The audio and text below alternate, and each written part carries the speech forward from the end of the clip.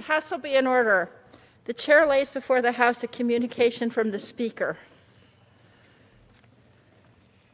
The Speaker's Rooms, Washington, D.C., May 15th, 2020. I hereby appoint the Honorable Diana DeGette to act as Speaker pro tempore on this day. Signed, Nancy Pelosi, Speaker of the House of Representatives.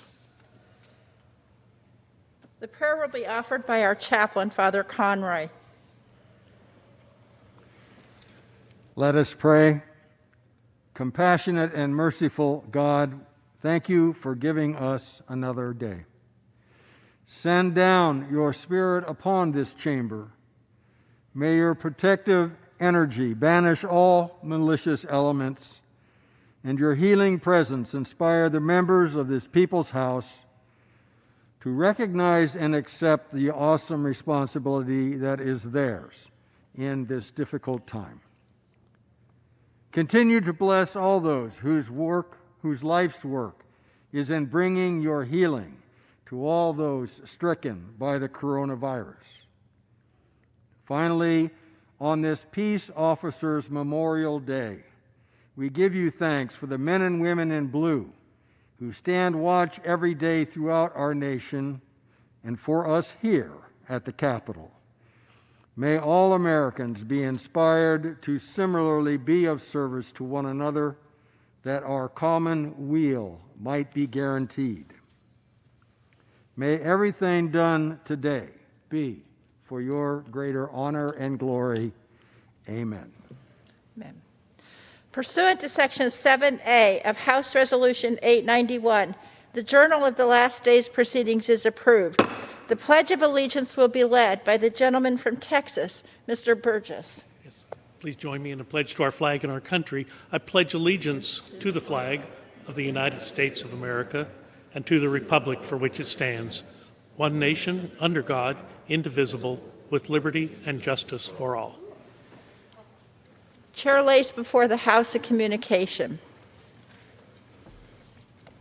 The Honorable the Speaker, House of Representatives, Madam, pursuant to the permission granted in Clause 2H of Rule 2 of the Rules of the U.S. House of Representatives, the clerk received the following message from the Secretary of the Senate on May 15, 2020 at 8:16 a.m. that the Senate passed Senate 2746, that the Senate passed Senate 3434, that the Senate passed Senate 3607, that the Senate passed Senate 3744. With best wishes, I am, signed sincerely, Robert F. Reeves, Deputy Clerk. For what purpose does the gentleman from Massachusetts rise? Madam Speaker, by direction of the Committee on Rules, I call up House Resolution 967 and ask for its immediate consideration. The clerk will report the resolution. House Calendar Number 79, House Resolution 967, resolved that upon adoption of this resolution, it shall be in order without intervention of any point of order to consider in the House the resolution, House Resolution 965, authorizing remote voting by proxy in the House of Representatives and providing for official remote committee proceedings during a public health emergency due to a novel coronavirus and for other purposes. The resolution shall be considered as read. The previous question shall be considered as ordered on the resolution to adoption without intervening motion or demand for division of the question, except 1 hour of debate equally divided and controlled by the chair and ranking minority member of the Committee on Rules. Section 2. Upon adoption of this resolution, it shall be in order to consider in the House without intervention of any question of consideration of the bill, H.R. 6800, making emergency supplemental appropriations for the fiscal year ending September 30th, 2020, and for other purposes.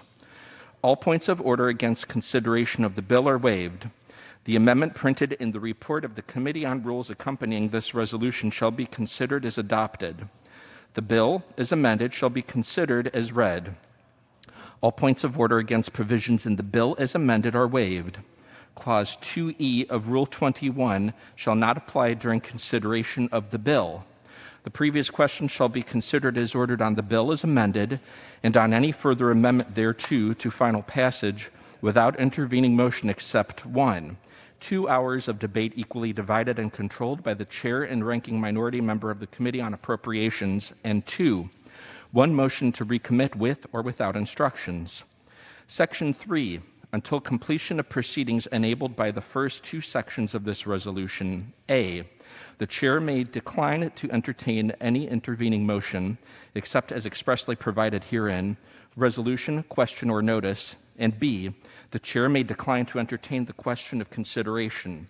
Section 4, on any legislative day during the period from May 19th, 2020 through July 21st, 2020, A, the journal of the proceedings of the previous day shall be considered as approved, and B, the chair may at any time declare the House adjourned to meet at a date and time within the limits of Clause 4, Section 5, Article 1 of the Constitution, to be announced by the chair in declaring the adjournment. Section 5, the Speaker may appoint members to perform the duties of the chair for the duration of the period addressed by Section 4 of this resolution as though under Clause 8A of Rule 1.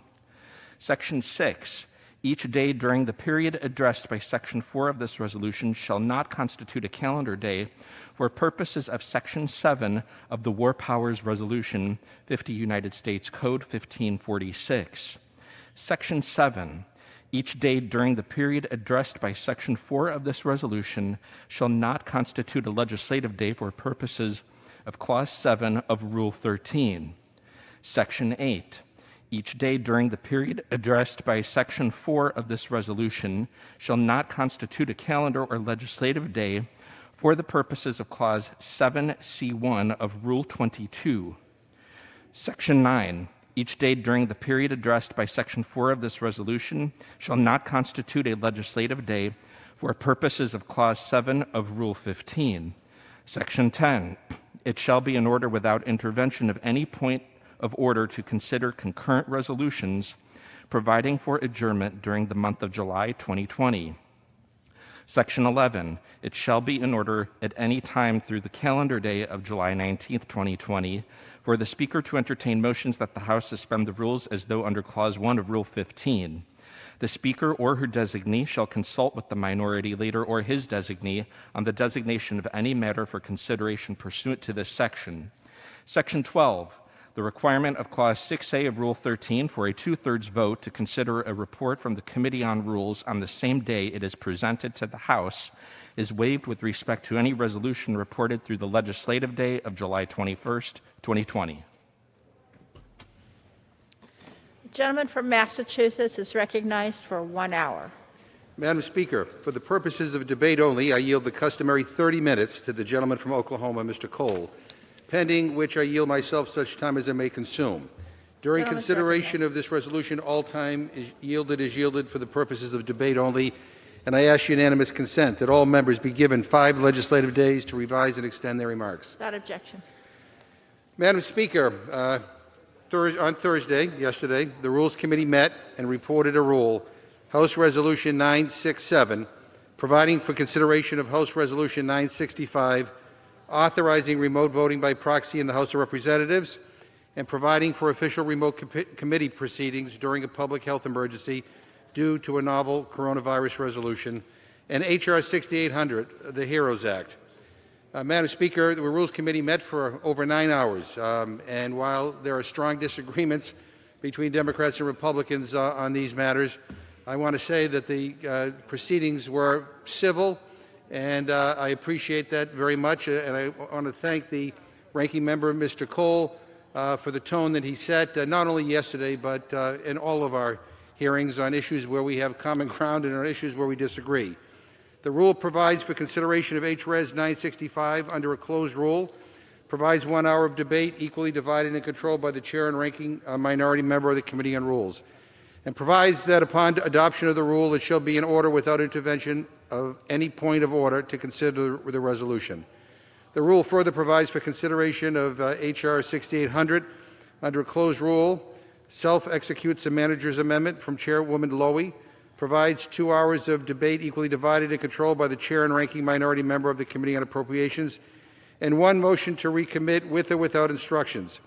The rule also provides that upon adoption of the rule, it shall be in order to consider the bill in the House without intervention of any question of consideration. Finally, the rule provides suspension authority through July 19, 2020, and same-day authority and recess instructions both through July 21st, 2020. Madam Speaker, let me begin with a snapshot of what we are seeing in America today.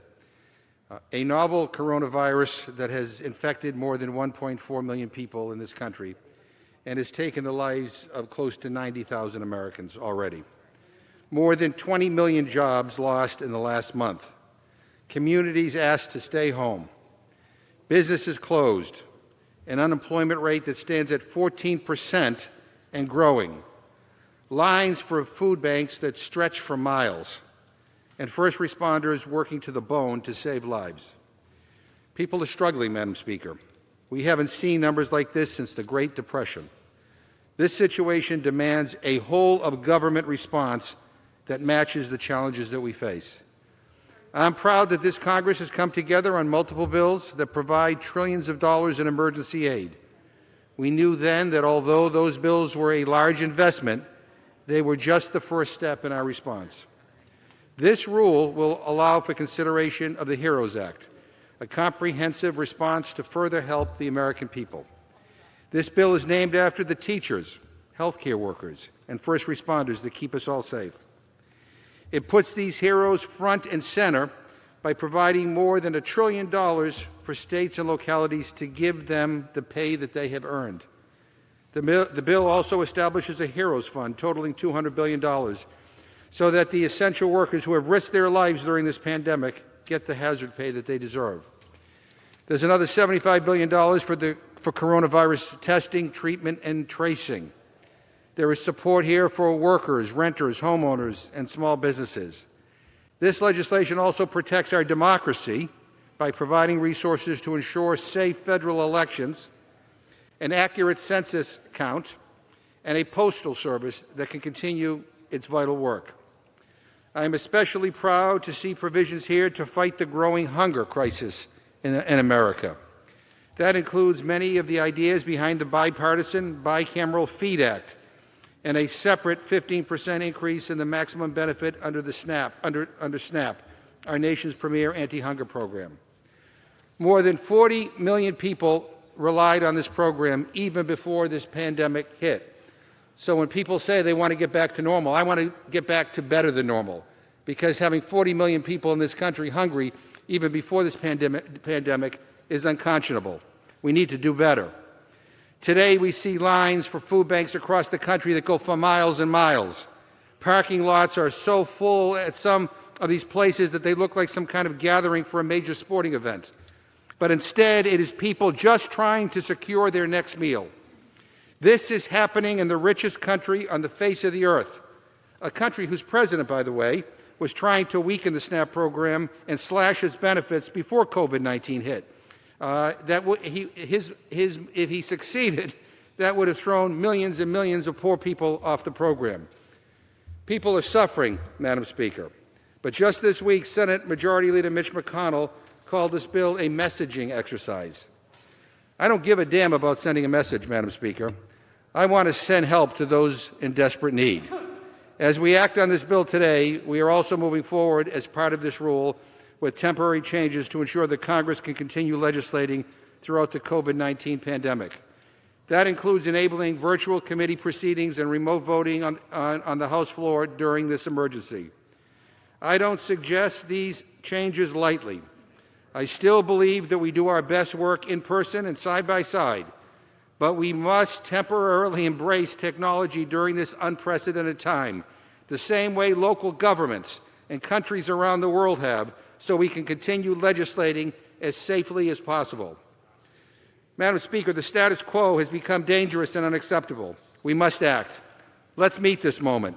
Let's honor our heroes, and let's make sure that we can act throughout this pandemic. I encourage all my colleagues to support this rule and the underlying measure, and I reserve the balance of my time. Gentleman from Oklahoma. Madam Speaker, I thank the gentleman from Massachusetts, my good friend, Will Mr. the gentleman McGovern. suspend? If the gentleman can move the microphone up a little closer, and also the gentleman from Massachusetts, we're having trouble hearing. Is that better, good. Madam Speaker? Thank you. Thank you. Thank you very much. Well, it's, hang on just a second.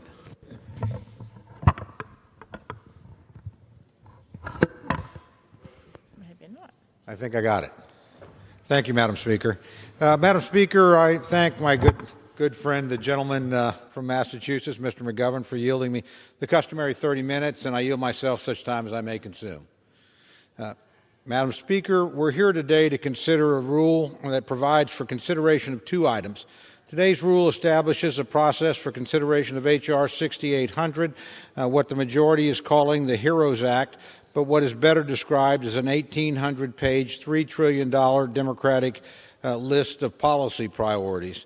The rule proposes the most consequential change in the rules of the House of Representatives during my time in Congress. The change to the House rules covers two key areas. First, it would impose, for the first time in our history as an institution, a system of proxy voting on the floor of the House of Representatives. That change also allows for the adoption of totally remote voting upon the certification of a single member of Congress, Chairman Lofgren, of a technology for that use.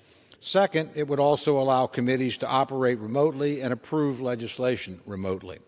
I said quite a bit about these rules changes, Madam Speaker, at our committee meeting yesterday, and I continue to stand by those comments. I believe these changes will fundamentally alter the nature of the institution and not for the better. We must never forget that the House is part of a Congress, literally a physical meeting between delegates. When we move to acting remotely, we lose that fundamental aspect of our character. We lose the opportunity to meet together, discuss ideas, discuss legislation, and move forward together on bills that shape our nation. And we do so in a way that does not, in my view, pass constitutional muster. I urge my colleagues to reject these rules changes today and return to the drawing board so that we can act together in a bipartisan manner to ensure that Congress can continue to operate during this crisis. Not to be outdone with attempting to change the fundamental nature of the House of Representatives, in today's rule, the majority is proposing an enormous bill that will fundamentally change the nature of our country. H.R. 6800, which we saw for the first time on Tuesday afternoon, is 1,800 pages long. While we do not yet have a CBO score, the majority is purporting that the bill includes spending in excess of $3 trillion. And to make matters worse, the bill was assembled with only Democratic input. It's not a stretch to say that this bill is nothing more than Democratic policy agenda masquerading as a response to the coronavirus crisis.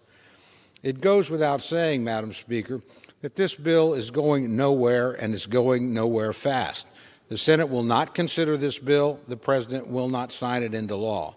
Why are we wasting what precious little time that the Speaker is allowing us to be assembled here at the Capitol on partisan policy priorities of one party instead of working together in a bipartisan manner is beyond my understanding. What's even more surprising is how quickly the majority wants to move on a bill of this magnitude. Just 6 weeks ago, Congress passed and the President signed into law the CARES Act, a bill that provided over $2.3 billion for coronavirus relief efforts. And just 2 weeks ago, we passed another bipartisan bill that provided an additional $500 billion in relief. Some of the money from these two bills hasn't even been spent yet. But now Democrats are falling all over themselves to spend another $3 trillion on their own priorities. It's simply astonishing. Let me be clear of one thing, Madam Speaker. Republicans in the House, in the Senate, and in the White House stand ready to work with Democrats to pass another bipartisan coronavirus relief bill at the appropriate time and after the normal give and take of serious negotiation. That bill, when it comes, will be very different in scope and detail from what we are considering here today. Consider just a few of the provisions in H.R. 6800.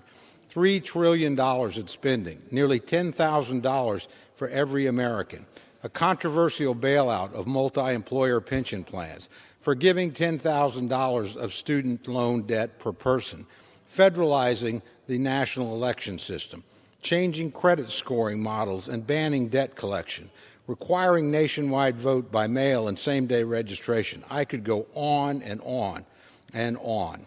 But I think everyone gets the picture. So much of what's in this bill simply has nothing at all to do with the current crisis. It's more like a liberal Christmas card list, wish list. It would make more sense, in my view, Madam Speaker, to just send it straight to Santa Claus than to send it to the United States Senate. Have a better chance of becoming law that way.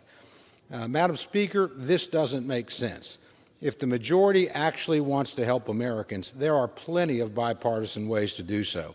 We could be focusing on our efforts on legislation to combat the pandemic, to get people back to work, and to restore the economy. But instead, we've been handed 1,800 pages and over $3 trillion in Democratic priorities that they would be pursuing regardless of the pandemic. We can do better than that. And frankly, Madam Speaker, recently we have done better than that. I remind my friends that we actually considered and passed on a bipartisan basis 4 relief bills with almost no partisan dissent.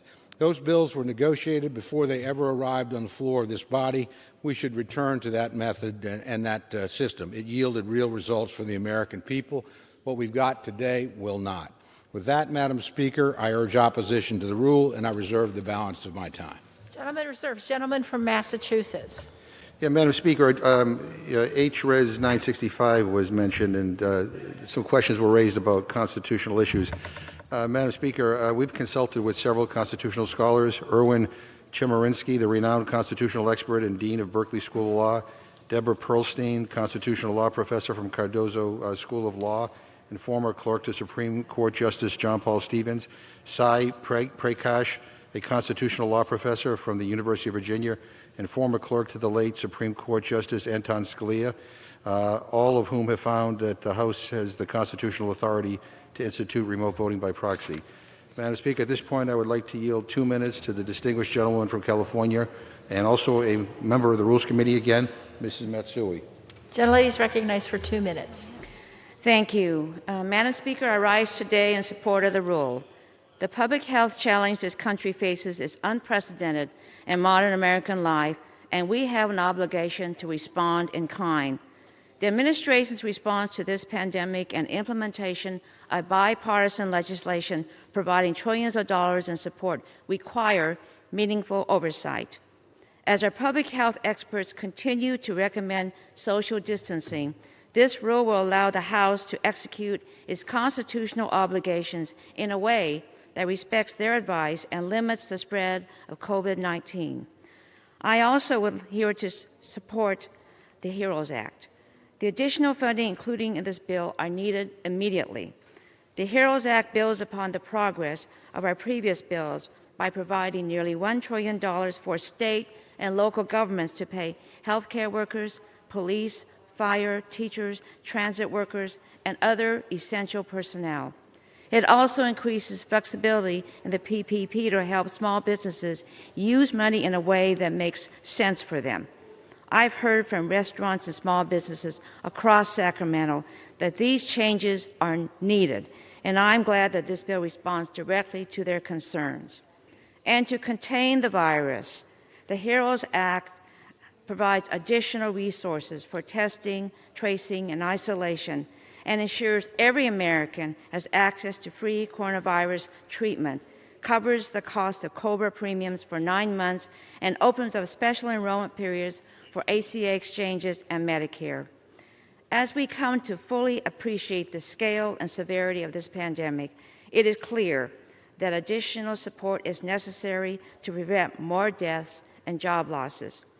I look forward to supporting this bill and urge my colleagues to do the same. And I yield back the balance of my time. Gentlelady yields back. Gentleman from Oklahoma.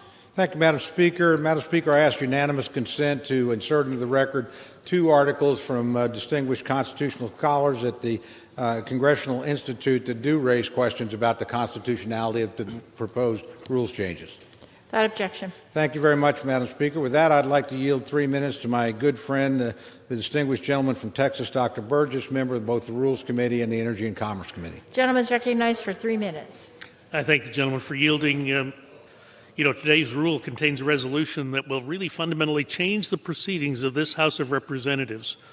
Once that passes, and it will because this House is ruled by the majority, we will then take up a $3 trillion assistance bill. It's not the first time this week that the majority Democrats have trampled on the rights of the Republican minority. Allowing multiple members to vote by proxy does not seem like representative government. I, for one, will not give away the vote of the people of the 26th District to someone that they did not elect. Governing is difficult, but we sought the jobs and we need to get back to work. Far too many American lives have been lost to the pandemic. This novel coronavirus continues to wreak havoc on our healthcare as well as our economy. You know, there are plenty of things we could have done in the House, on the Committee on Energy and Commerce, during the last several months, which were undone. We passed a bill called the Pandemic All Hazard Preparedness Act. This was a good bill, and it was signed into law in June of 2019, 6 months before the pandemic started. We could have had a real-time oversight of this bill that we had just passed in the month of February, ask the question, is it doing what we thought? Are we achieving what we attempted to achieve with that bill? Here's a real-time test, a stress test, but we chose not to do it. We had hearings on flavored tobacco and horse racing instead. In an effort to show what we should be working on, I wrote a series of hearing request letters this week to the Energy and Commerce Health Subcommittee Chair, including work on the Strategic National Stockpile, mental health, racial disparities, provider relief, and testing. We should be working through authorizing committees to improve our nation's public health response to this pandemic.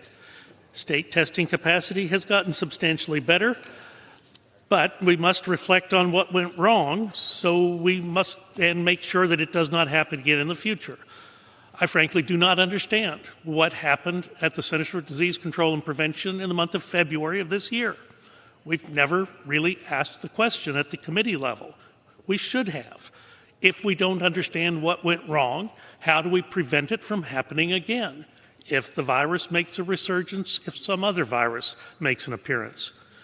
Congress, recognizing the importance of widespread diagnostic testing, did take action to encourage the development of testing strategies, and billions of dollars have been directed toward testing in our 4 previous response bills.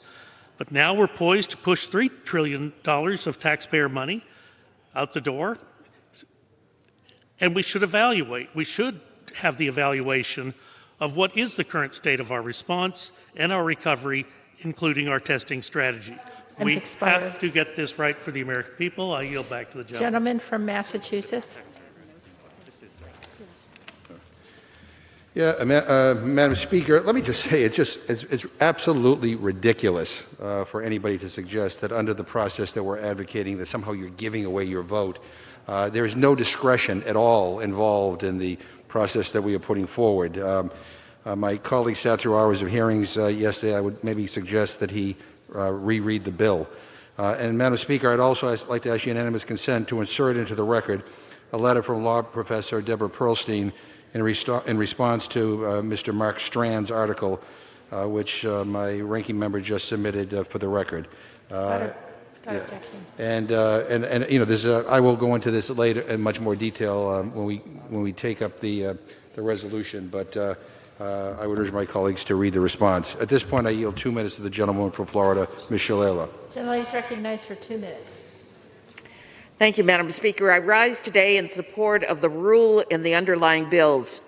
Madam Speaker, my office in Miami is not getting calls. We're getting cries for help. My neighbors are scared of both a virus that could kill them or their loved ones and worried about how they will make their next rent or mortgage payment or buy groceries or when their children will go back to school. Today we vote on 2 bills. The first will allow members of Congress to do our jobs, as described by our chair, Mr. McGovern. The second will provide desperately needed relief. We have already passed 4 pieces of legislation to respond to the pandemic, which has killed more than 83,000 Americans. My friends and neighbors in South Florida are suffering. The HEROES Act gives money to my state, cities, and county that are shouldering both the economic and health burdens of COVID-19. Unless we do this, my county and cities and school board will not be able to pay teachers or firefighters or police officers or transit workers or even hire contract tracers to help get this virus under control. This bill provides that, including more money for SNAP, additional economic impact payments of up to $6,000 per family. The HEROES bill also provides needed funding for the Postal Service. The Postal Service was founded in 1792. It's more critical than ever in helping people safely access medications and food and cleaning supplies and vote by mail ballots and more. While the Senate may be here in D.C. whistling past the graveyard as they confirm judicial nominees, we are working to get the American people the help they desperately need. I urge all of my colleagues to support these bills, and I yield back. Gentleman from Oklahoma. Thank you, Madam Speaker. I yield 3 minutes to my good friend, distinguished gentlelady from Arizona, Ms. Lesko, a member of both the Rules Committee and the Judiciary Committee. Gentlelady is recognized for 3 minutes. Thank you, Madam Speaker, and thank you, Representative Cole. Both bills under this rule are absolutely terrible and should be rejected. First of all, you have the proxy voting and remote voting. This has never been done in the history of the United States, not during the Civil War, not during previous pandemics, and we shouldn't do it now. When you have nurses going to work, when you have grocery store workers going to work, when you have everybody else going back to work, we are setting a terrible example by saying, you don't have to show up to work, just give your voting card over to somebody else. It's terrible. And then when I offered an amendment in rules yesterday saying, okay, if you don't show up to work, you don't get the travel allowance in your MRA, and that was rejected by every single Democrat member on the Rules Committee. And then Pelosi's bill. I call it the Keep People Unemployed Act, because that's what it is. It will incentivize people to stay unemployed. It extends the $600 a week unemployment payment through January 31st of next year. It mandates all businesses continue the Family Medical Paid Leave Act for another year. And it says that when you apply for SNAP food stamps, that the $600 a week that you're getting doesn't count towards income. So now you're going to have people that are sitting at home getting paid more than they did when they worked and getting food stamps. I already have businesses in my district that say, we need to hire back these people because Arizona is back open. They can't hire the people because the people are getting paid more to sit at home. In addition, it gives $1,200 to people that are here illegally. Illegally. Why are we not prioritizing U.S. citizens? It lets criminals that are convicted of murder and rape, just because they're 50 years old or older, out of prison. And it federalizes elections, mandating that there's same-day voter registration and that everyone is mailed a ballot. This is a ridiculous bill in this combined rule, and I ask my members to vote no. Thank you, and I yield back. Gentlelady yields back. Gentleman from Massachusetts. Yeah, Madam Speaker, there's a lot that I could say, but let me just say this. In the time of this incredible, tragic health pandemic and economic crisis, I don't think now is the time to kick poor people, to beat up on people who are hungry in this country. We ought to step forward as the United States of America, the richest country in the history of the world, and make sure that nobody in our country goes hungry. It's shameful the way my colleagues on the other side of the aisle demagogue this issue. It is shameful. I yield 30 seconds to the gentleman from California, Mr. Correa. Madam Speaker, I rise in support. How long? 30 seconds. Gentleman's recognized. Madam Speaker, I rise in support of the underlying rule and of the HEROES Act to provide stimulus checks to all taxpayers. In April, I introduced 6438, the Leave No Taxpayer Behind Act, so that hardworking, taxpaying immigrants who work in our fields to feed us on an everyday basis, also receive stimulus checks. Thank you for including this measure in the HEROES Act, and I urge passage of the HEROES Act, and I yield back. Gentleman from Oklahoma.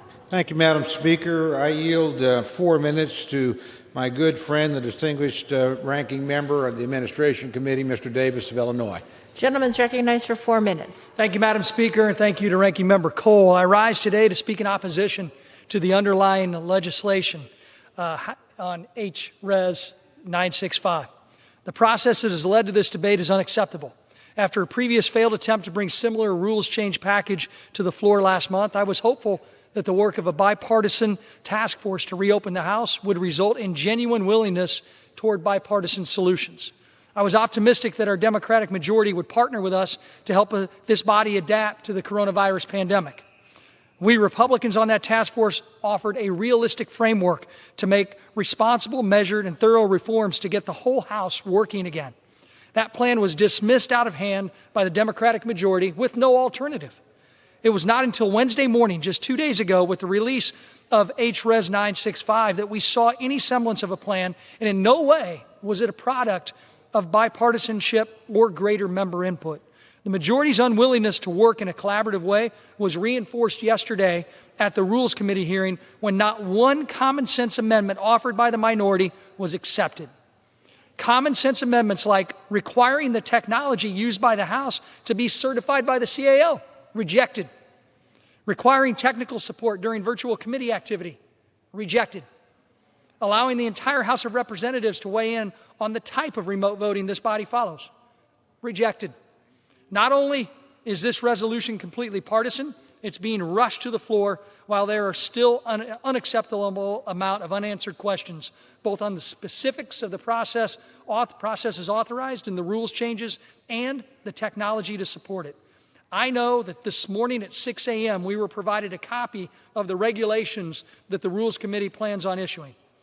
Is that the same type of consultation that we can expect for the remote hearing changes that are left to one member of the majority to decide?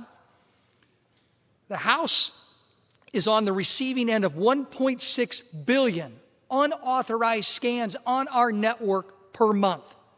After broadcasting to the world that members are going to now be able to cast their vote or operate in this institution remotely, I don't know about you, Madam Speaker, but I expect those to increase.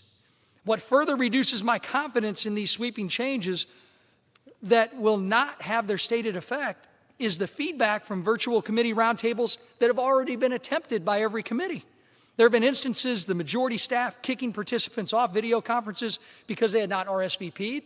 And while I have some time, I'd like to ask unanimous consent to insert into the record a list of the concerns that our ranking members have provided me on the House Administration Committee. Without objection. Thank you.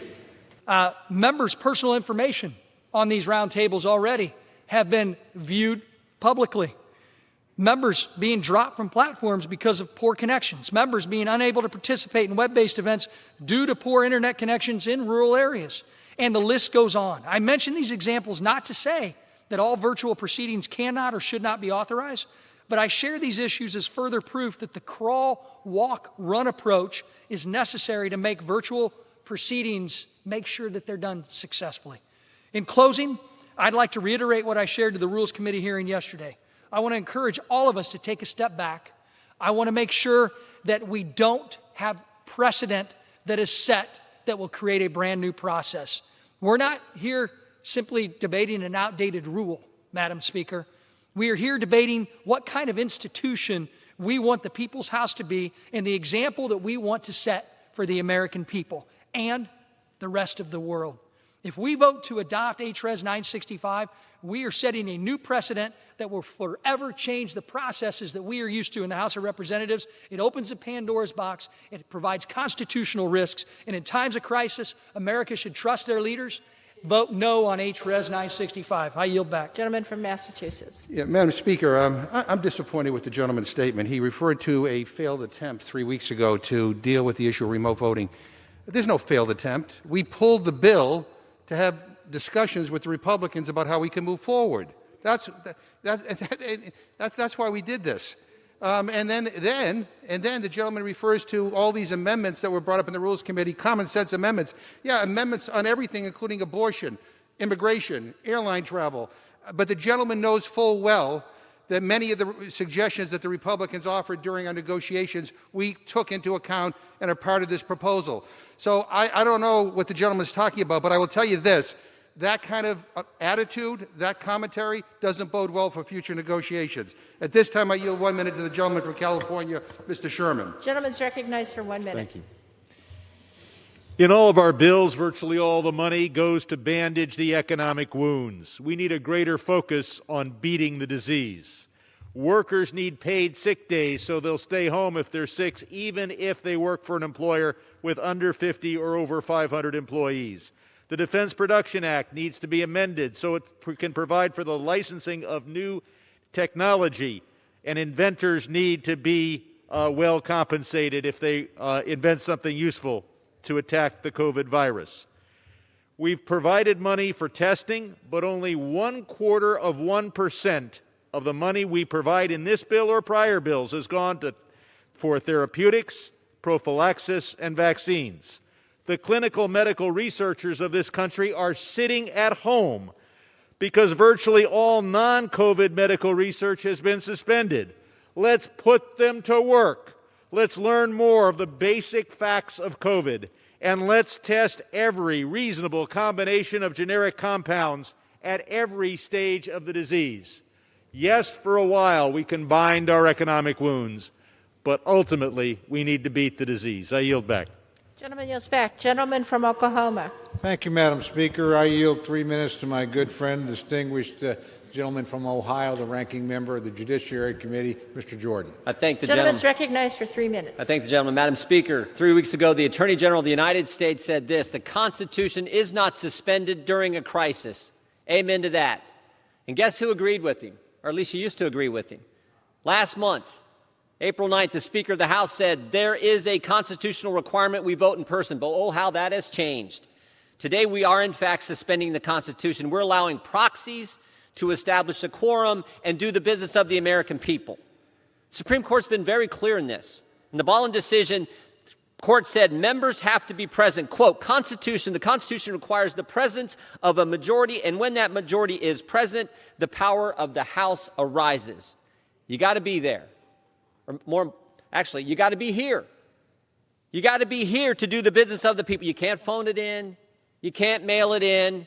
You can't give 10 proxies. This bill would allow 10 proxies, one member to have 10 proxies in their back pocket. Think about that. 22 members with 10 proxies in their back pocket could do the business of 330 million people in this great country. We all take an oath to the Constitution. Article 1, Section 4 of the Constitution mandates that Congress must, quote, assemble at least once a year. That's when we start the session. Article 1, Section 5 requires Congress to physically congregate and vote to change where it's going to sit. It's frankly, what's happening today. Section 5 also requires a recorded vote on any question at the desire of 1/5 present. Article 1, Section 6 mandates and protects members from arrest during travel to and from their attendance at a session of their respective House. You'd think if you could mail in your vote, the Constitution wouldn't protect you on traveling to the vote. All these provisions envision members physically traveling and being present at the federal seat, at the seat of the federal government. As Ms. Lesko said earlier, farmers are planting crops, truckers are moving goods, grocers are stocking shelves, frontline healthcare workers haven't missed a day. They can't phone it in. They can't mail it in. They can't proxy their work in. They have to be there and do it. And we should do the same. The example this sends, the precedent this sets, is so darn wrong. And I encourage a no vote on H.R. 965. With that, I yield back to the gentleman from Oklahoma. Gentleman from Massachusetts. Yeah, Madam Speaker, let me respond. Anyway, that's not worth it. Madam Speaker, I yield 1 minute to the gentleman from New Hampshire, Mr. Pappas. Gentleman's recognized for 1 minute. Thank you very much, Madam Speaker. I rise in support of the HEROES Act today because our frontline workers, first responders, and community members are rising to the occasion, and so must Congress. We know we are living through an unprecedented crisis, and if we fail to redouble our efforts, the public health threat will grow, more jobs will be permanently lost, additional small businesses will throw in the towel, and cities and towns will go bust. The conversations I have every day with mayors and hospital officials, small business owners, and essential workers underscore why bold action is immediately needed. I fought for a number of provisions in this bill that are important to my constituents, including aid to local government to sustain essential services, free coronavirus testing and treatment and vaccines for low-income individuals, expanded tax credits for small businesses to keep workers on the job, and giving our veterans a reprieve from VA debt collection. No bill is perfect, but with bipartisan cooperation in the coming days, we can deliver meaningful results. We can meet this moment responsibly, ensure our communities are equipped to overcome this virus, and allow our economy to safely get back on its feet. I yield back. Gentleman from Oklahoma. Thank you, Madam Speaker. Madam Speaker, I yield myself such time as I may consume. Gentleman's recognized. Thank you, Madam Speaker. Madam Speaker, if we defeat the previous question, I'll offer an amendment to the rule to change to 2/3 the threshold required to pass HRes 965. The resolution changing the rules of the House to adopt a proxy voting procedure on the floor and to allow remote proceeding. Madam Speaker, changing the rules actually does require a 2/3 vote, and that's what we're doing in this rule. Madam Speaker, the rules change that HRes 965 contemplates has simply never been utilized in the House of Representatives. We are quite literally setting a new precedent that will guide us into the future. Any change of this magnitude should only pass the House with bipartisan consensus, and a 2/3 threshold is appropriate to demonstrate whether or not such a drastic change and new precedent actually meets this test. Madam Speaker, I ask unanimous consent to insert the text of my amendment in the record along with the extraneous material immediately prior to the vote on the previous question. And with that, Madam Speaker, I urge a no vote on the previous question, and I reserve the balance of my time. Without objection. Madam Speaker, let me just clarify for the record that it only takes a majority to change the rules. Democrats changed the rules with a majority. Republicans have changed the rules with a simple majority, not 2/3. I'm now happy to yield 2 minutes to the distinguished gentleman from Florida, an effective and distinguished member of the Rules Committee and of this House, Mr. Hastings. Recognized for 2 minutes.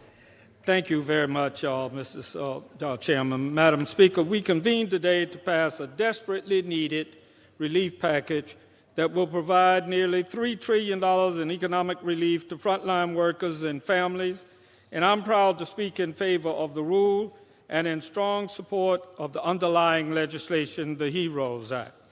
Like many of you, I continue to receive emails, letters, and phone calls from constituents bearing the brunt of this administration's disorganized response to the COVID-19 pandemic. My constituents write, and I quote, "I've been denied employment even though I have met every criteria. I'm about to lose everything. Please help me." They write, "I'm homeless. I was just laid off because the schools are closing. I have my granddaughter with me. Please help me." And they write, "I'm literally on my last $100 for food and have already maxed out my credit cards. Please help, please help, please help." Americans are afraid not just of how they're going to make ends meet, but whether they're going to make it through this pandemic at all. Yet this White House remains utterly disconnected from reality, moving at every opportunity to reject science, sideline medical experts, and pat themselves on the back for a job well done, even as the COVID-19 pandemic tears our communities apart. This week, President Trump said that we have prevailed, that we are going to have one of the best years we've ever had, that we are beginning to transition to greatness. The President of the United States refers to over 80,000 dead Americans as a transition to greatness. I wish I could say that I was shocked, but I'm not. What we continue to witness is a catastrophe, and calling it anything less does a great disservice to the millions of Americans who are affected by this illness. If there's to be any silver lining in these trying days, at this exact moment, these public servants are working around the clock to protect us. Gentleman's time's expired. Madam Speaker, I say to my constituents, we see you. Gentleman from Oklahoma. Thank you, Madam Speaker. I yield such time as I may consume. Just briefly, I want to comment. I want to thank my good friend, the distinguished gentleman from Florida, for being here. We all know he is fighting bravely a very deadly disease, and it says a lot about his personal courage, his commitment to service that he's here with us today. Alcee, it's good to have you on the floor of the House, my friend. Thank you. With that, I yield to my good friend, distinguished ranking member of the Education and Labor Committee, the gentlelady from North Carolina, Ms. Fox. Gentlelady is recognized for the amount of time she may consume. I thank my colleague from Oklahoma for yielding. Today is a dark day in the history of our country, and for that I rise in opposition to HRES 965, partisan legislation that would upend more than 200 years of precedent and jeopardize the deliberative process of the House of Representatives. States have started reopening businesses, schools, and local economies. Congress should be following suit. Yet this is the first time the House has come to semi-regular order in over 2 weeks. Speaker Pelosi and House Democrats are holding the People's House hostage. They would rather erect and prolong a partisan blockade instead of doing the people's business in the open. Members of Congress should not be on the sidelines. We can and should get back to official business, especially committee work. Hearings and markups are a critical function of the People's House. Without passing ill-conceived legislation that jeopardizes our democratic institution, the House proved 2 weeks ago and again today that we can conduct business while following health guidelines. There's no reason congressional committees can't do the same. Sadly, the Democrats are using this pandemic to justify gutting the Constitution and our practices, and it is disgraceful. I yield back the balance of my time. Gentlelady yields. Gentleman from Massachusetts. Madam Speaker, I yield 3 minutes to the gentleman from Colorado, a distinguished member of the Rules Committee, Mr. Perlmutter. Gentleman's recognized for 3 minutes. Thank you, Madam Speaker. It's good to see a Coloradan in the chair. I rise today in support of the rule, the HEROES Act, and HRES 965. I want to start by thanking Chairman McGovern for his leadership, his vision through this Congress, and especially these last difficult months.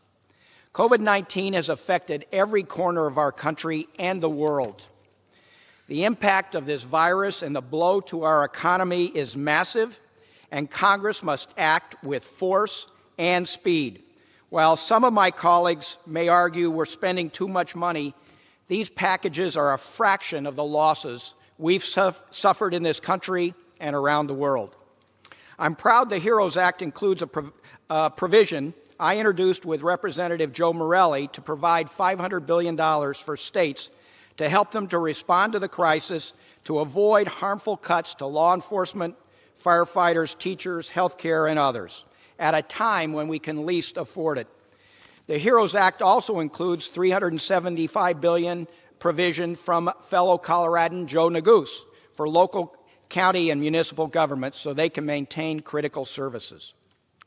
Another provision that I worked on is the inclusion of the bipartisan Safe Banking Act to provide legitimate cannabis businesses that are legal under state laws access to banking system. The bill passed this body last fall with 321 votes, including 91 Republicans. Cannabis businesses across the country have been deemed essential during this pandemic, and these businesses and their estimated 243,000 employees deserve equity with other legal businesses. The Safe Banking Act would also address the increased health risk of spreading COVID-19 on banknotes and coins, as well as the increased public safety risk associated with this cash-only industry. At a critical time, safe banking will help protect jobs and encourage lending in our communities. I urge all my colleagues to support the HEROES Act, and I also encourage them to vote for HRES 965. We had a spirited debate on this yesterday in the Rules Committee, and the fact is we cannot let Congress come to a grinding halt, which is what I think some of my Republican colleagues would like to have us do. I believe it is legislative malpractice if we don't allow for remote voting during this pandemic.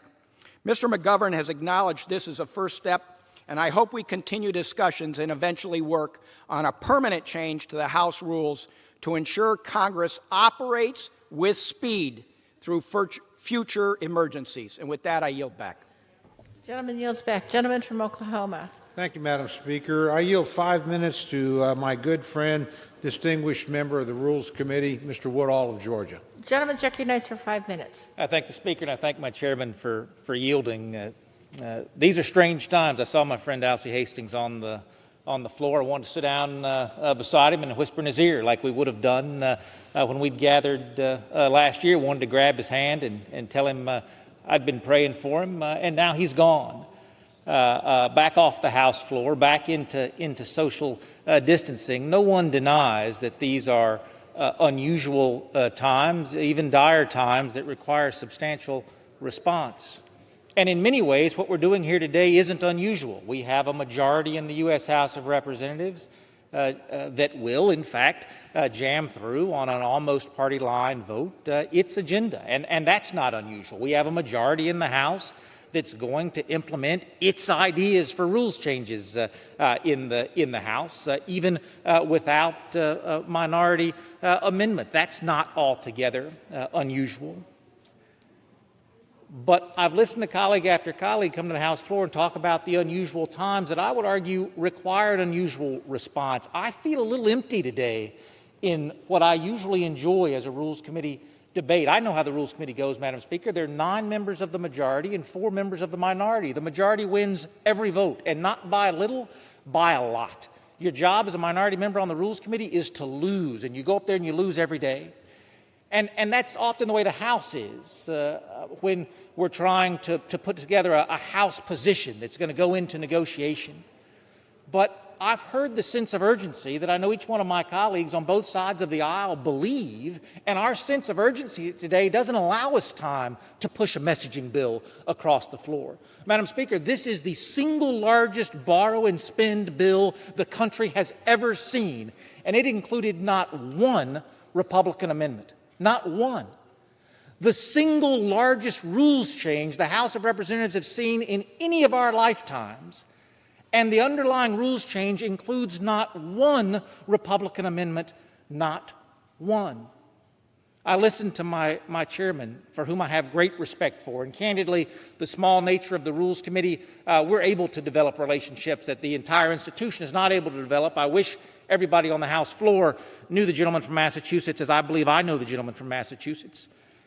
When he talks about fighting hunger, when he talks about us doing better, he's absolutely right and he's absolutely sincere. When he talks about people suffering, when he talks about people in desperate need, he's absolutely right and he's absolutely sincere. When my friend from Florida, Ms. Shalala, talked about she doesn't get calls in her office, she gets cries from desperate people and help, I know that feeling because my office gets the same one. But that's not everything that's in this bill. This bill isn't all testing. This bill isn't all hunger. And I offered an amendment yesterday in the Rules Committee that said, you know what? We're gonna perpetuate the myth that we disagree on everything in this institution in a partisan way. Let's divide this 1,800-page bill up. Let's divide it up into sections and let's support those things we can support and oppose those things we oppose. Let's support hunger prevention, remediation. Let's support food for children. Let's support testing for first responders. Let's do those things. But, Madam Speaker, as you know, this bill also repeals the SALT tax. It reinstitutes the SALT tax deduction. This is not an idea that's come about in an emergency. This is something we've been arguing about since 2017. This is something the Ways and Means Committee acted on in an almost purely partisan way in December. This is something the House acted on in a purely partisan way in December, long before we were talking about COVID. This is a provision where 80% of Americans, the bottom 80% of all income-earning households, receive 4 cents out of every dollar of this provision. 4 cents to bottom 80% of Americans. The top 5% of Americans, the top 5% of income earners, receive 80 cents out of every dollar. It's not an emergency. It's not COVID-related. It is not going to the neediest of these. And it's not a $1 million provision. It's not a $1 billion provision. It's not a $10 billion provision. It is a $200 billion provision tucked into this borrow and spend bill. Madam Speaker, we don't disagree on serving those who need to be served. We don't disagree on medical research. We don't disagree on education. But we do have disagreements. 1,800-page bill offered an amendment to say, let's divide it up into sections so we can support what we can support in a bipartisan way and push through in a partisan way those things that we can't support. It was denied. There are times and places to have partisan debates, Madam Speaker. Today is not one of them, and I Madam reject Speaker, I yield the on. gentleman an additional minute. I thank my friend from Gentleman's recognized for an additional minute. I thank my friend from Oklahoma. Madam Speaker, we have an opportunity, and not an opportunity that's an untread path as the paths we're on today. We have a well-tread path. I'll remind my colleagues as we fight amongst ourselves on this legislation, we've been to this floor already on COVID-related measures in a bipartisan partnership negotiated way, not once, not twice, 3 times we've gone down that path. For folks who are watching the debate today, Madam Speaker, I hope they don't take away that we are divided when it comes to supporting our constituency. I hope they don't take away that we're divided when it comes to standing united on behalf of those families that cannot stand for themselves in this tough time. And I hope for my colleagues who feel like they need to push a messaging bill through no matter what, that they remember those times just a few short weeks ago where we came together, where we stood together. Largest change in American history, largest bill, not one Republican amendment. Expired. Gentleman from Massachusetts. Madam Speaker, I yield 1 minute to the gentleman from Vermont, Mr. Welsh. Gentleman's recognized for 1 minute. Thank you. Madam Speaker, on March 1st, Vermont had its lowest unemployment rate in its history. Today, it has its highest unemployment rate in its history. About 1/3 of Vermonters who would like a job can't find a job. The federal government is the only entity that has the fiscal flexibility and the fiscal capacity to meet that need. We have to act. This legislation would provide Vermont with over $2 billion for state and local budgets. Absent that, the pain is going to be pressed down onto our firefighters, our teachers, and our kids. It has reforms to the payroll protection plan so our restaurants and our small businesses have a chance to make use of that, something both sides want to happen. It has $75 billion for testing, which is the path to getting on top of this virus. It provides funds to try to stabilize our institutions of higher education that we must have on the other side of this virus. There's differences, and we don't have the luxury of time for the full debate all of us would prefer. But we must act now. And if we make a mistake in how we proceed, and mistakes will be made, it should be on the side of erring to do too much, not too little. I yield back. Gentleman from Oklahoma. Thank you, Madam Speaker. May I inquire as to how much time is remaining?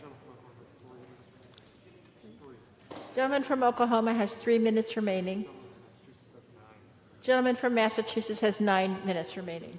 I'll reserve my time. Gentleman reserves. Gentleman from Massachusetts. Madam Speaker, I'm happy to yield 30 seconds to the gentlewoman from Illinois, Ms. Underwood.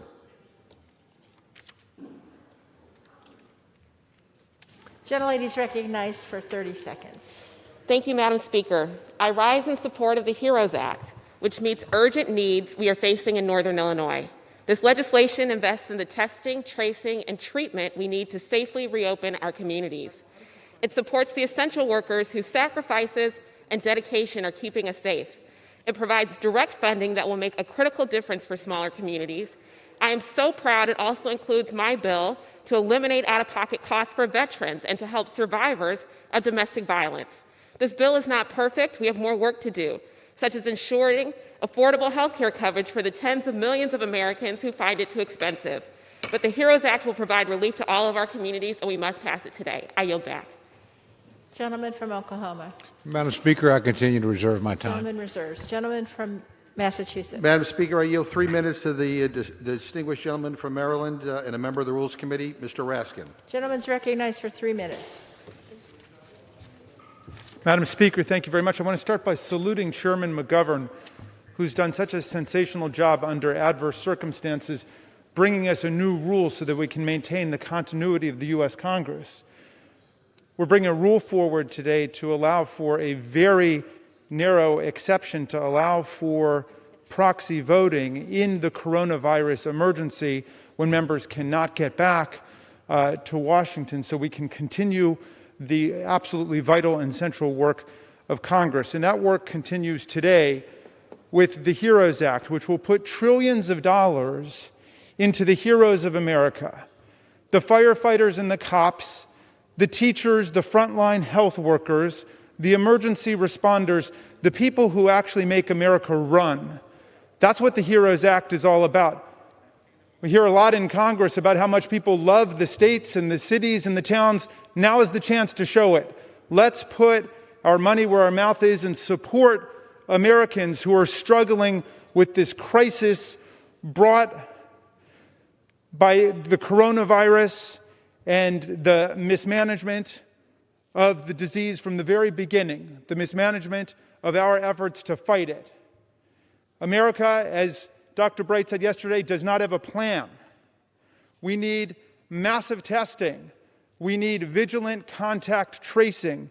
We need coordination of logistics rather than pitting the states against each other in a ruthless competition for PPEs and for ventilators. The U.S. government, under our Constitution, should be coordinating the national effort, not pilfering supplies from the states, much less pitting the states against each other in a brutal competition. The HEROES Act takes us in the right direction by putting billions of dollars into the testing that the population needs. A majority of the cases of infectious transmission now come from people who are asymptomatic or pre-symptomatic.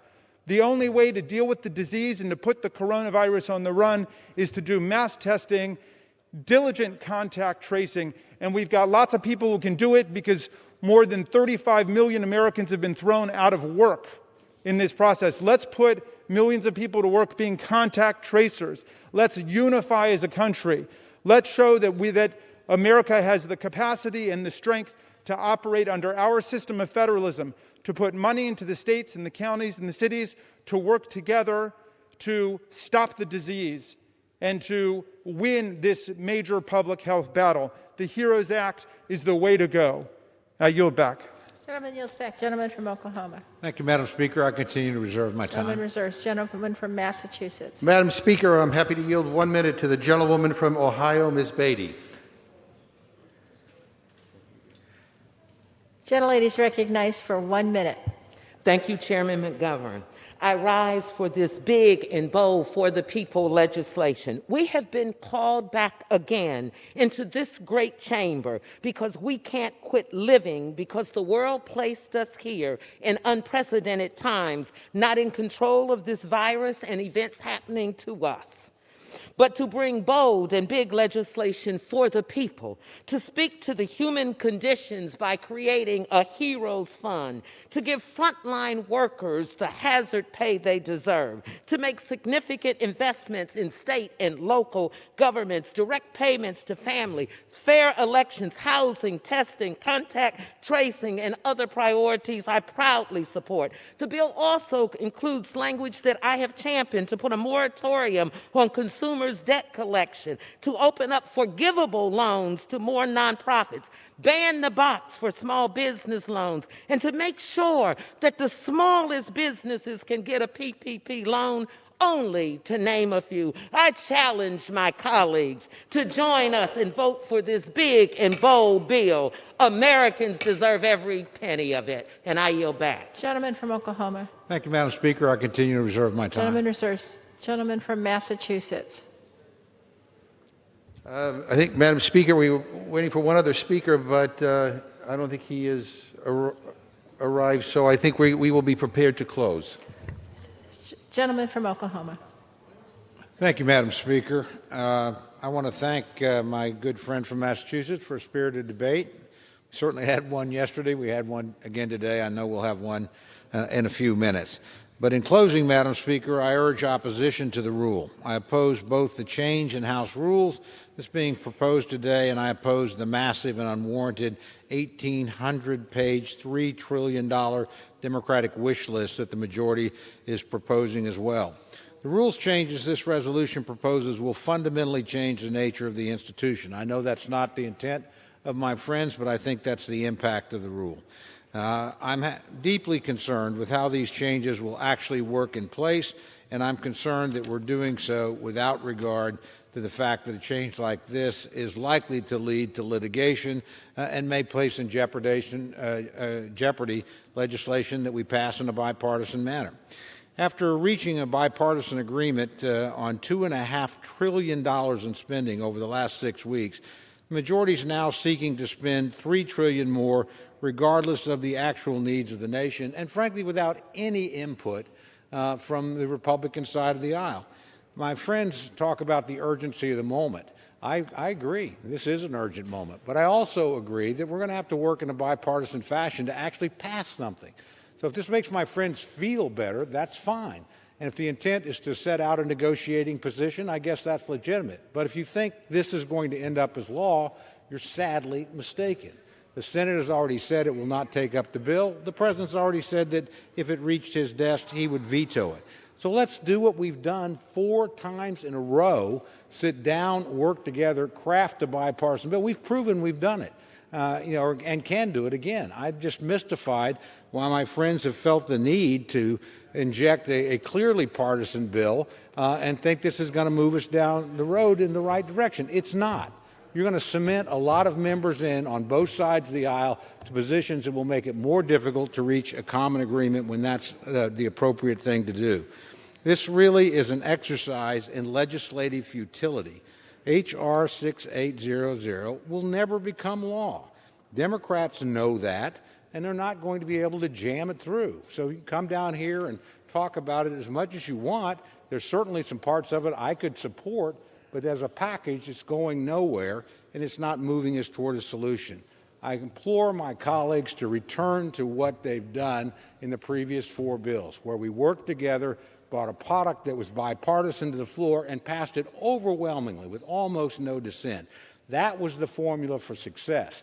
The formula you're pursuing now will not succeed. You know it will not succeed.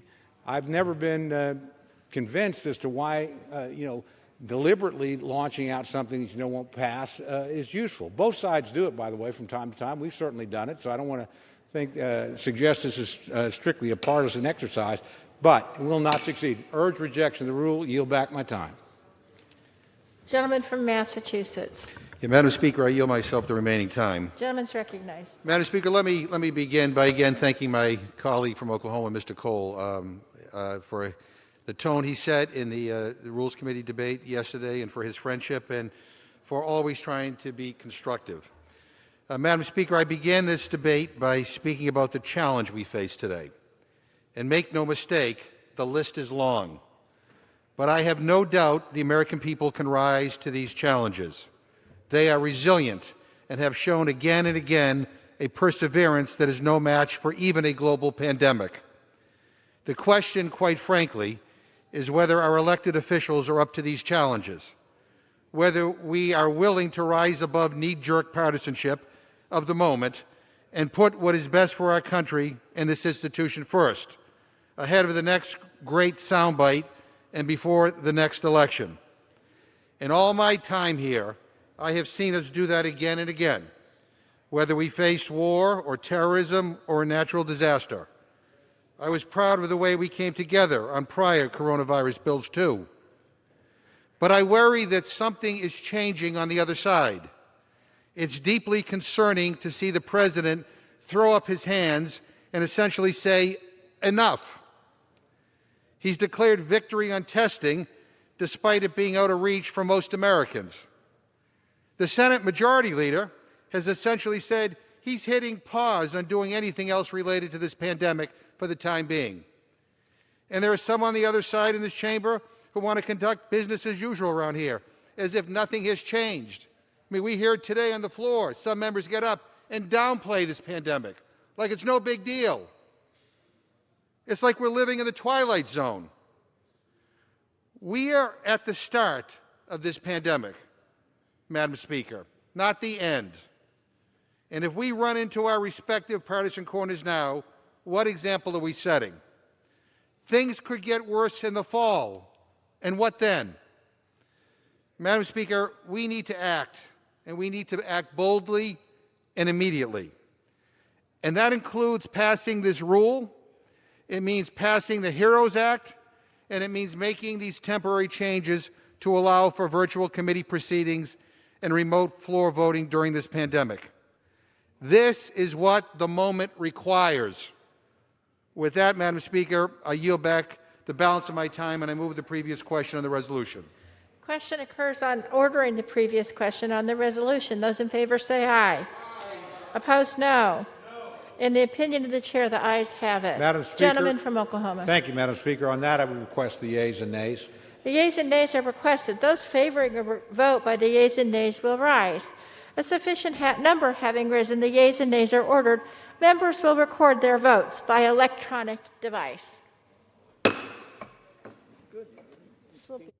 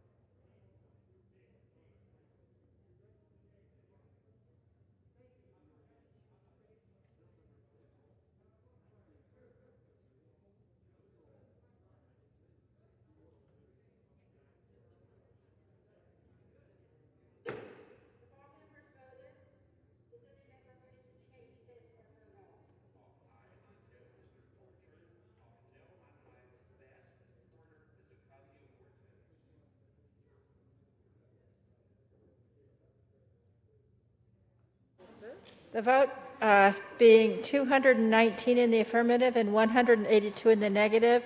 The previous question is ordered. The question now occurs on ordering the adoption of the resolution. All in favor say aye. Aye. Opposed, no? No. In the opinion of the chair, the ayes have it. For what purpose is the gentleman from Georgia rise? Madam Speaker, on that I ask for the yeas and nays. Yeas and nays are requested. Those favoring a vote by the yeas and nays will rise. A sufficient number having risen, the yeas and nays are ordered. Members will record their votes by electronic device.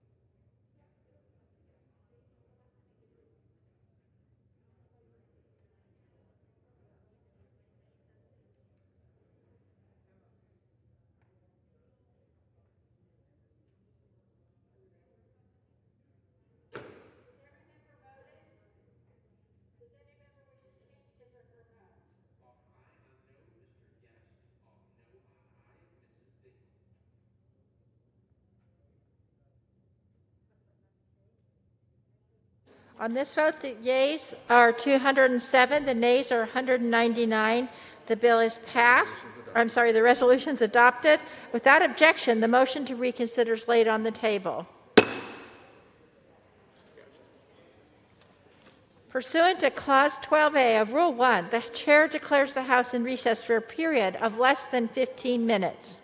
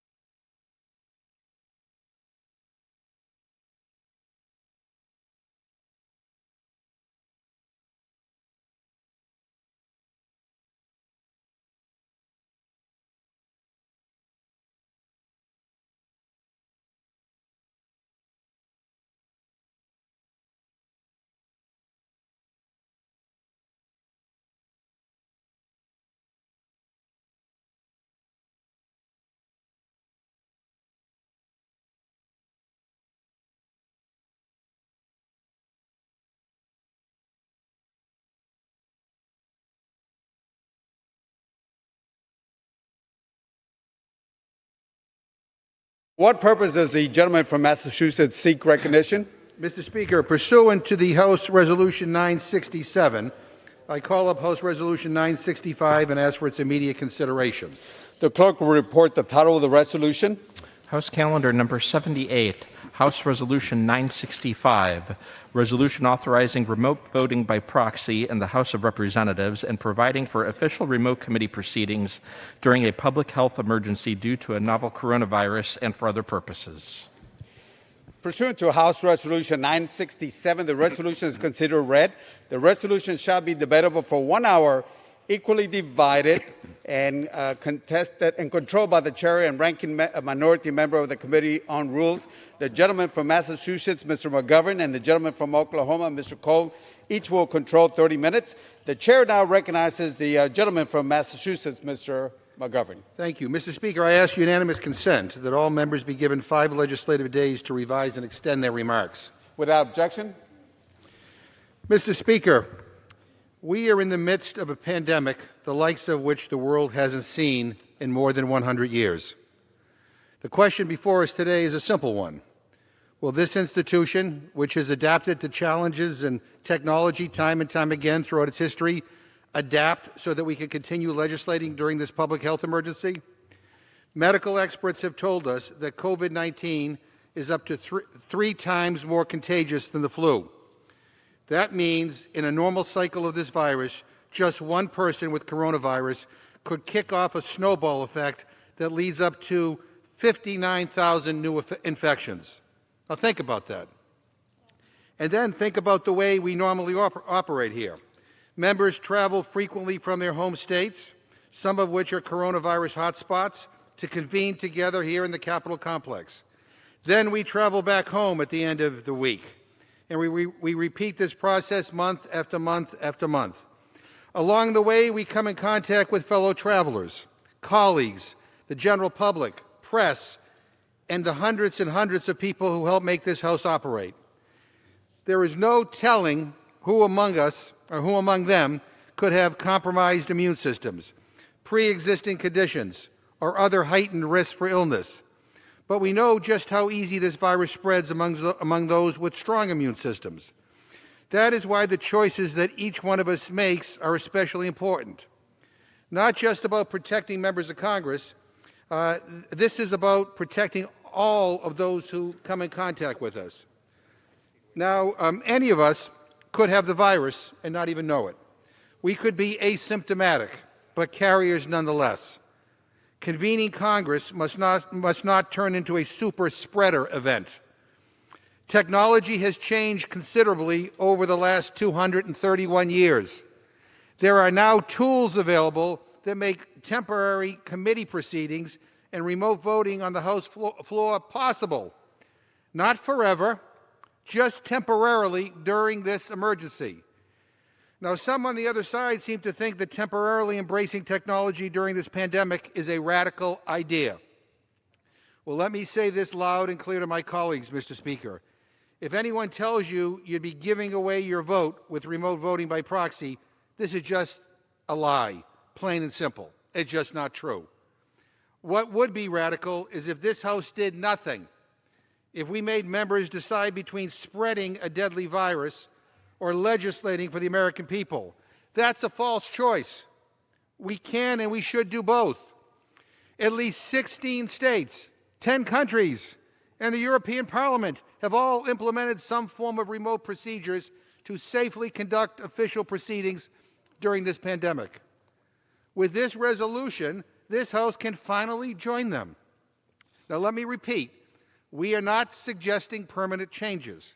No one believes we do our best work in person and side by side more than me, Mr. Speaker. Remote legislating will only be utilized so long as this pandemic continues. Mr. Speaker, this is the type of adapting that this House has always done. Our founders did not vote by electronic device, but we do. Constituents decades ago couldn't watch floor proceedings live on C-SPAN or listen to them on the radio, but ours can. Changes were made to our quorum requirement time and time again, including most recently after the September 11th attacks. And I could go on and on and on and on. Believe it or not, adapting is action in this institution's DNA. There are always those quick to proclaim that any change meant to end the House. Any change means that we're ending the House as we know it. But you know what, Mr. Speaker? The sky did not fall, and the House continues its work. So I don't say this to make light of what we're doing here today. What we're doing is serious. It's a big deal. But my state of Massachusetts has one of the oldest legislatures in the country. But even they changed their rules to allow for remote voting. You can respect tradition without blinding yourself of the need to make temporary changes when necessary. And today is one of those times. This resolution comes after careful study, months of talks, feedback from constitutional experts, and conversations among a bipartisan task force. This resolution has been strengthened by this deliberative process, and it contains many provisions suggested by my Republican friends. It is now time to act. Now, some communities have turned the corner with this virus, and I hope that continues. Medical experts tell us, however, that a second wave this fall could be even more damaging than what we are seeing now. So as we hope for the best, we must prepare for the worst. Anything less would be a dereliction of our responsibility. So I urge all of my colleagues to join with us in supporting this resolution. Let's adapt the way this institution has always done. And let's make sure that we can continue legislating during this pandemic, no matter what the future may bring. I reserve the balance of my time. Gentleman from Massachusetts reserves the balance of his time. Gentleman from Oklahoma, Mr. Cole, is recognized. Thank you very much, Mr. Speaker, and I want to thank my good friend, the chairman, the gentleman from Massachusetts, Mr. McGovern. We've worked long and hard together and tried to do so cooperatively. As my friend said, there are a number of things in here we have worked on together, but in the end, we were unable to reach an agreement. Mr. Speaker, we're back here to consider the resolution implementing the most consequential change to the rules of the House of Representatives in my time in Congress, and possibly the most consequential rules change since the establishment of the modern committee system in the Legislative Reorganization Act of 1946. Today, Mr. Speaker, the majority is proposing, for the first time in our history, a system of proxy voting on the floor of the House of Representatives. That change also allows for the adoption of a totally remote voting procedure upon the certification of a single member of Congress. Second, it would allow for committees to perform remote proceedings, including markups. Above all else, Mr. Speaker, Republicans believe that any change to centuries-old rules of the House should only be done in a bipartisan way that achieves consensus. Unfortunately, these proposed rule changes do not meet that goal. While I have no doubt of the chairman's good intentions, I believe these changes will fundamentally alter the nature of the institution and not for the better. And as such, I simply cannot support them. Though this resolution is intended only to deal with the present public health emergency, we must never forget that the temporary changes that we make today become the precedent that we follow tomorrow. I'm deeply concerned that shifting to remote activity, both in the form of proxy voting and in the form of remote committee work, will fundamentally change the way the House operates and will remove the collegial environment we enjoy when we meet in person, get to know one another, and use our knowledge of each legislator as a person to move toward bipartisan consensus. I fear that that would be lost in remote activity. I'm also deeply concerned that these changes will not pass constitutional muster. Why would we risk exposing important legislation to obvious constitutional flaws does not make sense to me. Most of all, I'm concerned that we're moving forward with these changes on a partisan basis. Any change that is this consequential should only be done after we reach bipartisan agreement, no matter how difficult it may be to achieve. I think a bipartisan agreement was possible on much of what my friends are trying to accomplish, Mr. Speaker, but today's resolution is simply not it. I have a modest suggestion to my friends. Let's take appropriate cautions and go back to work. That's what the executive branch is doing. That's what the United States Senate is doing. That's what millions of Americans do each and every day. We should be no different. The House should do the same. I urge my colleagues to reject these rules changes today and return to the drawing board so that we can act together in a bipartisan manner to ensure that Congress can continue to operate during this crisis. With that, Mr. Speaker, I urge opposition to the resolution, and I reserve the balance of my time. Gentleman from Oklahoma reserves. The gentleman from Massachusetts is recognized. Mr. Speaker, I ask for unanimous consent to submit to the record a letter from Erwin Chemerinsky, the renowned constitutional scholar and Dean of Berkeley School of Law, who actually wrote the book on constitutional law discussing his view that the remote voting process we're considering today would be constitutional. And in the letter, the Dean states, the Constitution bestows on each House of Congress broad discretion to determine the rules for its own proceedings. This authority is expansive and would include the ability to adopt a rule to permit proxy voting. Nothing in the Constitution specifies otherwise. I'd like to ask unanimous consent to have that on the record. I also just say to my friend that the White House isn't operating as business as usual. My understanding is that the Vice President has been sequestered from the President. In addition to that, everybody in the White House is being tested multiple times before they can even get near the President. A lot of the work is being done by videoconference, so even they're doing things differently. At this time, I'd like to yield 2 minutes to the gentleman from California, Mr. Peters. Gentleman from California is recognized for 2 minutes. I thank the gentleman for yielding. Thank you, Mr. Speaker. I rise today in support of H.R. 965 to authorize remote voting and to continue committee proceedings remotely during the public health emergency of COVID-19. Governors and mayors across the nation have ordered Americans to stay home, to work from home, and avoid travel. Until we have adequate testing or a vaccine to protect ourselves and prevent our healthcare system from being overwhelmed, the best we can do here is to follow that advice. We in Congress must do what we've asked of our constituents and what others have ordered of them. Some argue, and we've heard this just recently, that because we're asking our frontline heroes to show up at work, we lawmakers should be required to convene here in D.C. But that argument misses the point and dishonors our frontline workers, particularly those healthcare workers who are begging people to stay home, to avoid non-essential travel in order to slow the spread of this deadly disease. They ask others to stay home so that someday they can go home. We in Congress are not first responders or frontline healthcare workers, although our frontline responders are certainly counting on us to provide them the resources they need. But we can hold our meetings and conduct our communications electronically. And because of the space limitations created by the need for social physical distancing, working remotely is probably the only way that all of our committees can function at the same time. Like everyone else, I don't want to give up the opportunity to work with my colleagues in person. Our interactions are too productive and our relationships are too valuable. But in the face of this once-in-a-lifetime global pandemic, we need to overcome our default position. Remote voting is not cowardice, it's leadership. Let's live by the same rules we impose on our fellow citizens. Let's show by our action that we ourselves take this threat seriously. I want to thank the leadership of Mr. McGovern and Ms. Lofgren and all the other folks who've worked on this, including my friend Mr. Cole, and I urge the support of this resolution, and I yield back.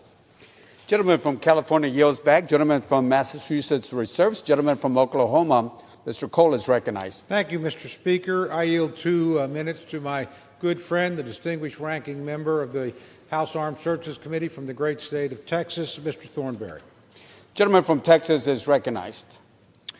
I thank the gentleman for yielding. Mr. Speaker, those of us on the Armed Services Committee are privileged to work around with and for the men and women who serve in the military. Every one of them is a volunteer. Every one of them expects reasonable precautions with their health and safety and well-being, but every one of them knows that in carrying out their duties, there is some risk that goes with it, and they carry out their duties admirably.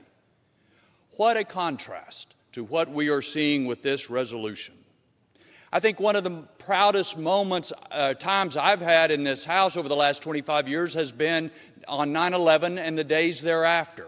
That very evening, members gathered on the steps of the Capitol, and in the days thereafter, we went right back to work and passed the legislation that was needed to deal with the terrorist threat. We were not even intimidated when many of our offices were attacked by anthrax in the days thereafter. It was not just about showing resolution to the terrorists, it was about showing the country that we could come together and get our work done. What a contrast to what we are seeing with this resolution. Through the Civil War, 1918 flu, World War II, 9/11, throughout our history, there has never been proxy voting on this floor. Members accepted the risk and carried out their duties to the best of their ability. It was not about technology, it was about trust and integrity. Were our predecessors so much braver than we are? Were they more ignorant of the risk or more careless with their own safety? Was their sense of responsibility to the American people greater than ours? None of this makes sense.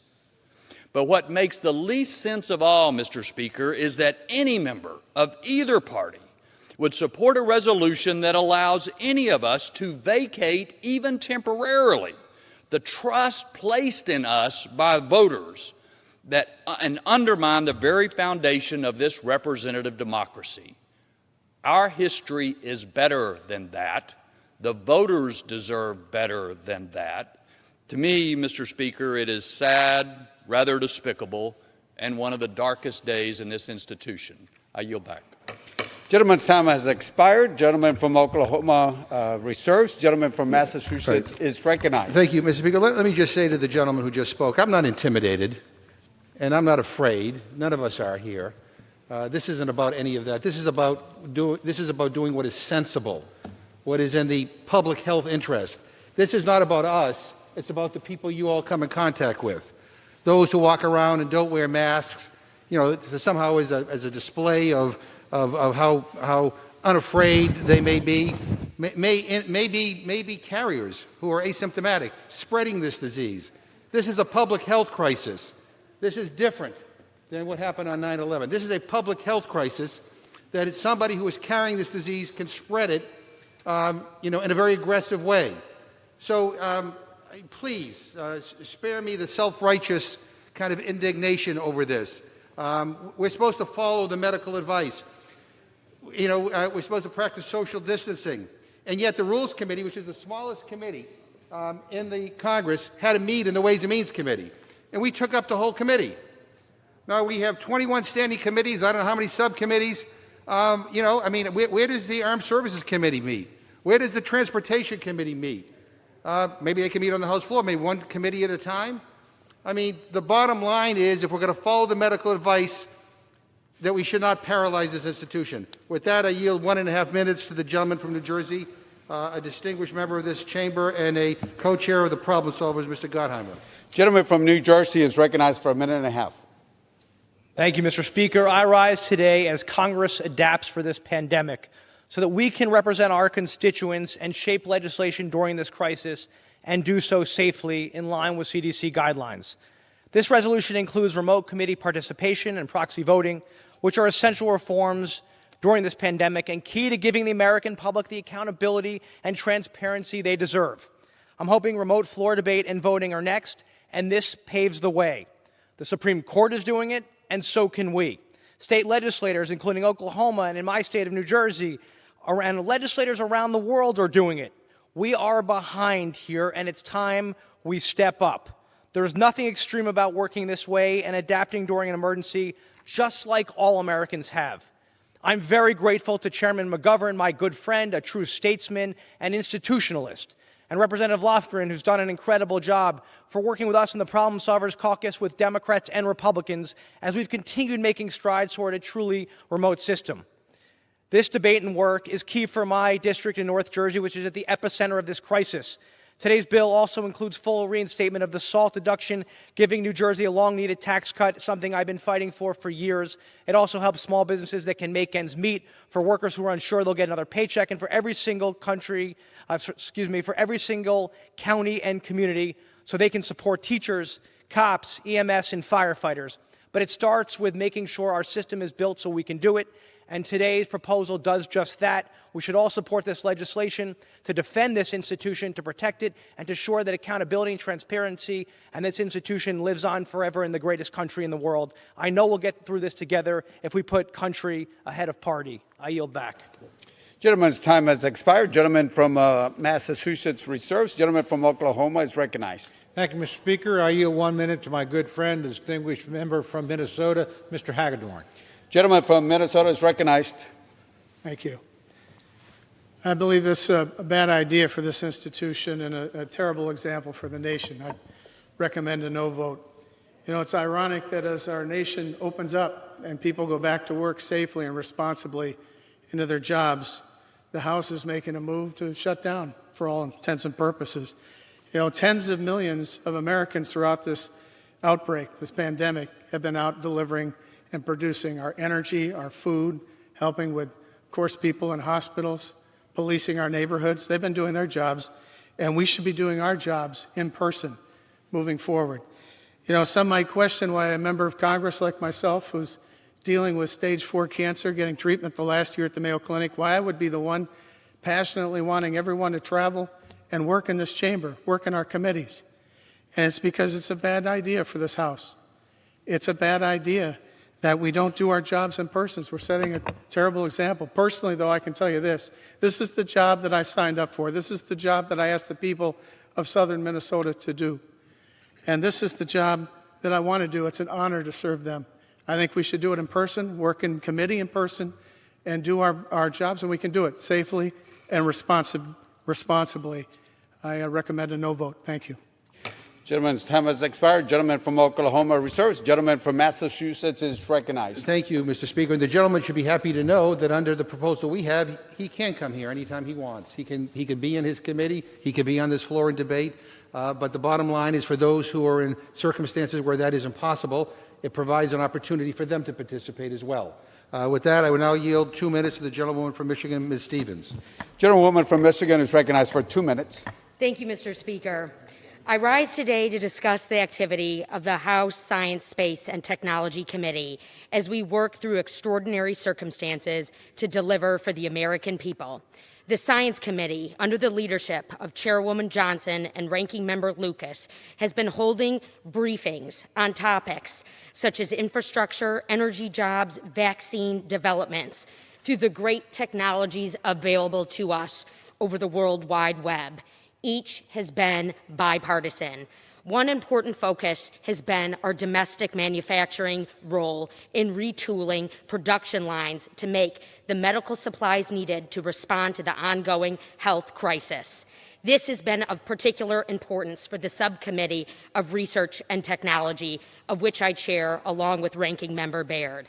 How do we open platforms and utilize digital technologies for industrial collaboration to solve big problems and streamline our supply chain to get the medical supplies to those who need them now? The Science Committee will continue to do the work it has always done to meet the needs of the American people, to propel American manufacturing innovation forward. I urge my colleagues to support this fabulous resolution that will enable us to continue to do our work under great and trying circumstances. Thank you, Mr. Speaker. I yield back. Gentlewoman from Michigan yields back. Gentleman from Massachusetts reserves. Gentleman from Oklahoma is recognized. Thank you, Mr. Speaker. Mr. Speaker, I yield 2 minutes to the distinguished Republican ranking member of the Budget Committee and a fellow member of the Appropriations Committee, my very good friend, Mr. Womack from Arkansas.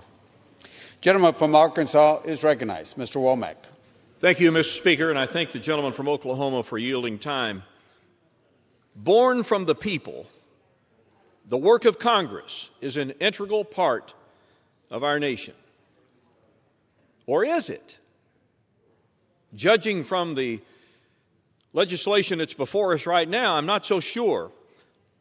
But tracing back to the Civil War, the Great Depression, World War II, 9/11, and many others, the House's business has never ceased, even in the toughest times in our country, and it should not cease today. But instead of working safely, bringing back members to the House, Speaker Pelosi has decided to pursue proxy voting. Senators are back at work. Our military is on point right now, defending our country in all corners of the world. Doctors, nurses, grocery workers, truck drivers, delivery personnel.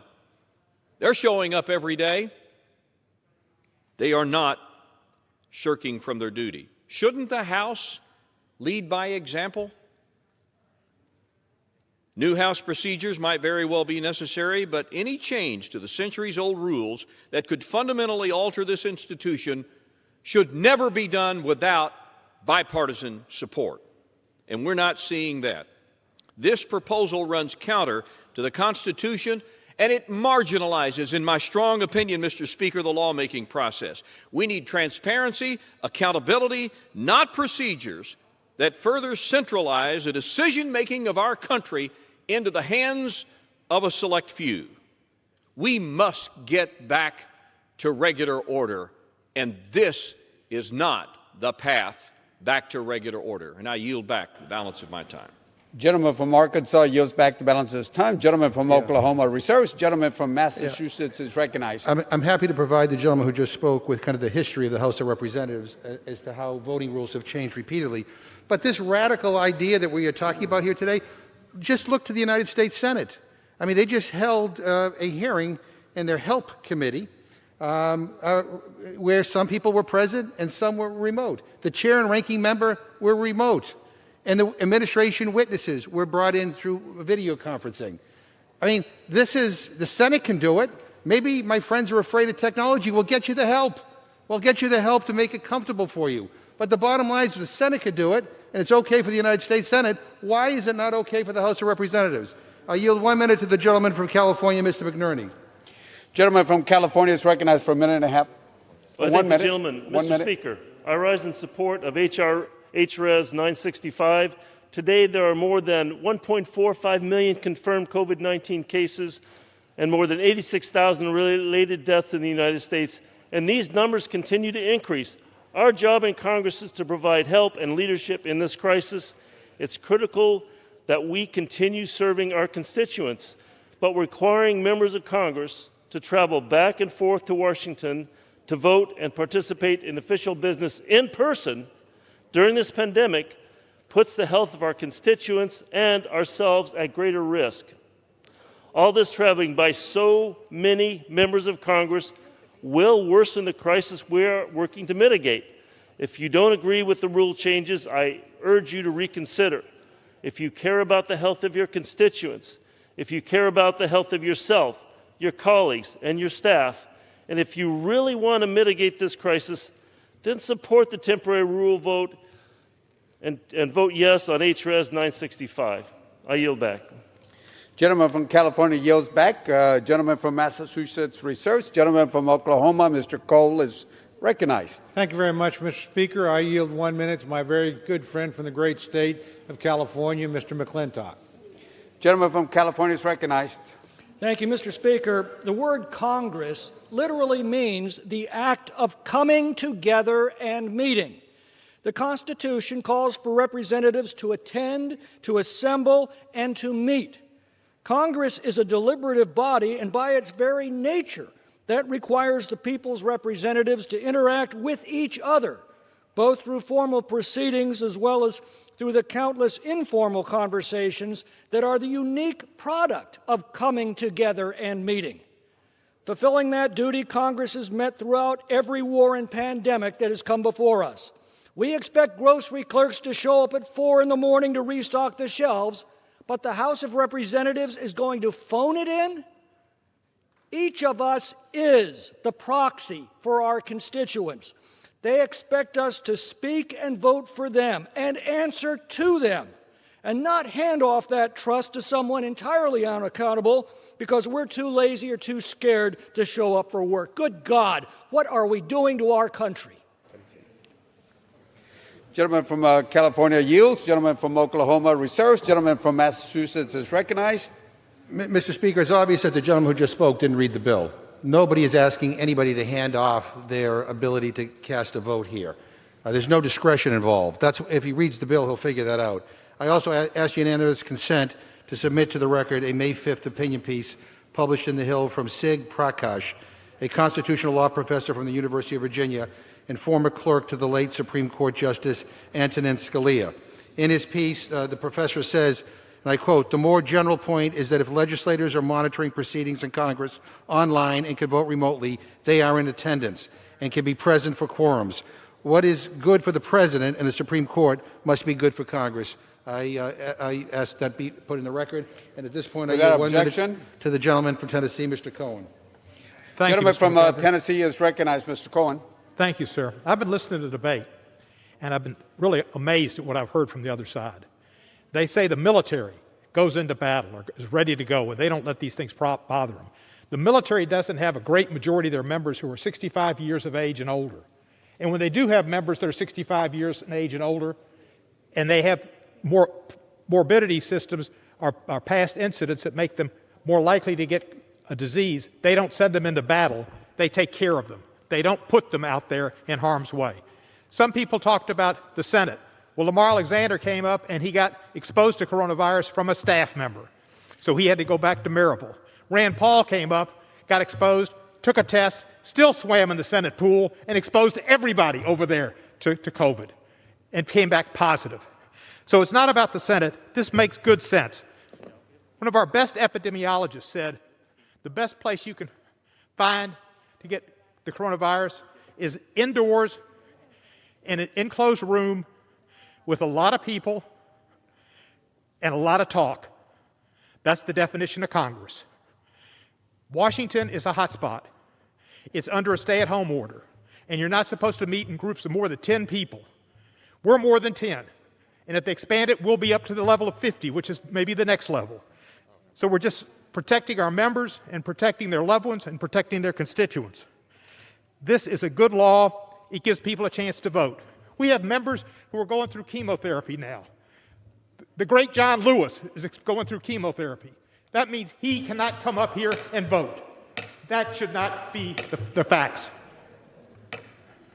I yield back the balance of my time. Gentleman's time has expired. Gentleman from Massachusetts reserves. Gentleman from Oklahoma is recognized. Thank you, Mr. Speaker. I yield 1 minute to my very good friend from the great state of Arkansas, Mr. Hill.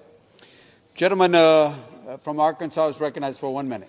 I thank Mr. Cole. I thank the Speaker. I rise in opposition to this rule change. Rather than taking time to implement a bipartisan plan to safely open this House and our work on the Hill as suggested by the Republican leader, the House majority is taking the lazy way out. The U.S. Constitution and 200 years of precedent require a physical presence to establish a quorum to protect all members' rights and the rights of the Americans who vote for these members. If we pass this rule change today and make attendance optional, we're taking away the fundamental nature of our government of elected members of the House representing our citizens.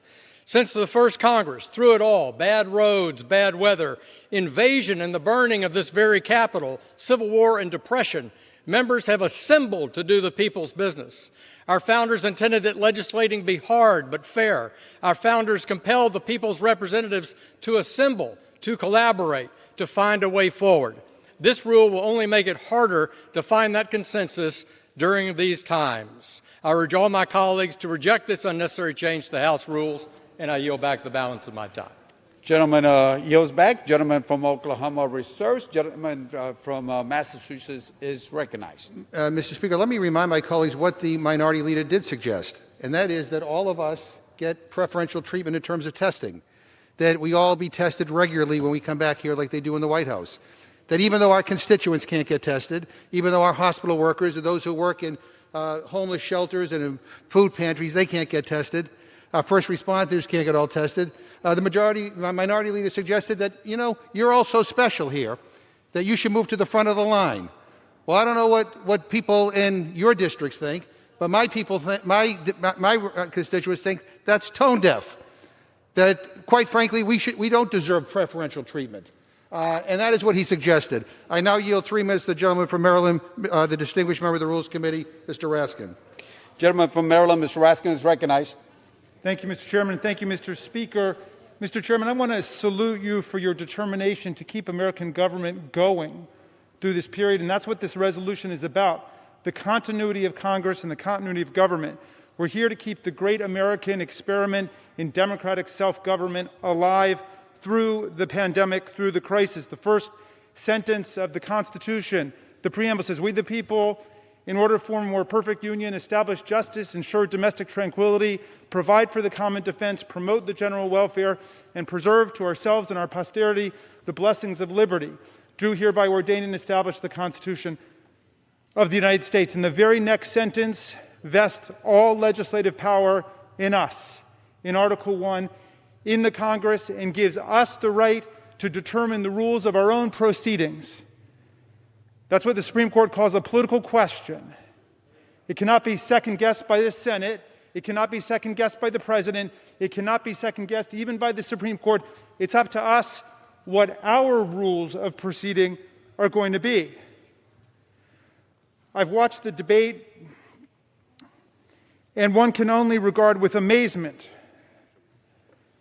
the faux outrage summed up by our colleagues who display great reservoirs of self-righteousness. And it's amazing to me because the same members have been operating for many years, for term after term under the current rule, first adopted by a Republican majority House, which allows 2 members to form a working quorum.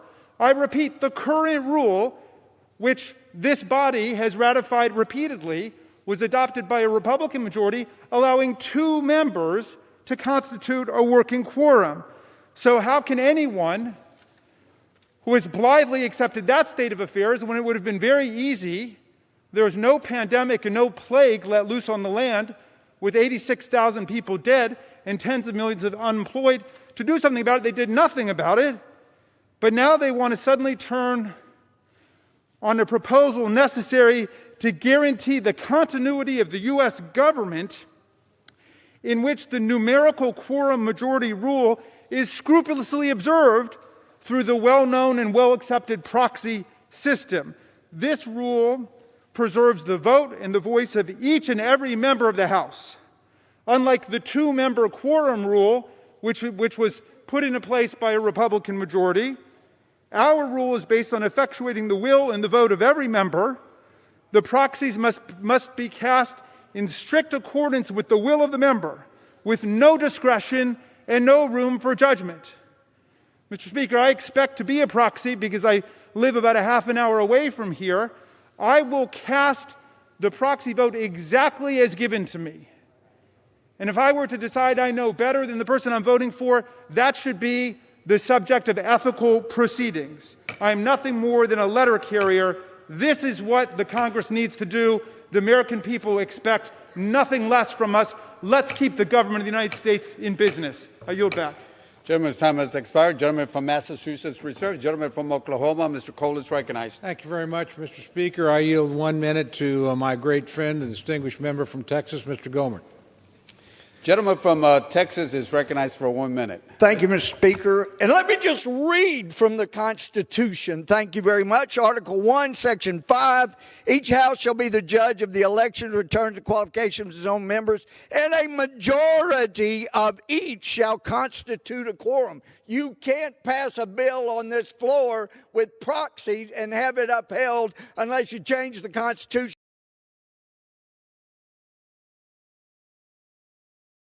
Out the million Americans who laid down their lives, not for a wishy-washy, oh, maybe we should be afraid we might get something and die. They didn't do that in the Spanish flu days. They didn't do it in the Civil War, but now we're going to do it? Come on. There were people that died saying things like live free or die. And now we're going to amend the Constitution with a House rule? That's ridiculous. If you're going to destroy 40 million lives and livelihoods, at least have the courage to come here and do it in person. You didn't let the member from Georgia do it years ago. You denied that, and I felt like you were right. We got to preserve the Constitution, not abuse it with a House rule. I yield back. Gentleman's time has expired. Members are reminded any comments should be referred to the chair. Gentleman from Oklahoma reserves. Gentleman from Massachusetts is recognized. Oh my goodness, Mr. Speaker. I ask unanimous consent to submit to the record a letter from Deborah Pearlstein, constitutional law professor from Cardozo School of Law. In her letter, which I strongly recommend to all my colleagues that they should read in full, she says, I believe adopting procedures to allow for remote voting under these extraordinary circumstances is not only lawful, but essential to the maintenance of our constitutional democracy. The Constitution contains no specific requirement of physical presence for members to vote. What the Constitution does instead, as the courts have repeatedly recognized, is leave it up to each House of Congress to determine the rules of its proceedings. The gentleman refers to the Spanish flu. Let me just say that is not an example of something we want to aspire to. The Congress is basically paralyzed. In fact, couldn't even get together to pass a bill to provide more doctors to rural areas where people were dying. They couldn't even do that. And as a result of Congress's inaction, more people died in that pandemic. So please, I mean, let's get real here. Mr. Speaker, at this point, I'd like to yield 1 minute to the gentleman from Rhode Island, Mr. Langevin. Without objection, the gentleman's request is granted. The gentleman is recognized. Thank you, Mr. Speaker. I thank the gentleman for yielding, and I rise in strong support of this resolution and commend Chairman McGovern for overseeing this deliberative and well-thought-out process. The proposed changes to the House rules are absolutely necessary to ensure that members of Congress can continue our vital legislative and oversight functions while protecting public health. Now, I strongly believe that we need a more comprehensive, full e-Congress capability to be developed for conducting congressional business in the future only in times of emergency if we are unable to meet in Washington, D.C. However, I also believe that there are very real cybersecurity concerns that must be addressed before such a system would go live. In the meantime, this resolution appropriately allows for in-person proxy voting during the duration of this public health emergency, and it holds open the possibility of remote voting if a secure system can be developed and verified for full House floor proceedings. In the meantime, this step, of course, cannot be the end of our conversations on continuity of Congress. We do need a permanent framework that will account for remote congressional operations and the possibility, in the event of possibility of death or incapacitation of a significant number of elected representatives. This is the 21st century. We should be able to do this in the future. I look forward to continuing to work with Chairman McGovern to address this issue going forward. Thank you, and I yield back. Gentleman's time has expired. Gentleman from Massachusetts reserves. Gentleman from Oklahoma is recognized. Thank you very much, Mr. Speaker. Mr. Speaker, I yield 1 minute to my very good friend from the great state of Tennessee, Mr. Rose. Gentleman is recognized for 1 minute. Thank you, Mr. Speaker. Today, I am standing up for those who have stood up for this nation throughout the current crisis. Nurses, doctors, farmers, truck drivers, food service workers, distribution and supply chain workers, the millions of Americans who can't stay home and expect our country to survive. Haven't we learned our lesson about outsourcing? Apparently not. Now some of the members of this House want to outsource their vote as well. I will be voting no on this resolution, and I would encourage those ready to hand over their vote to someone else to just go ahead and hand over their seat to someone else. With unemployment the way it is, I would bet that there are more than a few people back home in your district who would gladly accept your $174,000 a year job and find a way to get to Washington and push a button. I will vote no. Thank you, and I yield back. Gentleman's time yields back. Gentleman yields back. Gentleman from Oklahoma reserves. Gentleman from Massachusetts is recognized. I ask unanimous consent to insert in the record letters and statements in support of HRES 965 from Chairman Pallone, Representative Vela, Representative Trahan, Representative Thompson, and Representative Peters. Gentleman's request will be covered by general leave.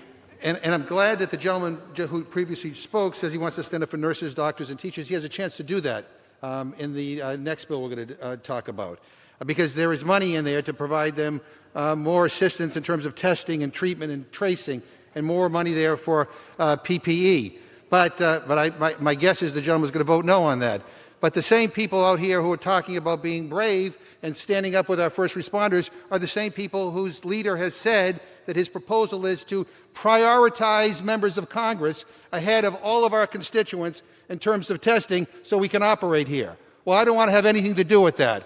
My constituents who are on the front lines, the doctors, the nurses, the first responders, deserve to be tested before anybody in this House. With that, I'm happy to yield 1 minute to the gentlewoman from Massachusetts, Ms. Trahan.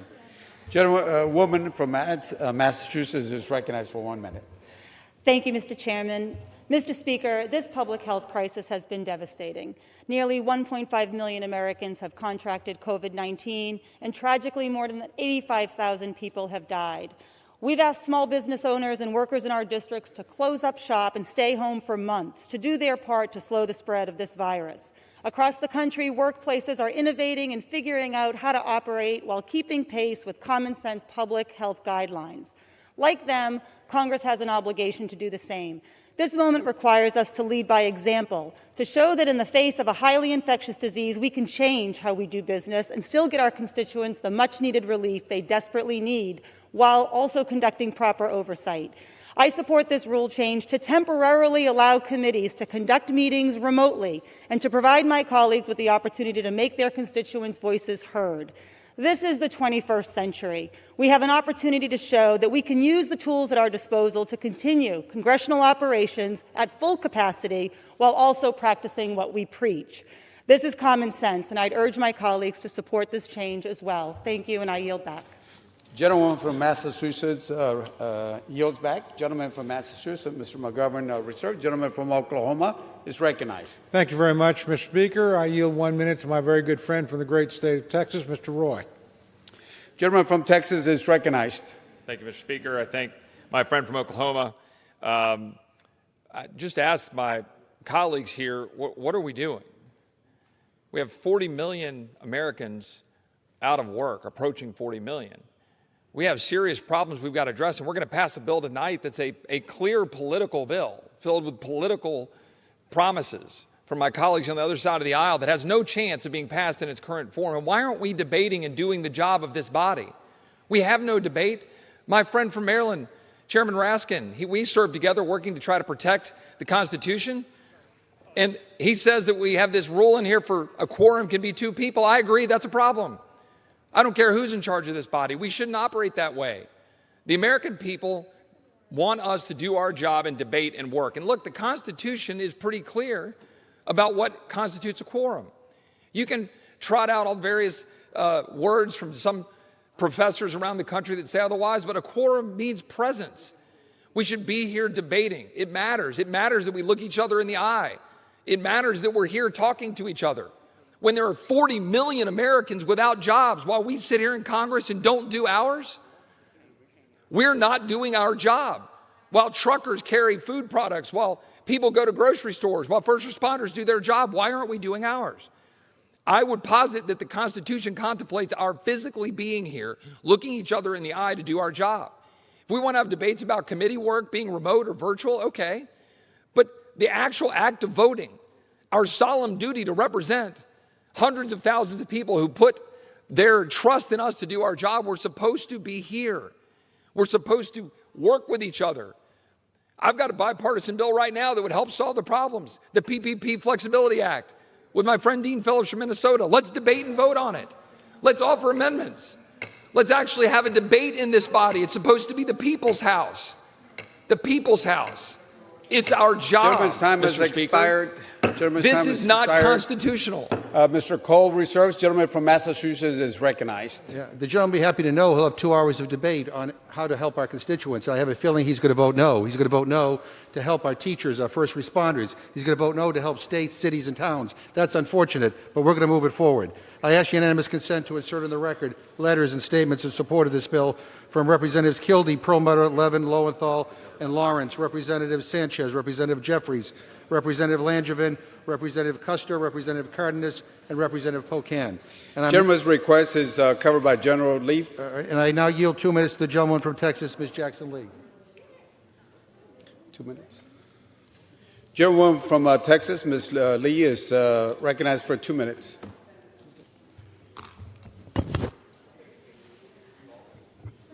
We cannot do and cannot do, and how many times can I say it? We cannot stand here and do nothing.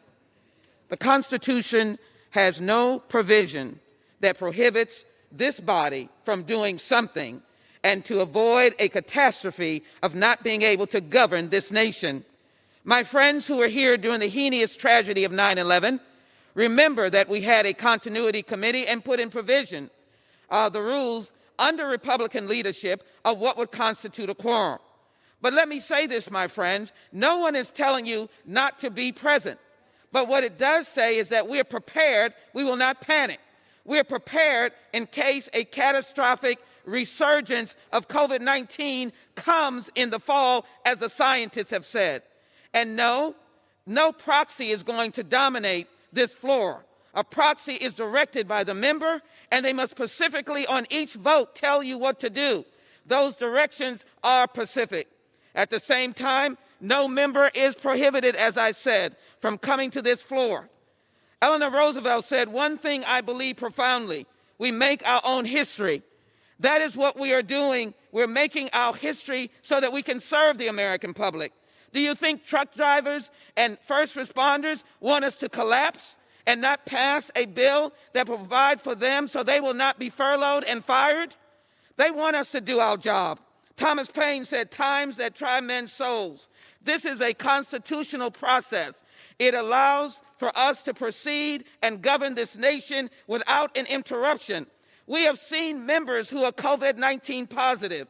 It could happen to a predominant number of members. How then will we respond? We need to respond with the exact idea that has been promoted and put forward in this resolution. Let me also acknowledge the fact that 36 million have filed for unemployment.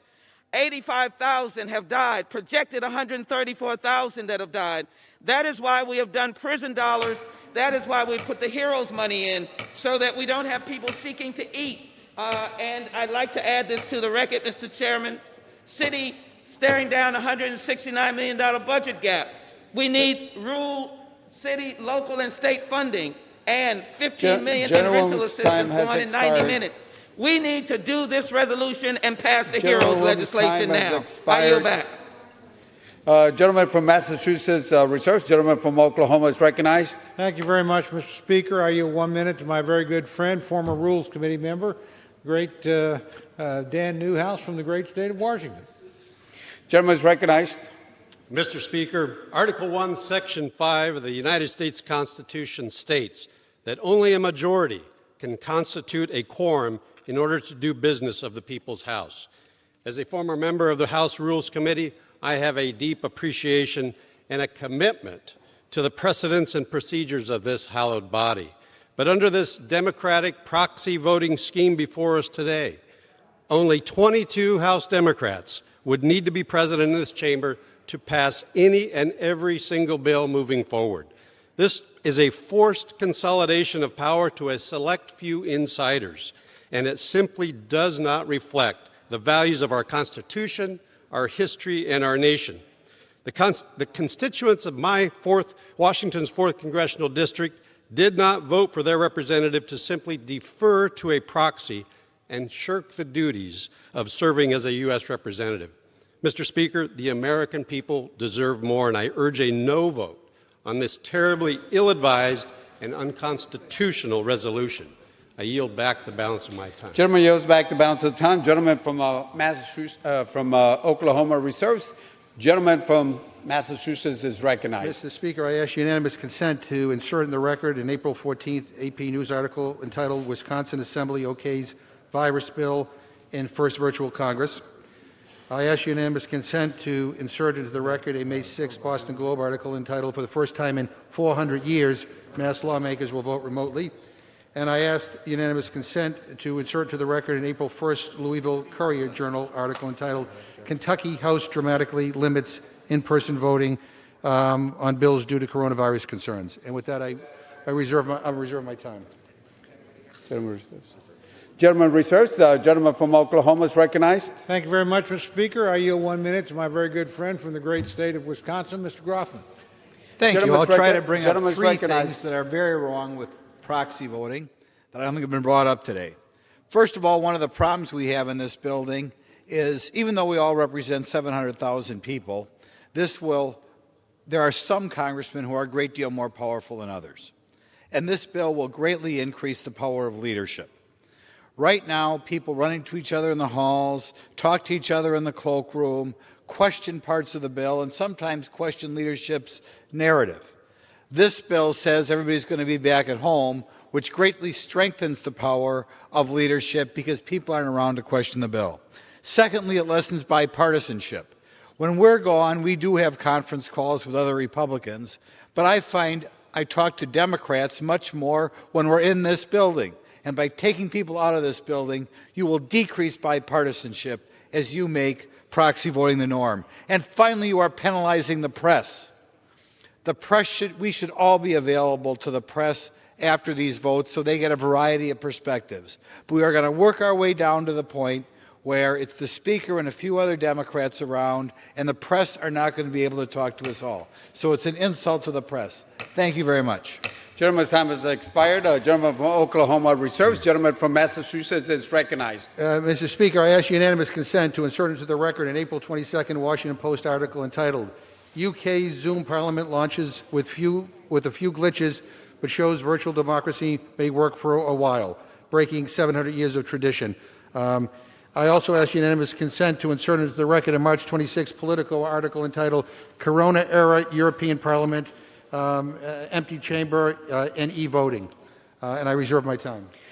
Without objection, gentleman reserves. Gentleman from Oklahoma is recognized. Thank you very much, Mr. Speaker. I yield 2 minutes to my good friend, the distinguished ranking member and former chairman of the Energy and Commerce Committee, Mr. Walden of Oregon. Gentleman is recognized. Mr. Walden. Thank you, Mr. Speaker, and I thank my friend from Oklahoma, the current Republican leader of the Rules Committee. We are in unprecedented times, and unprecedented times do call for unprecedented actions. But using these times to smash a wrecking ball into the foundation of democratic lawmaking by making government more remote, more isolated from the people, by dramatically centralizing even more power with those few at the top in the majority, while giving the reins of the House to fewer than 25 members who show up with votes with proxies seems like a return to boss politics. This is not to say there's never room for improvement to the way the House conducts its business, Mr. Speaker. 10 years ago, I led the transition effort for House Republicans, and we looked at ways that we could modernize Congress and improve its operations. But I knew these were matters not to be taken lightly. We needed an inclusive bipartisan approach, and I took great care to solicit input from Democrats and Republicans alike. We even put up a suggestion box. What we did was good work. The changes were relatively small, but the process was robust. Unfortunately, the reverse is true to this proposal. Regular order, accountability, transparency, for the most part, bipartisanship. These are words that have governed the Energy and Commerce Committee, the Republicans and Democrats. As Republican leader of the Energy and Commerce Committee, I'm concerned about what this proposal means for the committees.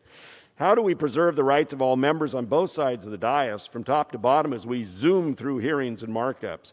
How do we preserve the integrity of the proceedings? What if there's a technology failure? What if someone makes a mistake using the technology, like accidentally muting another member of themselves? Haven't we all by now experienced the inadequacies of video conferencing? No serious legislator can believe the remote hearings, remote meetings, and remote markups are improved by these changes. Moreover, this rules change further dehumanizes our processes. We all know social media has become a cancer on civility. Further distancing members will not improve our relationships. Think of what gets worked out between members here on the floor or in the committees. We need more bipartisan dialogue in this country, not less. So I urge my Democratic colleagues to withdraw this proposal and work with us to preserve the great democratic traditions of the U.S. House that will work in this challenging time. And I yield back. Gentleman yields back the balance of his time. Gentleman from Oklahoma reserves. Gentleman from Massachusetts is recognized.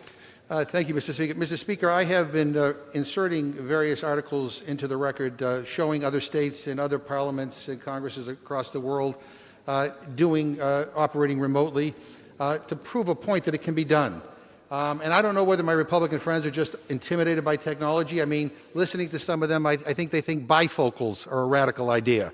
But the bottom line is we can do this. The United States Senate had a remote hearing, and it worked out just fine. The bottom line is that we're in the middle of a health crisis, a pandemic, and we need to make sure that we can continue to do our work in a safe and orderly way. I mean, if I was cynical, I would think the reason why my Republican friends are against this is to make sure we don't do anything.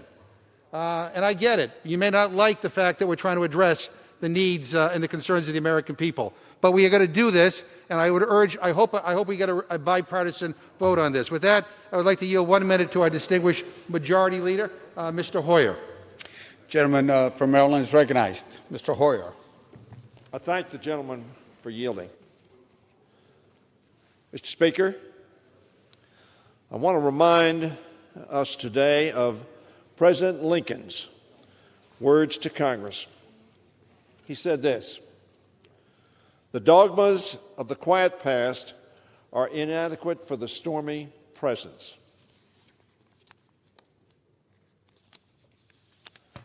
The occasion, he continued, is piled high with difficulty, and we must rise to the occasion. As our case is new, so we must think anew and act anew. So said President Abraham Lincoln. So it is today. This occasion is piled high with difficulty, but we must rise to the occasion. Our challenges are piled high, and this House must rise to meet them. We find ourselves in new and unprecedented circumstances. So, Mr. Speaker, we must think anew and act anew. The House has a duty to the American people to do its job. Even in a crisis like this one that nobody on this floor has ever experienced. Ever.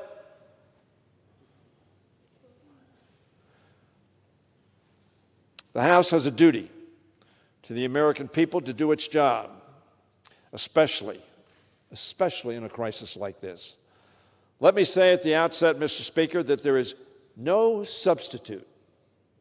I want my colleagues to hear me on this. There is no substitute for personal interaction of members in a committee room or on the House floor.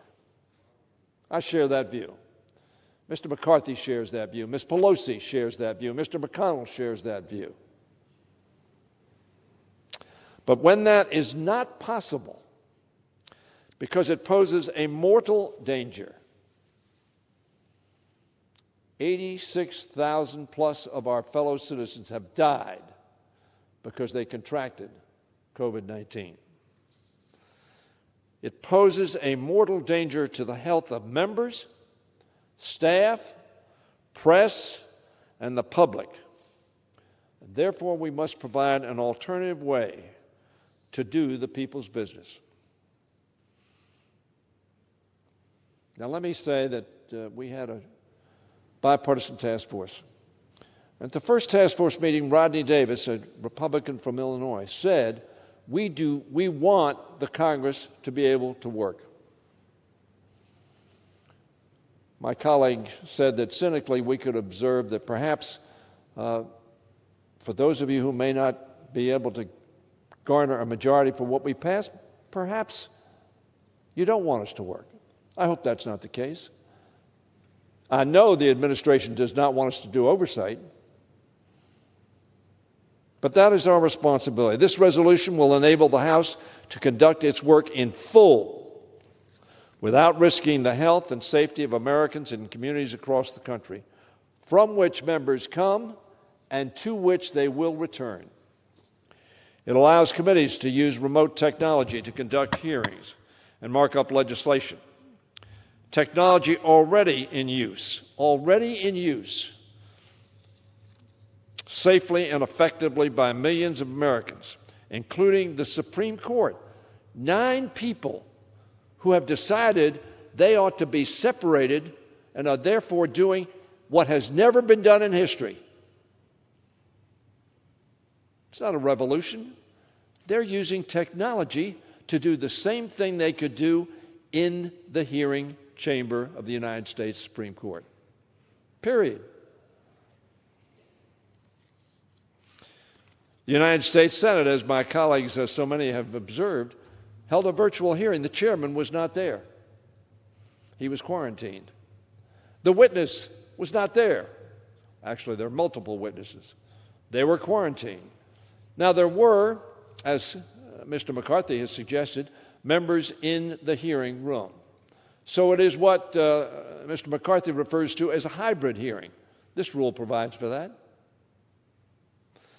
It will also permit the use of proxy voting on the House floor and take steps toward adopting remote voting once a platform has been deemed secure. I had hoped that Democrats and Republicans could move forward with such changes on a bipartisan basis. I absolutely reject any theory that the character of the House is being changed by this rule. Absolutely reject it.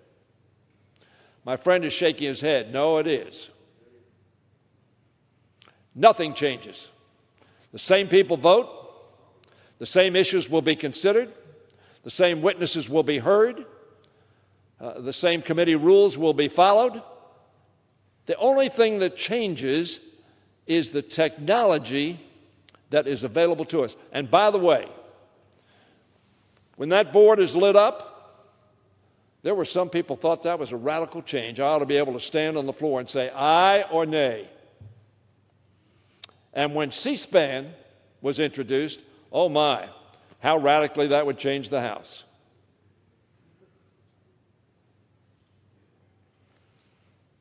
I reject, I say again, that this is any kind of radical change. What it is the use of technology to accommodate the crisis we confront.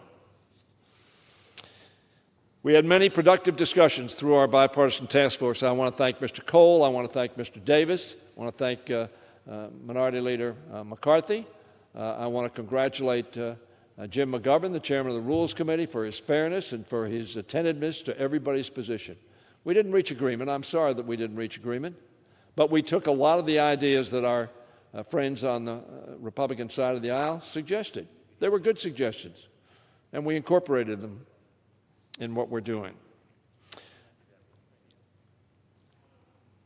We're included in this resolution such as requiring any software platforms to be approved by the Chief Administrative Officer. So some technology that is not accepted or proved to work would be used. The Chief Administrative Officer, and allowing committees to hold hybrid hearings, which I just referred to, and both remove in-person participation simultaneously. However, Mr. Speaker, we were unable to reach a consensus on adopting 21st century tools. 21st century tools that would allow the House to meet its constitutional responsibilities during this emergency, which is why Democrats are bringing this resolution to the floor today. I hope, however, with this resolution now on the floor, that Republicans will join us in voting for it, and I urge them to do so. If, in fact, you want the Congress to be able to act and exercise our responsibilities, you will vote for this rule. Because it simply enables us to do what we have historically done. Held hearings, voted on bills, brought them to the floor, had amendments, and passed them. The only difference being that will be some people, maybe many people, who will be doing so as technology enables us to do virtually. We know that remote technologies work because the committees have already been using them to hold meetings, host forums, and engage in discussions about legislation. Many state legislators, Mr. Speaker, and foreign parliaments have already adopted these technologies successfully. By the way, one of them is Kentucky, for what it's worth. The Washington metro area is still experiencing a high rate of infections, which has not yet peaked. And so our doctor, on whom we rely for some of our health needs, says the best practice would not to be to come together in one room, whether it be a committee room or the floor of the House, but would be to have people have the opportunity to vote remotely. That is why the Capitol physician has cautioned us. At the same time, more than half of those employed here as staff or support workers commute to the Capitol complex on public transit, and they're concerned. We have an obligation to protect them and their families as well. This change, let me repeat this change is not permanent. This is to meet a temporary catastrophe that confronts our country, which we have not seen the like of for over a century. It will not advantage or disadvantage either party. There's no partisan advantage in this rule. None. Zero, zip. And it does not fundamentally alter the nature of the House or how it operates. Let me repeat that. It does not fundamentally alter the nature of the House or how it operates. There is no dangerous precedent. Only a common sense solution to an unprecedented crisis that demands our ingenuity and adaptability as an institution. Now, I said it didn't happen for more than a century. 1918, the Spanish flu. They passed many, many pieces of legislation with 2 or 3 people on this floor. Perhaps you think that's better than the 432 others by technology saying, I vote aye, I vote nay, whether it's in committee or, frankly, on this floor. Indeed, this is how, to paraphrase Lincoln, to think anew and act anew. That's all we're doing. We need to have a system in place not only to deal with the current crisis, but future emergencies, including the possibility that another surge of COVID-19 is going to happen this fall. If we fail to act now, as we failed to act after 9/11, if we fail to act now, we may not be in a lot of trouble come September without the capacity to join us all together in this chamber, but still the capacity to join us all together in participating pursuant to the rules of this House, even though we do so virtually. This resolution isn't just about adopting remote working tools for the House. It's about ensuring that the House of Representatives, the people's House, conducts its constitutional duties of policymaking and oversight effectively and safely. It is about making sure that our system of checks and balances, hear me, I'm not sure the executive department is shedding any tears that we're not here. It's about making sure that our system of checks and balances remains fully in place by keeping the House functioning to the full extent of its abilities, even, as I said, it does so virtually. Frankly, when I say something to people on some of this technology, whether it's Zoom, FaceTime, Teams, WebEx, any other technology of that type, very frankly, when I'm looking at Tom Cole on that, as we did a couple of times, I see him on the screen. I know it's Tom Cole. And when Tom Cole says something, I know that that is what Tom Cole is saying. There's no secrecy here. There's no mirrors, smoke and mirrors. There's no advantage to either party by this. That's why I do not understand that this isn't a bipartisan piece of legislation enabling this body to work in an effective way, albeit virtually. Mr. Speaker, I want to thank Chairwoman Lofgren and the House Administration Committee and Chairman McGovern of the Rules Committee for their tireless efforts on this resolution. And I want to thank all the members who have been patient while we negotiated with Republicans through the bipartisan task force, hoping to produce a resolution that was bipartisan in its authorship. Now, having said that, there is a very fundamental difference. I understand that. Mr. Cole at the hearing offered a scholar's opinion that it would be unconstitutional to do this. Mr. McGovern offered another scholar that it was fully constitutional to do this. So if that is the fundamental difference, I understand. But it's not because it radically changes the way this House works or radically changes the votes of the majority or the minority or radically in any other way changes this House of Representatives to a body that is not representative. This resolution remains bipartisan in its ideas, and I hope it will be bipartisan in its adoption. Once it is passed, I would ask my colleagues to familiarize themselves with its new proxy voting requirements and to adhere strictly to them. That will allow the clerk's office more effectively to fulfill its role of recording and counting members' votes with utmost accuracy. Again, Mr. Speaker, I urge all of my colleagues to join me and many others in supporting this resolution and permitting the House to do its work safely and in compliance with social and physical distancing practices urged by all of our medical personnel. I thank you, and I yield back the balance of my time. Gentleman from Maryland yields back the balance of time. Gentleman from Massachusetts reserves. Gentleman from Oklahoma is recognized. Thank you very much, Mr. Speaker. Mr. Speaker, I've been extraordinarily restrained in this debate because I have a lot of speakers that need to have time on the floor to express their feelings. But sometimes when the other side repeatedly says things that are either out of context or deserve a rebuttal, you got to respond. So to my good friends on the other side who have cited the Senate committee, they know in negotiation we said we'd be happy to do exactly that. We just want markups to be in person. So please don't use the Senate committee as if we somehow were opposed to that. Second, my friend said we're intimidated by technology. We're not intimidated by technology. Heavens. We respect tradition and we think there's a better way to do this. And as my friends know, we move toward them in the course of that discussion. And finally, my friend, my very good friend, the chairman said this was a plot maybe to do nothing. We've passed 4 bipartisan pieces of legislation working together. We've done a lot in the last few weeks.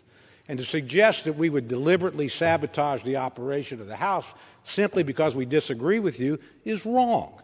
And quite frankly, doing nothing is bringing a bill to this floor, which you're getting ready to do, in H.R. 6800, that you know the Senate won't pick up and you know the President won't sign. That's doing nothing.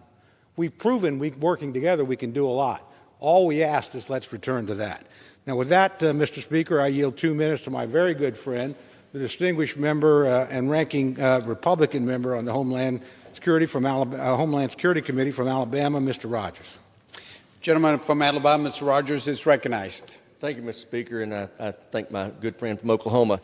I rise in strong opposition to HRES 965. This blatant partisan move to fundamentally alter the way the House and committees operate completely undermines the rights of the minority in over 200 years of precedent. As ranking member of the Homeland Security Committee, I'm particularly concerned how this resolution overrides the rules of our committee. At the beginning of the Congress, our committee negotiated with the majority a set of rules that protected minority rights. Now our rules are being thrown out and replaced by regulations written by the chairman of the Rules Committee, regulations that the minority first saw only hours ago. I don't understand why the Speaker, Pelosi, doesn't trust her chairmen and chairwomen to negotiate with their ranking members on ways to accommodate committee business during this pandemic. But apparently, she just doesn't trust them. One of the things that concerns me most about this resolution is that nothing guarantees that Republican members are going to properly be notified and able to fully participate in virtual committee hearings. That may sound petty to you, but unfortunately on my committee, it's already the reality. For the last 2 weeks, Homeland Security Democrats have been holding virtual hearings without notifying Republican members. To make matters worse, they've restricted participation to only a handful of their members. I fear this resolution will only further empower the misconduct on my committee and cause it to spread to others. Worst of all, this is being done for the short-term benefit of the majority and not the American people. Mr. Speaker, I ask unanimous consent to insert into the record a letter from all ranking members opposing this resolution. Without objection. Many of my constituents are showing up to work every day, from grocery store clerks to nurses, doctors, policemen, first responders. If the House had the resolve and the courage to do the same, we wouldn't need this partisan resolution. This is disgraceful. I urge all members to vote no, and I yield back. Gentleman yields back the balance of time. Gentleman from Oklahoma reserves. Gentleman from Massachusetts is recognized. Mr. Speaker, let me ask unanimous consent to insert into the record a May 13th letter from Norm Ornstein, a current resident scholar at the American Enterprise Institute, in support of our plan here. Without objection. And in response to the gentleman who just spoke, I don't know what he's talking about, but there's nothing in this. There is nothing in this package that we are presenting that would undermine minority rights. I'm happy to urge him to have his staff contact ours, but what he's talking about has nothing to do with what we're discussing here today. I reserve my time. Gentleman from Massachusetts reserves. Gentleman from Oklahoma is recognized. Thank you very much, Mr. Speaker. I yield 1 minute to my very good friend, distinguished member from Illinois, Mr. Bost. Gentleman is recognized. Thank you, Mr. Speaker, and thank my friend from Oklahoma for yielding to me. You know, the American people are sacrificing on the front lines. It's already been discussed about the truck drivers, the nurses, and all of that. And I was going to go on to that, but then when I've sat on this floor and I've listened to things that have been said, remember I come from the state of Illinois where over a long period of time, about 35 years, we've seen small moves that sounded so good at the time, giving all their power to the Speaker. All their power given away, which is not what our founding fathers said. Mr. Speaker, the sponsor of this bill has said on several occasions he would like to insert this statement into the record and this article into the record. Well, that does not change the fact of Article 1, Section 5, that is so clear that this is unconstitutional. And I hope, for the sake of the people that I represent, of the people that each one of us represent, that the members will stand against this proposed rule, a rule that gives more power to one person instead of the individuals that we have here that was originally set up. Mr. Speaker, as I direct my comments towards you and the chair, I would like to say this. If you believe that I, as a member, am going to give up by proxy the ability to represent my 720,000 people, that it will not happen. And with that, I yield back. Expired. Gentleman from Oklahoma reserves the balance of his time. Gentleman from Massachusetts is recognized. Yeah, the good news for the gentleman is he doesn't have to give anything up. Can I inquire from Mr. Cole how many more speakers he has? Because I think I'm prepared to close. No, Mr. Chairman, I still have a number of speakers. Okay, all right. I will then reserve. Gentleman reserves. Hey, can I ask how much time we have, Mr. Speaker? Gentleman from Massachusetts has 1.5 minutes. Gentleman from Oklahoma has 8.5 minutes. You want to give us any? We would have needed a different debate for that to happen. So, gentleman reserves. Gentleman from Massachusetts reserves. Gentleman from Oklahoma is recognized. Thank you very much, Mr. Speaker. I yield 1 minute to my very good friend, distinguished member from Ohio, Mr. Latta. Gentleman is recognized. I thank my friend for yielding. Mr. Speaker, I rise in opposition to H.Res. 965, which is a flagrant disregard of the Constitution and House traditions. Proxy voting has previously been deliberated in this body. A 1970 amendment was offered to ban all forms of proxy voting in committees. It argued committee members should be present in person to listen, to debate, discuss, and vote. Proxy voting tends to add to the cloud of suspicion hanging over Congress. Use of proxy voting on important bills gives up a member's voice and adds to the appearance of secrecy. In 1974, an amendment was offered to entirely ban proxy voting. It was adopted by this House, but later overturned by the Democrat caucus. A CRS report gave the opponents' views to proxy voting by stating that it contributes to the domination of committee chairs, contributes to absenteeism, and detracts from the care necessary to formulate sound legislation. A history maxim states that he who forgets the past is condemned to repeat it. Learn from our past and vote no, and I yield back. Gentleman yields back. Gentleman from Oklahoma reserves. Gentleman from Massachusetts is recognized. Gentleman reserves. Gentleman from Oklahoma is recognized. Thank you very much, Mr. Speaker. I yield 1 minute to my very good friend, the distinguished member from California, Mr. LaMalfa. Gentleman from California is recognized. I thank my colleague from Oklahoma. You know, our founders used to ride days on horseback, on wagons, through unkind conditions to get to D.C. to do their jobs for all of us at the time. Us, we only have to brave TSA lines and occasionally a delayed flight. You know, the Constitution here did not catch the virus. Why are we voting on a measure here to basically suspend it?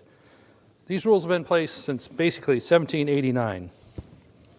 Mr. Speaker, our constituents elected us to come to Congress and do our job and be their voice in Washington, D.C. This would only mute their voice. Just as ballot harvesting in my state has led to some shady, even fraudulent outcomes, members of Congress should not have to be here to be possibly coerced by certain other members to how their votes should be shaped. We need to be able to show up. It's not that hard, really, at the end of the day. We have a higher calling to come here and do our job and be present, to have these interactions, to have these conversations, especially when we're talking about possibly $3 trillion of new spending that's going to be debt for the grandkids that we are so trying to be helpful to in our future generations. I urge no on this, and we need to stop and think of what we're doing here. Gentleman's time has expired. Gentleman from Oklahoma's reserves. Gentleman from Massachusetts reserves. Gentleman from Oklahoma is recognized. Thank you very much, Mr. Speaker. Mr. Speaker, I yield 1 minute to my very good friend, distinguished gentleman from Arkansas, Mr. Westerman. Gentleman from Arkansas is recognized. Mr. Speaker, why is it not too big of a health concern to call us back from all across the country to vote on a useless messaging bill that will wither on the vine outside this chamber? But it is too much to ask to come back and hold committee hearings. Proxy voting shouldn't happen. Not now, not ever. If members of Congress are unwilling to do their job, they should step down and let someone else do it. If politicizing a crisis weren't enough, the Speaker is now weakening the core foundations of Congress. Already, House Democrats have demonstrated their expertise at crafting partisan bills behind closed doors, and on the Natural Resources Committee, they have been holding partisan virtual hearings disguised as roundtables with no Republican input. I will concede to my colleagues across the aisle that proxy voting will keep the process moving. The wrong process, the wrong direction, and for all the wrong reasons. So I'm not only concerned about how we will be voting, I'm also concerned about what we will be voting on. Is the plan now for a handful of members to come back to D.C. every other week to vote on yet another messaging bill from the Speaker? This is wrong, and none of us should stand for it. Republicans are ready to get back to real work. Speaker Pelosi, please quit playing games with the rules and let us do our jobs. I yield back. Gentleman's time has expired. Gentleman from Oklahoma reserves. Gentleman from Massachusetts reserves. Gentleman from Oklahoma is recognized. Thank you very much, Mr. Speaker. I yield 1.5 minutes to my very good friend, the distinguished member from Alabama, Mr. Byrne. Gentleman from Alabama is recognized. Thank you, Mr. Speaker. I was listening to the majority leader talk about a statement that Abraham Lincoln made. He made it in his annual report to the Congress on December 1, 1862. And in that message, he proposed one of the dumbest ideas that has ever been put forth in this Congress. And that was, instead of freeing the enslaved people in this country, we would round them up and put them on boats and take them back to Africa. That's what was in this message. He talks about the tired dogmas of the past. The Constitution is not dogma, it is the fundamental law of this country. And remember, in December 1, 1862, this Congress was in this room. 50 miles away 10 days later, a fierce, awful battle took place in Fredericksburg, 18,000 casualties. If it hadn't been winter, the Confederate Army could have come up here and taken this building. Yet they continue to meet here. Through pandemics, yellow fever, malaria, this was the hottest spot in the country for typhoid fever for over 15 years. The Congress still met in this room. Millions of Americans go to work every day doing their jobs, and they expect us to do the same. Instead of adopting this very ill-considered rule, we should all get to Washington, do our jobs, and take care of the American people. With that, I yield back. Gentleman yields back the balance of his time. Gentleman from Oklahoma reserves. Gentleman from Massachusetts reserves. Yeah. Gentleman from Oklahoma is recognized. Thank you very much, Mr. Speaker. Mr. Speaker, I yield 1 minute to my very good friend from the great state of Pennsylvania, Mr. Perry. Well, I thank my gentleman from Pennsylvania is recognized. Thank my good friend, the gentleman from Oklahoma. Mr. Speaker, this isn't about changing the rules to get things done. This is about changing the rules to hide what's done and who has done it. This rule would change what's going to happen shortly here, which a bill provides another $1 trillion to state and local governments in addition to the funds provided under the CARE Act. Now, much of the $1 trillion already sent to the states has yet to be unspent. You take my own state, the home state of Pennsylvania, where the governor there has withheld CARES Act funding and extorted the counties to go along with his indefinite shutdown, the untimely deaths of hundreds and thousands in nursing homes, and the bankruptcy of many of our citizens. This unnecessary and unconstitutional mandate has resulted in 1.8 million Pennsylvanians losing their jobs. We're fifth in population and number one in unemployment and one or two in untimely deaths in nursing home. Despite all of the CARE Act funds that we've already given, 41 days is what it takes on the average for somebody to receive unemployment benefits run by the state. More money isn't going to help anything here, Mr. Speaker. Not one more cent. And I yield back. Gentleman yields back the balance of time. Gentleman from Oklahoma reserves. Gentleman from Massachusetts reserves. Gentleman from Oklahoma is recognized. Thank you very much, Mr. Speaker. I yield 1 minute to my very good friend from the great state of Michigan, Mr. Wahlberg. Gentleman from Michigan is recognized for 1 minute. I thank you, my friend from Oklahoma. And Mr. Speaker, I had the experience just last week in a virtual hearing to be able to push, when it came my turn, push the mute off button on the microphone, and it didn't work. I was passed over. Then when I texted in to find out why, I was told, well, that's too bad. We'll catch you at the end. The only place for us to be in this Congress is to where we're supposed to be, and that's here. We ought to be doing our work together. Let me read you a quote from General Omar Bradley, a famous general who understood the cost of leadership. He said of Athenians, in the end, more than they wanted freedom, they wanted security. They wanted a comfortable life, and they lost it all. Security, comfort, and freedom. When the freedom they wanted most was freedom from responsibility, then Athens ceased to be free. Ladies and gentlemen, together we work for the freedom of this country. Mr. Speaker, I would submit to you, if I'm not willing to do what's necessary to be here, it's time for me to consider turning over somebody else. I would suggest that that ought to be for all of us who are privileged to represent people in this august body, not like any other parliamentary body in the world, not like under a state legislature. This is the U.S. Congress. Let's act like it. Time has expired. Gentleman from Oklahoma reserves. Gentleman from Massachusetts. I have a parliamentary inquiry, Mr. Speaker. I have a parliamentary inquiry. I'm sorry. A gentleman would state his inquiry. The gentleman just said that we had an official virtual hearing in the House. I want to know whether or not, under the rules that currently exist, is it allowed for there to be official hearings virtually or remotely? Chair doesn't comment on committees' proceedings. I'll take it is a matter for debate. I'll take it as there was not a hearing. Thank you. It's not a hearing. Gentleman from Massachusetts controls the time unless if he reserves. Gentleman reserves. Gentleman from Oklahoma. Thank you very much, Mr. Speaker. Mr. Speaker, we've heard a lot today that the Republican plan was simply to prioritize testing for members of Congress. Actually, it's a great deal more than that, as my friends know. It's much more expansive, much more complete. So I asked, Mr. Speaker, unanimous consent to include the Republican plan authored by the distinguished Republican leader, Mr. Davis of Illinois, and myself into the record without objection.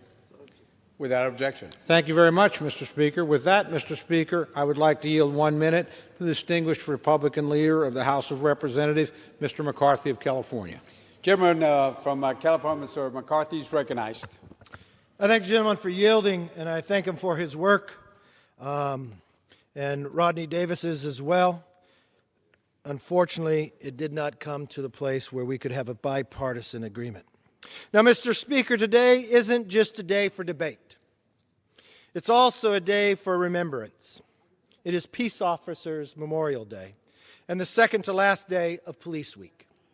So before I begin, I want to say thank you to everyone who serves as a police officer or as the family member of a police officer, including our wonderful Capitol Police and their families, who do an incredible job protecting this campus, its employees, and its visitors. As the guardians of peace, you are on the front lines every day. Despite the danger, you are undeterred from performing your duty. As a son of a firefighter, I know that you do not do your job for recognition or praise, but you truly deserve our gratitude, especially now. So thank you for everything you do from a very grateful Congress. Now, Mr. Speaker, the work of our frontline heroes is the definition of essential. It cannot be done remotely or by proxy. Why should Congress be any different? We are supposed to represent the people. We should strive to show a level of determination in our important work that is worthy of the police officers we honor today. The American people expect us to do our part to defeat this virus, just like they are doing on a daily basis. Mr. Speaker, Speaker Pelosi said in this exact chamber just a few weeks ago, and I quote, "We are captains of the ship. We are the last to leave." But proxy voting calls on Congress to abandon the ship and be the first to leave for months or possibly for the rest of the session. The Speaker is on the brink of launching the most significant power grab in the history of Congress. It runs counter to 230 years of House rules and even the Constitution. Mr. Speaker, our founders would be ashamed that we aren't assembling. I want every American to understand what it means for their members of Congress, to whom they lend their voice in Washington. It means that you can stay home for the rest of the year, but still get paid for the rest of the year, where many Americans will not be paid. It means that they can let someone else, Speaker Pelosi, consolidate power and do their job for them when they could do it for themselves. And it means that they will only participate in legislative theater while shutting your voice out for the real lawmaking process. A virtual Congress would be a Congress that is connected to the internet but disconnected from the American people. That isn't fair to our constituents, our colleagues, or our country. And it undermines the very purpose of representative democracy as our founders designed it. Roger Sherman, the only founder to sign all 4 great state documents, said in 1789, I'll pause until they're quiet, Mr. Speaker. The House is not in order.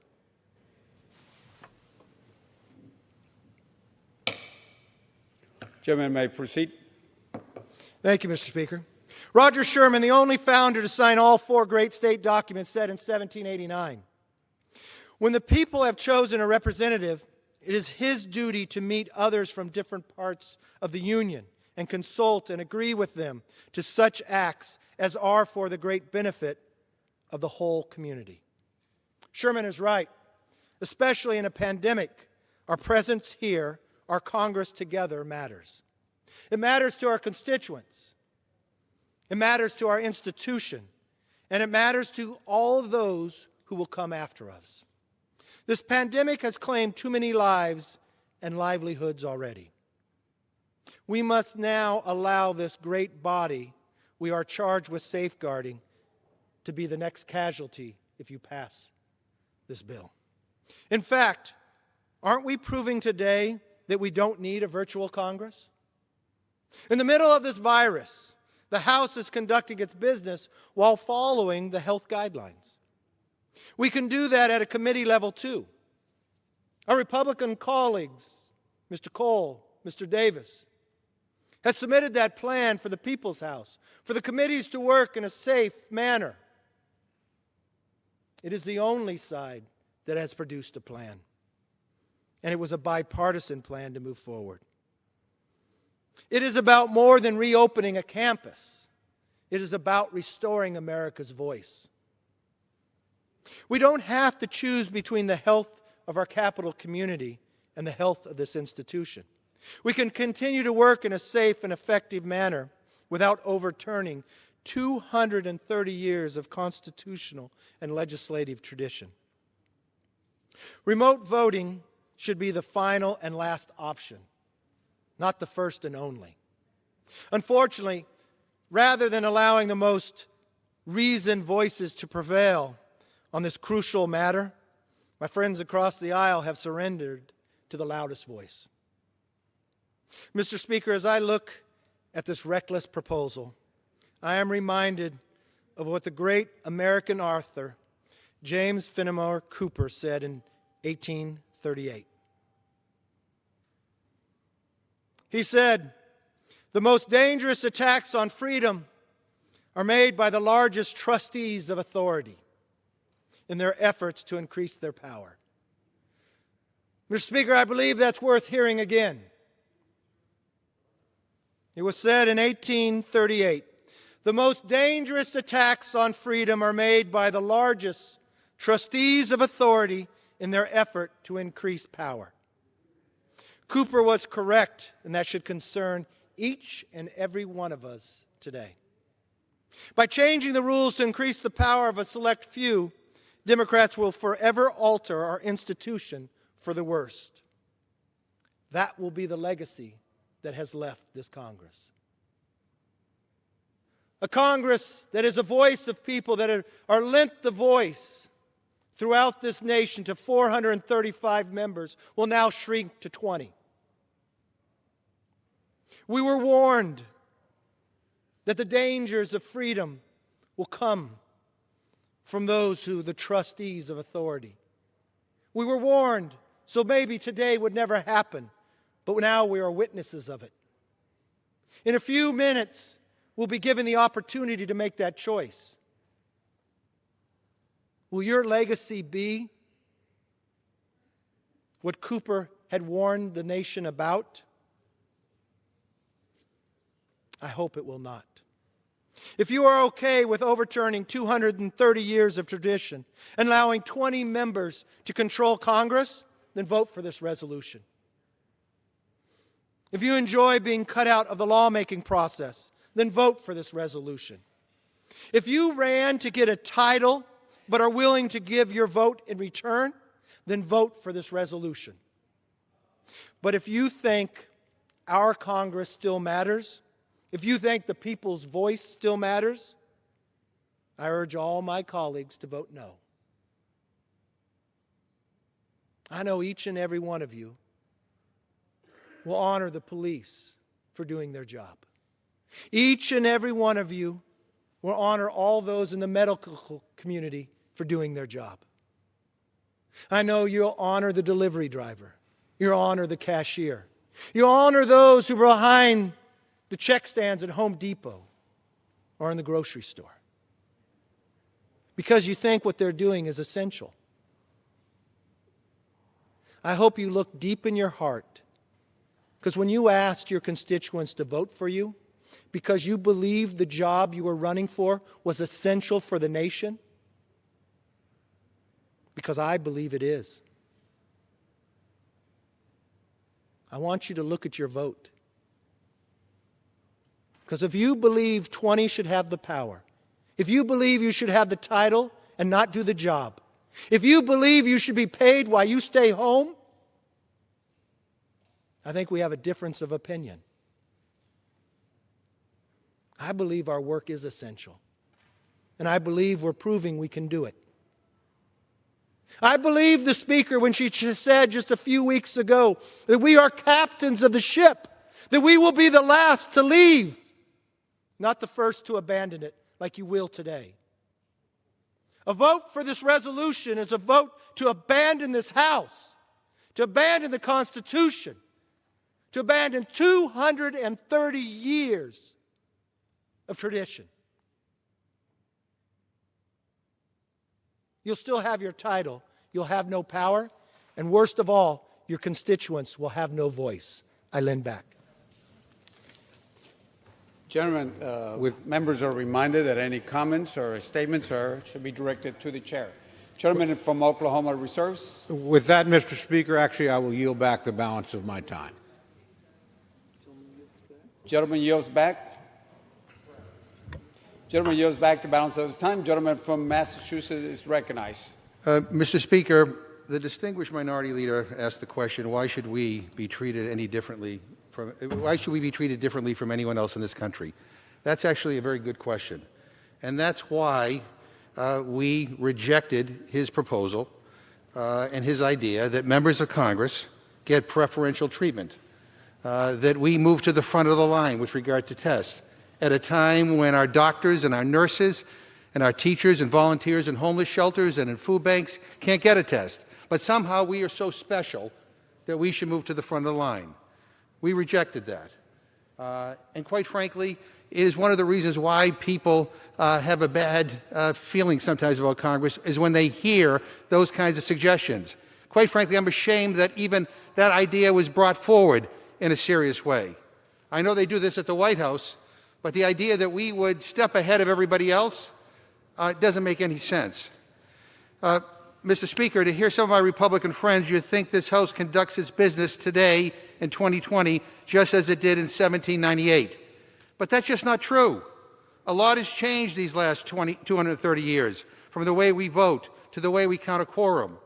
Americans are watching and they're listening to this debate live right now because of action Congress took decades ago to adapt to new technology. The changes that we're talking about here aren't permanent ones like that. These are temporary, to be used only during this pandemic. Once it is over, we go back to working side by side and in person.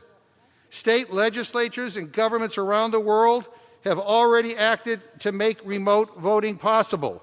I really don't know why some people here believe this House is somehow different. We cannot afford to let this pandemic stop our legislative work in our tracks. And I would say to the Minority Leader, we want to do our work. And we want to do the oversight to make sure that the administration is appropriating the money that we fought to get to the American people the right way. I urge my colleagues to vote for this bill, and I yield back the balance of my time. All time for debate has expired. Pursuant to House Resolution 967, the previous question is ordered on the resolution. The question is on the adoption of the resolution. Those in favor say aye. Aye. Those opposed say no. The ayes have it. The resolution is agreed to. Mr. Speaker, on that, I would request the yeas and nays. The yeas and nays are requested. Those favoring the vote by the yeas and nays will rise. A sufficient number have risen. The yeas and nays are ordered pursuant to Clause 8 or Rule 20. Further proceedings on this question will be postponed.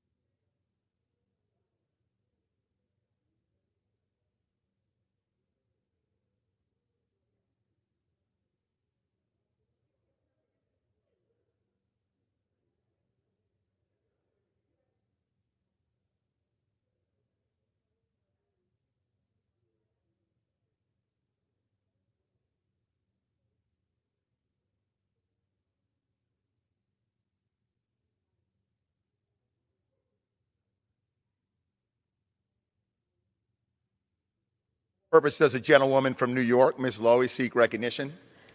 Mr. Speaker, pursuant to House Resolution 967, I call up the bill H.R. 6800, making emergency supplemental appropriations for the fiscal year ending September 30th, 2020, and for other purposes, and ask for its immediate consideration. The clerk will report the title of the bill. H.R. 6800, a bill making emergency supplemental appropriations for the fiscal year ending September 30th, 2020, and for other purposes. Pursuant to House Resolution 967, the amendment printed in House Report 116-421 is adopted, and the bill as amended is considered read. The bill shall be debatable for 2 hours, equally divided and controlled by the chair and ranking minority member of the Committee on Appropriations. The gentlewoman from New York, Ms. Lowy, and the gentleman from Oklahoma, Mr. Cole, each will control 60 minutes. The chair recognizes the gentlewoman from New York, Ms. Lowy. Mr. Speaker, I ask unanimous consent that all members have 5 legislative days to revise and extend their remarks and include extraneous material on the measure under consideration. Without objection. Mr. Speaker, I yield myself 4½ minutes. Mr. Speaker, nearly 86,000 Americans have died. More than 1.4 million have become sick. More than 36 million have lost their jobs because of coronavirus. While Congress has taken significant action, we must do more. On Wednesday, Federal Reserve Chairman Jay Powell urged Congress to think big to address this crisis. The HEROES Act is a bold step to provide that support and ensure our nation meets the challenge of the pandemic and the ensuing economic recession. Within the Appropriations Division, this bill deploys more than $1.5 trillion in federal funds to address this health and economic crisis. First, the bill delivers nearly $1 trillion to states and local governments so they can keep our heroes, first responders, health workers, teachers, and other public servants paid and working for the American people. I am proud that this bill will provide $67 billion to my home state of New York, which has been hit so hard by this crisis. Second, we will only beat this disease with a robust national strategy for testing, tracing, and treatment. Yesterday, Dr. Rick Bright, one of the federal government's top scientists, warned us, and I quote, "If we fail to develop a national coordinated response based on science, I fear the pandemic will get far worse and be prolonged, causing unprecedented illness and fatalities." To that end, the bill builds on the CARES Act with $75 billion for a nationwide testing and contact tracing strategy and an additional $100 billion for the Health Provider Relief Fund. Third, we must meet the challenge that the economic effects of lockdowns and stay-at-home orders are having on families. As a mother and a grandmother, I am deeply concerned about the effects of coronavirus on children and their education. We are including $100 billion to support K through 12 and higher education systems as they respond to this crisis. To address rising hunger, This bill funds an expansion of SNAP benefits and other nutrition programs so that children and families have enough to eat. To prevent a housing crisis, we are deploying new funds worth nearly $200 billion to help struggling families make rent or pay their mortgages. Finally, to stop this crisis from weakening our democracy, we have included funding to hold safe elections, to carry out a fair and accurate census, and to ensure that the Postal Service can continue safely delivering mail to American households. I am so proud of the hard work of so many to ensure this bill provides the help that families, businesses, and communities need. Mr. Speaker, the HEROES Act will meet the challenges this pandemic poses to our nation. Gentlewoman's time's expired. I urge a yes vote, and I reserve the balance of my time. Gentlewoman reserves. The gentleman from Oklahoma is recognized. Thank you very much, Mr. Speaker. I yield myself such time as I may consume. And I rise today in opposition to H.R. 6800. Not only is the bill premature, it was crafted behind closed doors and without any Republican input at all. The pandemic we currently face is unlike anything we've experienced in modern history. And so, too, has been our response. I'm pleased with how the Congress has worked together and quickly to provide urgent aid to those on the front lines and those struggling with economic impacts of this disastrous scourge. Every bill that has been enacted up to this point was ultimately the product of cooperation and bipartisan support, and each of those bills passed this floor with essentially no partisan division at all. So it's very disappointing to come before you today, Mr. Speaker, on this one-sided bill that's loaded with provisions unrelated to the crisis that we face. This is not in the spirit of cooperation that the American people expect from their leaders during difficult times. Indeed, the bill before us today has $3 trillion in spending, we think, we don't know, we don't have a CBO score yet, nearly $10,000 for every person in the United States. And the $1.5 trillion of discretionary funding provided in this bill is more than typically appropriated in an entire fiscal year. This includes almost $1 trillion in new funding for states, cities, and counties, on top of roughly $1 trillion we've already provided over the last 2 months.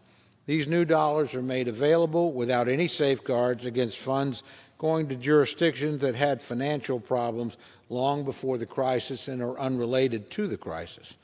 The bill gives the U.S. Postal Service a $25 billion windfall without requiring any reforms to their operations, and it bails out multi-employer pension plans. There's also sweeping changes to our election system, requiring same-day voter registration, nationwide vote by mail. This is an incredible federal intrusion into the election system that is operated not by the federal government, but by the states. I am concerned with this path, Mr. Speaker. It leads us in the wrong direction. There's no reason for us to be here on the floor in this House debating this partisan wish list. I know that I know what can come from members working across the aisle together. I've done it on many occasions with my good friend, the distinguished chairwoman of the Appropriations Committee. It's what led to the creation of the Infectious Disease Rapid Response Fund that allowed the administration to respond immediately to the emerging threat from the new coronavirus as we worked to understand where resources were needed. I was proud to work with my counterpart in the Labor, Health, and Human Services Committee, Chairwoman DeLaura, on that fund, and even more proud to see it used effectively. That's an example of the two parties coming together, working together to pass a really good idea that had benefited this country at a critical time. That's the cooperative nature that's been the hallmark of our government's response to the pandemic up to now. The American people expect and deserve nothing less. For that reason, I urge my colleagues to vote no on this bill so that we can work together and on a better product that will be a responsible use of taxpayer dollars and truly help those in need. Mr. Speaker, I have full faith that the leaders of the Appropriations Committee, Chairwoman Lowy and Republican Ranking Member Granger, will work together to come up with a bill that we all support. That confidence is based on experience. I've seen them do it over and over again during my time in Congress, and particularly in dealing with the last 4 bills where we did work together and managed to craft a bill that not only passed here, but passed the United States Senate as well, essentially without dissent. Mr. Speaker, if we continue down the path with this bill, we know that the Senate will not pick it up. We know the President will not sign it. So it's much more about political messaging than effective legislating. I would just urge my colleagues, let's return to the path that we walked down together in these recent weeks, where we bargained, we debated, but we brought products to the floor that we knew could pass the other chamber and that we knew the President would sign and that we knew would immediately go forward to help with the American people. So with that, Mr. Speaker, I reserve the balance of my time. When reserves, the gentlewoman from New York is recognized. Mr. Speaker, I am delighted to yield 1 minute to the gentlewoman from California, the outstanding Speaker of the House, Ms. Pelosi. The gentlewoman from California is recognized for 1 minute. Thank you very much, Mr. Speaker. I thank the distinguished chair for yielding and thank her for her tremendous leadership. My colleagues, a horrible virus has made a vicious attack on the lives and the livelihood of the American people and indeed on the life of our democracy. We have given a momentous opportunity and therefore a great opportunity to defeat the virus and to do so in a way that brings us together and takes us forward to a stronger America. Today, the House will consider the HEROES Act to honor those who on the front lines, our healthcare workers, our first responders, teachers, sanitation workers, food providers, transit workers, and other essential workers. Many of them have risked their lives to save lives, and now they may lose their jobs. For many of them, this is just what is happening right now as governors across the country are planning their budgets. As the coronavirus takes its vicious toll on the lives and livelihoods of the country, it has also taken a toll on the states to deliver services to the people. Governors are forced to either cut services or increase taxes or both. The Congress must honor its responsibility to the American people to lessen the blow of the coronavirus by making the same serious investment of the HEROES Act to our state, local, tribal, and territorial governments. The plan that we are voting on today will make a tremendous difference, not only in the budgets in the states, but in the lives of the American people. The public health, education of our children, the sanitation that is so important in defeating the virus, with the support of so many essential workers.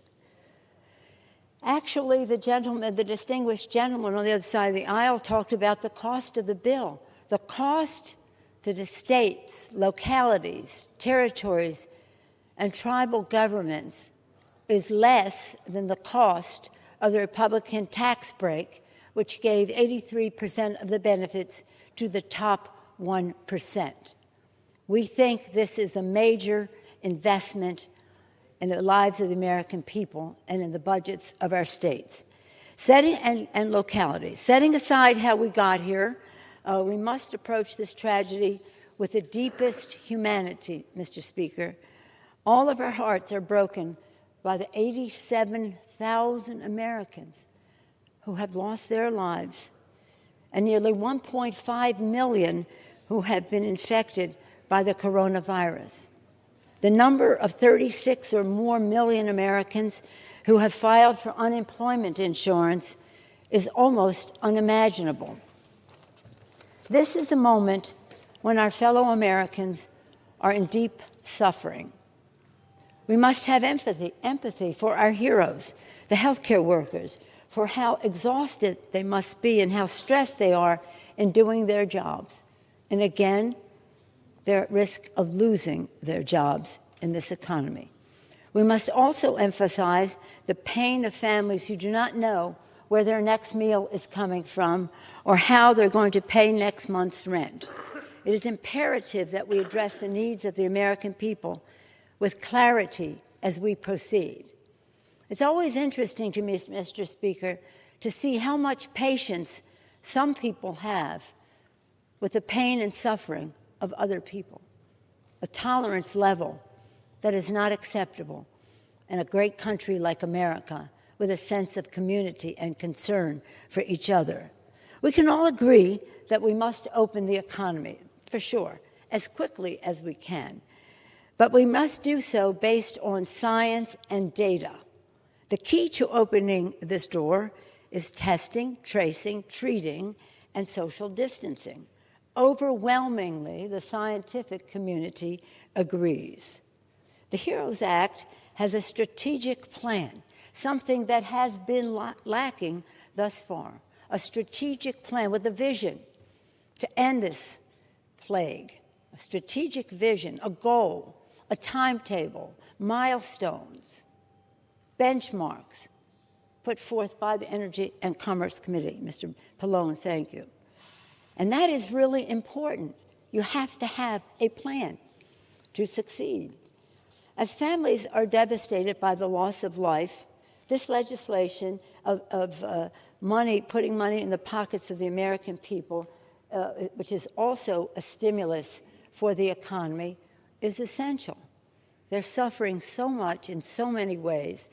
We want to lessen the pain for them. As the Federal Reserve Chairman Powell said, additional fiscal, now this is very important because it isn't one of us saying it to each other. The authority of the chairman of the Federal Reserve Board, additional fiscal support could be costly, but it's worth it if it helps avoid long-term economic damage and leaves us with a stronger recovery. The trade-off is one for our elected representatives, he says, who wield powers of taxation and spending. As elected officials, he indicated us, we have the responsibility and the opportunity to think big, as he advised, and act now for the people. The distinguished gentleman said, oh my goodness, we put this bill on the floor. Well, let me just do a little history of the last few months. I, too, am very proud of the fact that we were able to bring 4 bills to conclusion in a strong bipartisan way. First one on March 4th, testing, testing, testing. Not really fulfilled, but nonetheless intended. 10 days later, on March 14th, mask, mask, mask, mask. Again, PPE, not fully realized, but nonetheless intended. March 28th, the President of the United States signed the CARES Act, the first CARES Act. And that was a bill that was developed by the Republican leadership in the Senate. They put forth their proposal. We responded, acted upon it, and came forth with a bipartisan agreement. The next bill, the interim PPP bill, was also developed by the Republican leader in the Senate. He put forth their proposal. We put forth our suggestions. We negotiated. We came forth with a bipartisan bill. Don't you take pride in the House of Representatives having the same opportunity and privilege as the Republican leadership in the Senate for us to put forth legislation in this terrible fight? And more than 80% of what is in this legislation has already been supported in a bipartisan way. We've agreed on state and local in other bills. We've agreed on testing in at least 2 other bills. We have agreed on supporting hospitals. We've agreed on unemployment insurance. We've agreed on direct payments So much that is in this legislation has appeared in previous bipartisan legislation. So we're not asking people to do something they haven't done before. But there are some things that we want to add. The postal system, more for voting, but they did vote for the vote by mail legislation before. A very strong OSHA regulation that mandates certain conditions so that our workers will be protected and that our employers will know what the standards are clearly that they must honor, and therefore they're protected as well. Now some of the members say, let's take a pause. Let's take a pause? Do you think this virus is taking a pause? Do you think that the rent takes a pause? Do you think that putting food on the table or the hunger that comes if you can't takes a pause? This is the hardship of losing a job doesn't take a pause, or tragically losing a loved one. It doesn't take a pause. So many lives may have been saved if we had testing and tracing and treatment earlier on. And now that's a lesson to us that that's what we must do so that we can end this. But we don't end it by pausing in the fight. This virus is relentless. It's possibly mutating, changing its nature. This is a very difficult fight. And it gives us a moment that we must admit that the American people are suffering deeply. We must have empathy for the heroic healthcare workers again and again who risk their lives to save lives and again are now at risk of losing jobs of their own, as I said before. And we must have empathy for the families who are sick and parents who are struggling to pay the rent and put food on the table. And we must have families to those who have lost their loved ones. Can you just imagine losing a loved one so mysteriously, so out of the blue? And many people cannot even embrace them or say goodbye because of the way the virus is communicated. We cannot abandon them in this time of need. Protect lives and livelihoods. The members of Congress, House, and Senate must come together, as we have done, responding to the Republicans' bills that they constructed on their own in the Senate, and now we've offered back something that contains much of what they offered, a little more, because the needs are greater. And we must pass this bill to give the families the relief they need. These are the American people. This is our family. They are suffering. They need help. We have the resources and the opportunity to do so. It's interesting to me, it's so sad for me as the mother and grandmother of children who are younger and college age, that this is the time that they would have been enjoying graduation.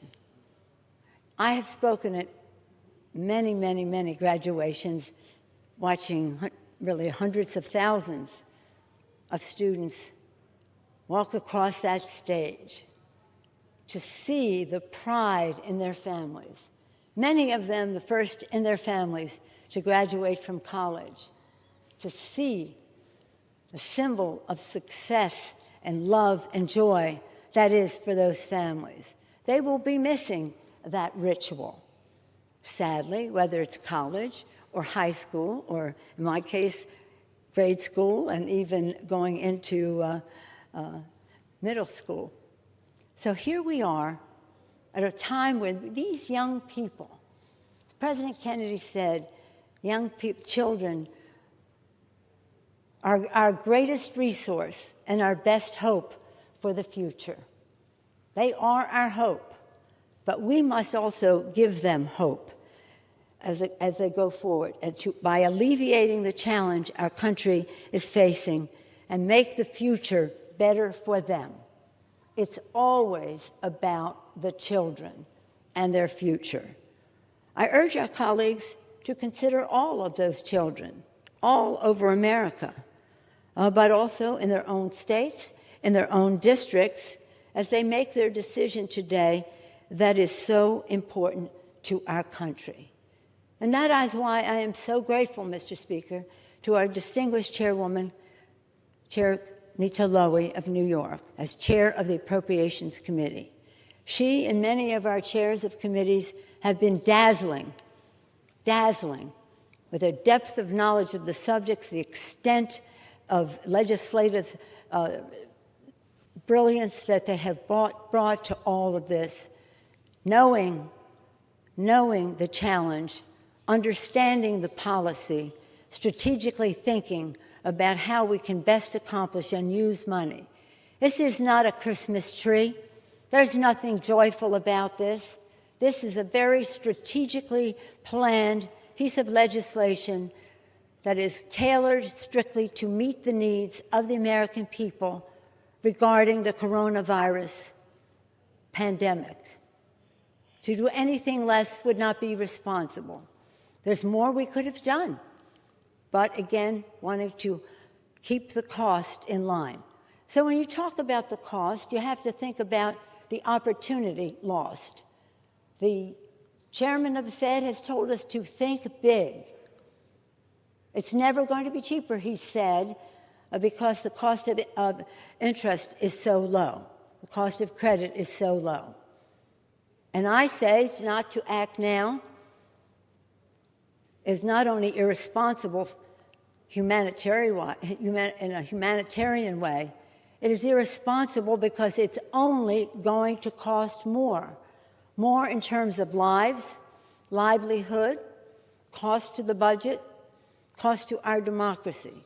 As governors struggle, city halls, county executives struggle to make their budgets so depleted by this virus. So this funding is to make sure that they have the funds to take care of some of the funding for the coronavirus expenses directly, but also a recognition of the loss of revenue to their budgets because of this assault on our economy by this vicious little virus that we must defeat.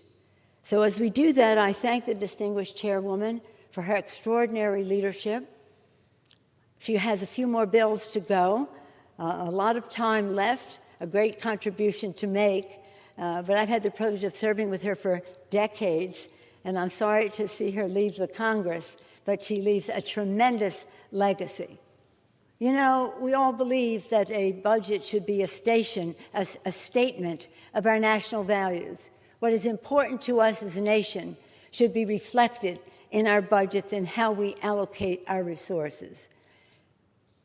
Chairwoman Lowey has been just that messenger of values as she has put forth her budgets. And she does so with the respect for the Republicans on her committee and in this Congress and in this country. Bipartisanship is the order of the day. As a former member of the Appropriations Committee, where I was forged here in intelligence, I recognize full well the product, as Mr. Cole said, of the appropriators working together. I always say, left to their own devices, they can get the job done. And they will. And I have no doubt that this legislation will have bipartisan support. I just want it to be soon because these governors can't wait. Right now, as I said, they are firing, they have many layoffs because they don't have the money. Are they going to raise property taxes? We can make that go away in large measure if we pass this legislation, because it's not just about their budgets. It's about the services for the people of our country that will be lessened if we do not help. What are we here for but for the American people? How are their services delivered? Many ways by the state houses and the state legislatures, the city councils, mayors' offices, and the rest. We have a responsibility to make the strategic spending that we need to do. That's what this bill does. It is not enough for us to praise our heroes. Everybody praises them and thanks them and honors them. Words. We need deeds, and we need real support for them. We must always, this is the saddest part, all these people who have died. I know, speaking on both sides of the aisle, hearing our colleagues speak, that all of us will always carry those people in our hearts. 87,000 now. Hopefully we can curtail the growth of that number with our testing. But we must make a decision to do so. And that is the decision that we have to make here today. So I thank all of my colleagues for their thoughtful and prayerful consideration of the HEROES Act. I thank all of you for your concern about the American people. Let us come together and give them a real signal that we care by allocating the resources to meet their needs. We pray for all of them, all of our constituents, and we pray and thank God for continuing to bless America. With that, Mr. Speaker, I urge our colleagues to support the HEROES Act and yield back the balance of my time. Gentlewoman from California yields, and the gentlewoman from New York yields, and the gentleman from Oklahoma, reserves.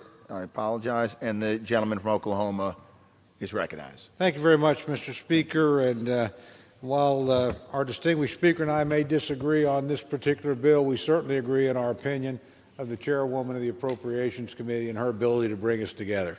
With that, Mr. Speaker, I'd like to yield 2 minutes to my good friend, the distinguished ranking member of the Commerce, Justice, and Science Subcommittee, the Appropriations Committee, Mr. Adderholt of Alabama.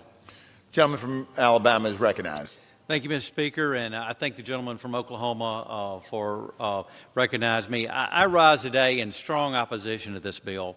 No doubt, as it's been said, state and local governments across this nation are hurting because of the economic downturn this virus has created. However, these times calls for cooperation. The Democrats, unfortunately, have chosen partisanship. America needs us to come together to address this pandemic, but the Democrats chose their own way, shutting out the Republicans and discussing this bill. Unfortunately, the Democrat leadership seems more interested in shaping the debate for November than solving the real problems that this country is going through today. Among the many concerns with this package is the election mandates. The Democrat pipe dream would lead to widespread voter fraud by allowing ballot harvesting and prohibiting even states from requiring voter identification. Let me be clear, this bill is chock full of proposals that have absolutely nothing to do with addressing the economic harms from the pandemic virus that we're experiencing in this nature. A $3 trillion liberal wish list is not a serious proposal.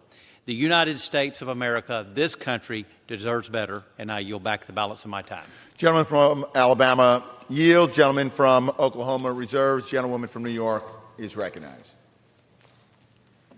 Mr. Speaker, I am delighted to yield 2 minutes to my friend, a fellow New Yorker, an outstanding Congresswoman from New York and chairwoman of the Committee on Oversight and Reform, Ms. Maloney. Gentlewoman from New York is recognized for 2 minutes. I thank my good friend from New York for yielding. I rise in strong support of the HEROES Act. This bill will provide over $67 billion in emergency relief to New York State, emergency aid that is desperately needed by a state that is on the front line of our national fight against the coronavirus. There is more than $17 billion that will flow directly to New York City, whose people continue to inspire the country with their resilience, courage, and compassion. The act includes crucial support for renters, which is especially important to my district. For people who have lost their jobs, the federal government will pay their rent for them out of a $100 billion fund. As chair of the Oversight Committee, I helped lead a bipartisan effort to save the Postal Service from financial ruin. This bill will provide $25 billion to ensure that it can continue serving the American public. I thank the numerous members on both sides of the aisle who have joined me in fighting for this and supporting this funding. This emergency assistance will mean that we can avoid drastic service cuts at a time when American lives depend on the mail more and more every day. Recognizing that Congress has a constitutional responsibility to ensure a fair and accurate census, this bill extends certain reporting deadlines. The administration has asked for this delay as a result of the coronavirus crisis, which caused key operations of the 2020 census to be postponed. The bill would also enhance congressional oversight of census operations. This administration has fought legitimate oversight tooth and nail, and the bill has added protections for this, especially for this function. I urge a yes vote on this crucial Gentlewoman bill. from New York reserves. The gentleman from Oklahoma is recognized. Thank you very much, Mr. Speaker. I yield 2 minutes to my very good friend, the distinguished ranking member of the Defense Subcommittee of Appropriations, Mr. Calvert from California. I thank the gentleman. The gentleman from California is recognized for 2 minutes. I thank the gentleman. Mr. Speaker, I rise today in opposition to the HEROES Act. With $3 trillion in spending, there are plenty of giveaways for liberal priorities such as handouts for illegal immigrants, failed pension systems, yet there's no funding for the defense industrial base. Today, as we debate this measures, adversaries around the world are testing our ability to defend ourselves as we battle this virus and the economic impact. But instead of shoring up our defense industrial base, which is comprised of businesses in every one of our districts, the majority ignores the clear and present danger of those who wish to exploit this crisis. China continues to secure its vision of regional dominance. Rather than spending billions of dollars to keep people dependent on the government, why not put them to work building more Virginia-class submarines, joint strike fighters, amphibious combat vehicles, expeditionary sea bases, MQ-9 Reapers, satellites. Let's accelerate the generation of weapon systems, including the Columbia-class submarines, the new frigate, the B-21 long-range stealth bomber, the Army's future vertical lift program. The defense industrial base is comprised of hundreds of thousands of companies, from primes to 10-person shops making nuts and bolts. It's a small innovator that disrupts the system and provides leap-ahead technology. It's a critical industry that's completely ignored in this bill. I'm opposed to the bill for many reasons. It's a roadmap to even more authoritative federal government, a first step toward a socialist system. But today I stand for the men and women of the United States Armed Forces and the defense community that supports them as the beacon of freedom and democracy in the world. We must send a message that will allow for bad actors will not take advantage, and we will continue to be the world's superpower through our ability to project force to any corner of the world. This bill is a retreat from our values and our place in the world. Americans don't want unlimited handouts and dependence. They want to work, innovate, and succeed. I urge a no vote, and with that, I yield back the balance of my time. The gentleman yields. Gentleman from Oklahoma reserves. Gentlewoman from New York is recognized. Mr. Speaker, I am pleased to yield 2 minutes to my friend, the gentleman from New York, the outstanding chairman of the Committee on the Judiciary, Mr. Nadler. The gentleman from New York is recognized for 2 minutes.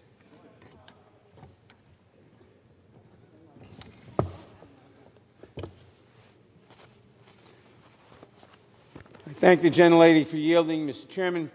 We find ourselves at a critical moment. 1.4 million Americans are sick. Nearly 90,000 people have died. 36 million Americans are out of work. My constituents in New York have been at the epicenter of this pandemic for months. While this bill is not perfect, it goes far to support the country and New Yorkers. First and foremost, state and local governments will see nearly $1 trillion in funding to fill the massive gaps in their budgets and prevent huge cuts to critical services. For New York State and New York City, that funding will mean the difference between recovery and total economic collapse.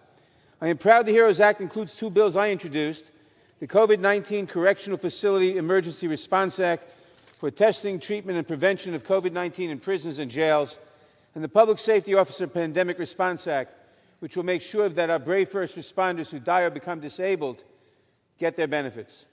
The bill also includes many priorities for the Judiciary Committee, like additional funding for the Violence Against Women Act to address the surge in domestic violence, funding for legal aid and local law enforcement, and a ban on price gouging. The bill includes $100 billion for rental assistance and $75 billion for homeowners assistance so people don't lose their homes, and financial support for the frontline and essential workers keeping our country running. It is vital that door staff who have been working every day in our apartment and office buildings qualify for this additional pay. And I look forward to working with my colleagues to make sure that happens. The bill finally puts in place a comprehensive nationwide science-based strategy for testing and contact tracing that is essential to limit the spread of the pandemic and to get our economy open again. Additionally, the bill improves PPP and makes loan forgiveness much easier to achieve for millions of small businesses. Nonprofits, the backbone of New York's economy, and housing cooperatives will also now be eligible for PPP. The Postal Service, which has been a lifeline for American families since George Washington, and now for small businesses too, will also receive a much-needed funding to keep services running. Gentlewoman from New York the bill reserves. is not perfect, but it is the essential. gentleman from Oklahoma I urge is everyone recognized. to vote for it. I yield back. Gentleman from Oklahoma is recognized. Thank you very much, Mr. Speaker. Mr. Speaker, I yield 2 minutes to my very good friend, distinguished Republican ranking member on the Budget Committee, as well as a valued member of the Appropriations Committee, Mr. Womack of Arkansas. Gentleman from Arkansas is recognized for 2 minutes. I thank the Speaker. And Mr. Speaker, let me just say before I get to the contents of my remarks, not lost on me is the work that Mr. Cole is doing today as a Rules Committee member and managing the debate that we just had, managing this debate with appropriations. He's a real Iron Man today, and I just want to publicly thank him for the long-standing work that he's doing in support of our work here today. Mr. Speaker, here we are in the People's House with debating nothing more than a real partisan grab bag, and it's an expensive one. What we see as a crisis, Mr. Speaker, the other side sees as an opportunity to exert leverage. No collaboration, no transparency, no Republican input. They can't even wait until the trillions of dollars we've already spent is completely out the door before coming back for more. Why? Because this is not about a response to the coronavirus. It's about implementing an agenda. Many of the items in this bill were already part of the liberal agenda before we could even say coronavirus. What does the federalizing elections have to do with COVID-19? What does the SALT deduction that has been a source of contention with the other side have to do with COVID-19? How about forgiving $10,000 of student loan debt? How did that get in the conversation with our response to coronavirus? The Postal Service bailout, multi-employer pensions. Are you kidding me?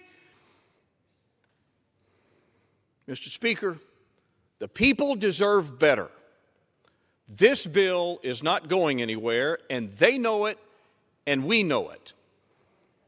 It's appropriate, Mr. Speaker, that the conversations that are taking place today on this floor about this bill are being done behind a mask because no one can argue with a straight face.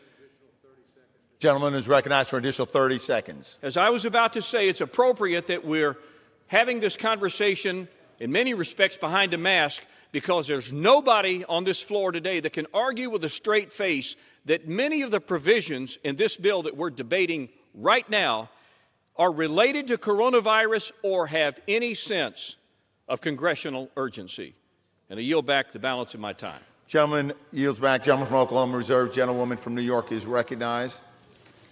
Mr. Speaker, I am so pleased to yield 2 minutes to my friend, the gentleman from Massachusetts, chairman of the Committee on Ways and Means, who came to Congress in the same class I did. And we have worked together, and I'm very proud to yield the 2 minutes to Mr. Neal. Gentleman from Massachusetts is recognized for 2 minutes. Thank the gentlelady for her kind comments, and I'm delighted to stand in support of H.R. 6800, the HEROES Act. It also could be called the Confidence in the American People Act. This legislation responds to the reality that 85,000 Americans have lost their lives, 36 million Americans are now without a job, and our thoughts are with those families today. Delighted with the role that the Ways and Means Committee once again played in stepping up to deliver solutions in this latest legislation. The HEROES Act includes a second round of economic impact payments to keep Americans afloat and infuse money back into the economy. Liquidity. Every economist has suggested that. The round is more substantial for families and fixes shortcomings in the first round of payments, like those college students and others who are dependent on parents. We enhance the employee retention tax credit. With this expanded version, we will come to the aid of 60 million Americans. The majority of those are employees of small and mid-sized businesses. April brought about the worst plunge in unemployment since the Great Depression.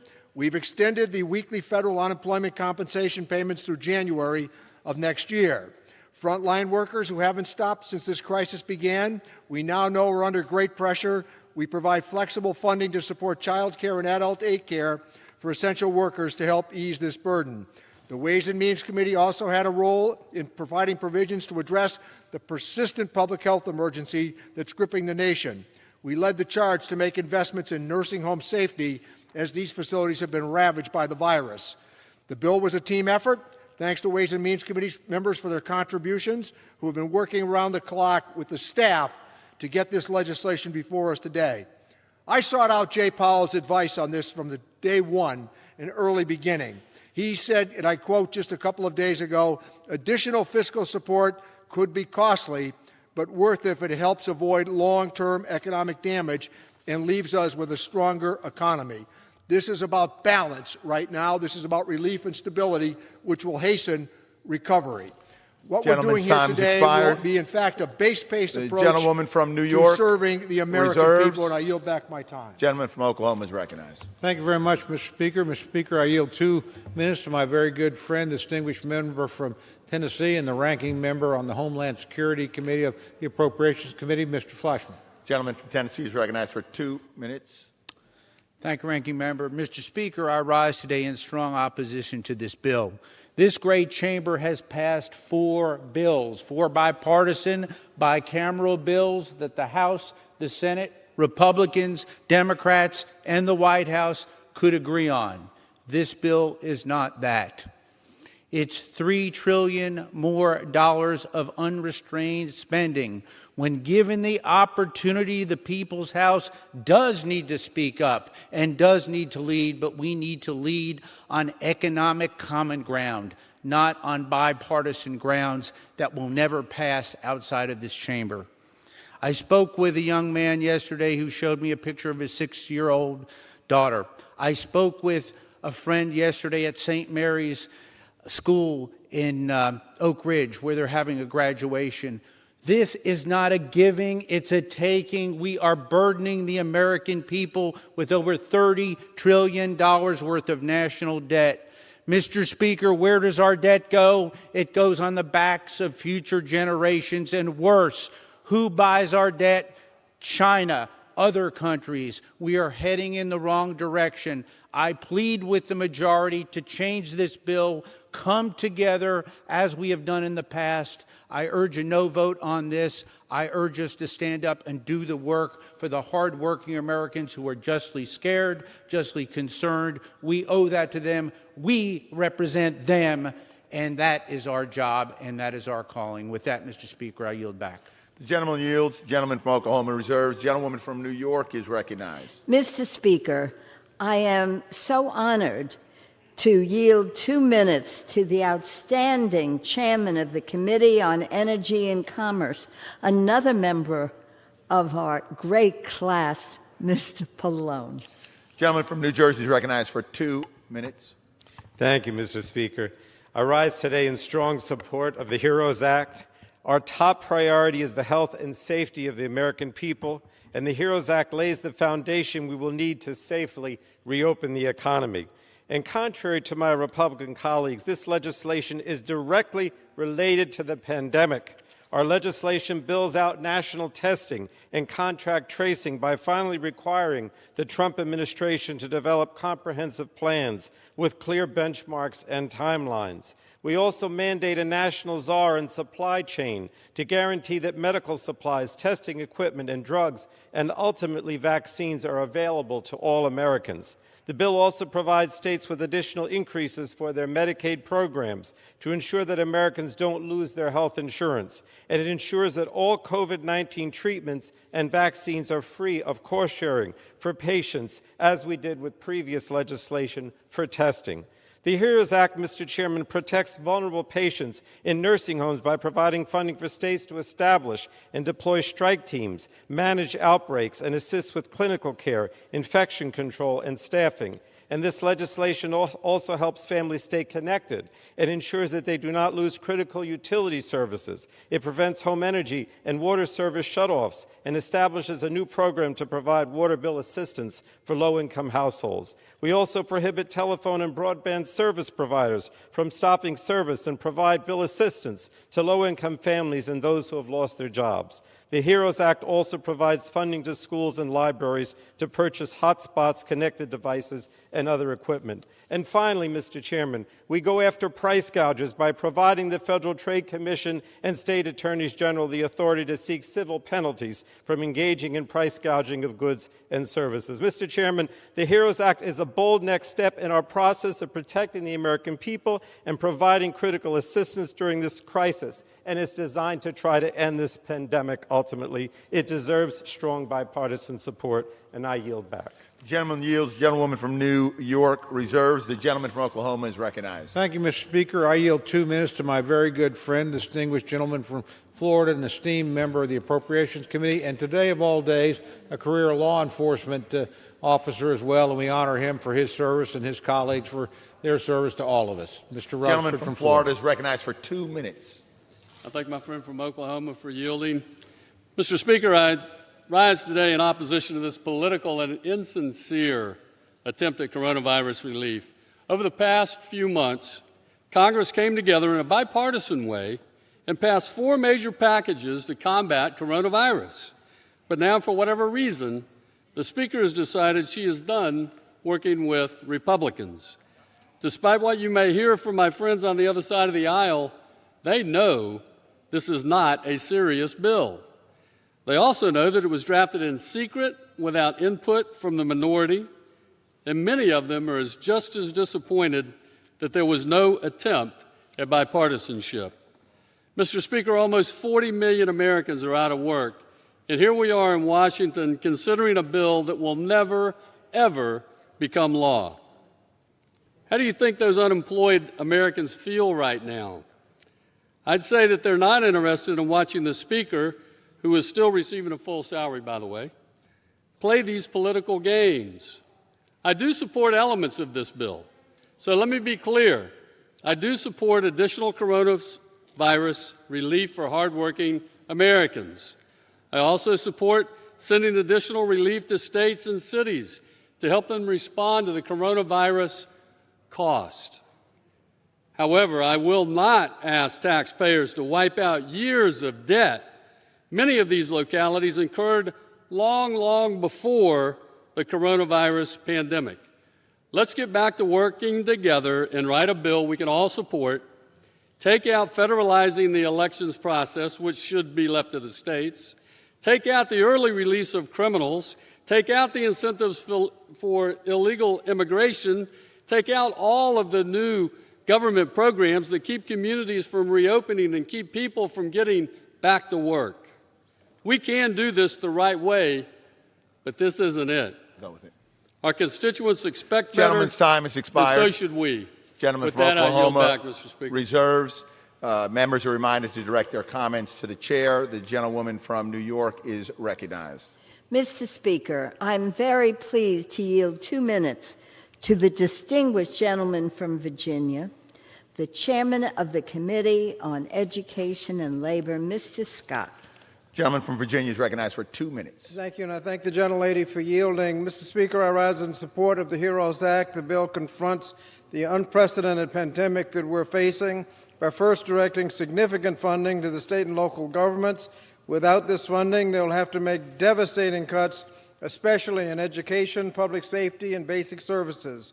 Then it funds education to address the unique challenges created by the pandemic. In K through 12, funding will be available for technology, summer programs, special education, and initiatives to reduce the achievement gaps. And it funds higher education to support students and maintain their institutions.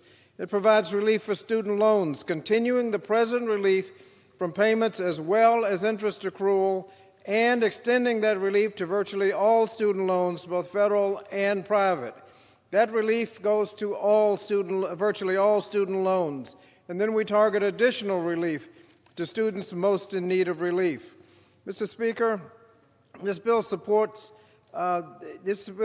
families by continuing the enhanced and expanded unemployment benefits, increasing SNAP benefits, and delivering another round of stimulus checks. It also protects health care insurance so that under this bill, when you lose your job, you do not have to lose your health insurance. The bill helps contain the pandemic by funding contact tracers so that those who have been in contact with those who test positive can be identified and they can isolate themselves. Finally, the bill makes our workplace safer by requiring OSHA to promulgate and enforce clear standards to protect workers from COVID-19. And for our frontline workers, it authorizes premium pay for their heroic work. This bill is a necessary response to today's health crisis. It enables families, workers, and families to survive the pandemic. And if states don't get this money, the public will be inflicted with drastic cuts. Mr. Speaker, I urge my colleagues to support the legislation and yield back the balance of my time. Gentleman yields. Gentlewoman from New York reserves. Gentleman from Oklahoma is recognized. I yield 4 minutes to my very good friend, distinguished past chairman of the Ways and Means Committee and current ranking member, Mr. Brady from the great state of Texas. Gentleman from Texas is recognized for 4 minutes. Thank you, Mr. Cole, for your remarkable leadership during these challenging times. What are we doing here? Our nation's fighting a vicious battle for lives and jobs, yet Democrats waste time bringing a partisan, political, and dead bill to the House, never asking Republicans to work together. It's shameful. As one House Democrat who opposes this bill said, this isn't the time for partisan gamesmanship. This is the time to find common ground. Democrats parrot, go big, and what they didn't do is go smart to stimulate this economy. This bill guarantees a prolonged recession. It leaves 36 million jobless Americans behind, but it delivers big for Democratic special interests. What do mail-in ballots, marijuana banking, bailing out failed union pensions, and releasing criminals early have to do with America's struggling economy? Absolutely nothing. The word cannabis even occurs more often than the word job in this bill. And as we continue to battle this virus, Republicans believe Congress should go smart. Our top economic priority is to make sure the millions of Americans who've lost their jobs temporarily don't lose them permanently. Because lost jobs mean more drug and alcohol abuse, more domestic violence, more crime on the streets, and shorter lifespans. We need to reopen our economy safely, help our local businesses rebuild their workforce and remake their workplaces so they are safe and healthy. Said Democrats encourage millions of Americans to stay unemployed even if a good, safe job is offered. If you get paid more than your salary not to work and have a good health care, why would you go back? But next year, when these government benefits all run out, don't be surprised that local business and jobs simply don't exist anymore. This bill robs precious cash from local businesses struggling to survive, imposes costly mandates, provides a windfall to millionaires, and sends your hard-earned tax dollars to those here illegally. This bill imposes a gag order to prevent the jobless from knowing their affordable health options, uses your tax dollars to fund abortions, and chooses rebate checks over paychecks. How will this get workers back into jobs? It gets sadder. Democrats choose wealthy trial lawyers over our frontline healthcare workers, giving a green light to unleash frivolous lawsuits on hospitals, doctors, and local businesses, doing everything they can to reopen safely. These heroes are already struggling with huge losses. Fighting trial lawyers in court will only make it worse. We hear today about why we need to spend hundreds of millions more for state and local governments who, without question, are battling so hard. But did you know that Congress has already funded over $760 billion to state and local communities? That's more than we've helped small businesses. Did you know the state and local governments are struggling to spend all that money by the end of the year? As the Houston mayor told us, I don't need more money. I just need the flexibility to spend it where it's needed. Did you know most small communities in America haven't seen a dollar yet because many state governments are hoarding this crucial aid, refusing to pass it on to smaller counties and cities as Congress intended? Let's fix these problems first. Bottom line, the bill is crammed with special interest handouts, but does nothing for the jobless, and it guarantees more jobs will disappear while silly political games are played. This is an unprecedented crisis, and so many Americans have been heroic. They deserve a Congress that works together to help them regain their jobs, their savings, and their future. This bill is big, regrettably a big fail for our economy. Thank you, Mr. Speaker. Gentleman yields. Gentleman from Oklahoma reserves. Gentlewoman from New York is recognized. Mr. Speaker, I am very pleased to yield 2 minutes to the distinguished gentleman from California, the chairman of the Committee on Veterans Affairs, Mr. Takano. Gentleman from California is recognized for 2 minutes.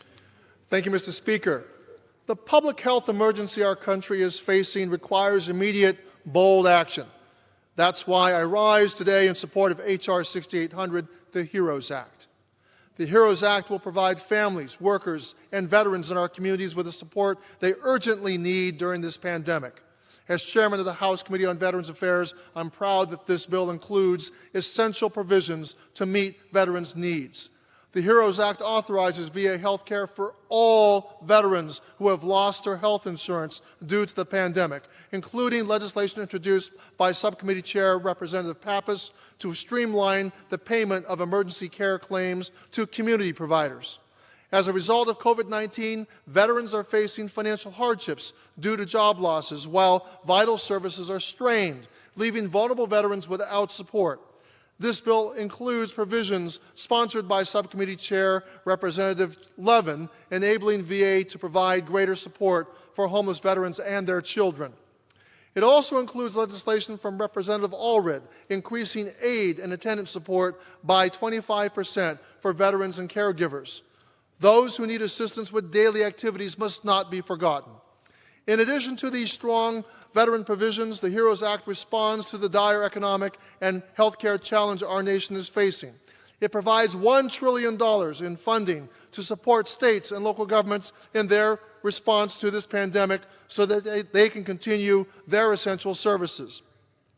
And it addresses the urgent needs of families and workers by putting direct financial assistance in the pockets of every American, creating a $200 billion HEROES Fund to give hazard pay to essential workers and providing assistance to renters and homeowners. We are facing an extraordinary crisis. Congress needs to respond to it with the courageousness it demands. The health and livelihoods of the American people depends on it. I urge my colleagues to vote yes, and I yield back. Gentleman yields. Gentlewoman from New York reserves. Gentleman from Oklahoma is recognized. Thank you very much, Mr. Speaker. Mr. Speaker, I yield 2 minutes to my very good friend, the past chairman and current ranking member of the Energy and Commerce Committee, the gentleman from Oregon, Mr. Walden. Gentleman from Oregon is recognized for 2 minutes. Thank you, Mr. Speaker, and I want to thank my friend from Oklahoma who's done such a good job. I rise today in opposition to this bill. It's deeply troubling to me that during the worst pandemic in modern history and amidst a deep economic crisis, Democrats in the House continued to take a partisan path. As Republicans in the Trump administration moved to respond quickly, it was congressional Democrats who needlessly delayed the initial passage of the CARES Act and later caused a pointless week-long shuttering of the Paycheck Protection Program. How many jobs were lost because of that delay? And here we go again. According to Politico, and I quote, Democrats acknowledge that their behemoth proposal, whose summary alone is 90 pages, is more of a talking point than legislation that they expect to become law. Close quote. Well, just from the Energy and Commerce Committee perspective alone, you have policies that amount to federal government takeovers of entire sectors of the economy, Mr. Speaker. There's a sweetheart deal for Medicaid compliance carved out only for the state of New York and no one else. The bill throws more good money after bad to the failing enrollment programs and Obamacare, and it violates years of bipartisan agreement to maintain Hyde protections on federal health care spending. Why would Democrats spend weeks crafting what amounts to an 1,800-page progressive manifesto that's dead on arrival in the Senate? Why? Mr. Speaker, I again implore my friends across the aisle, please drop the partisan petty politics. Let's move forward in a united way for the country.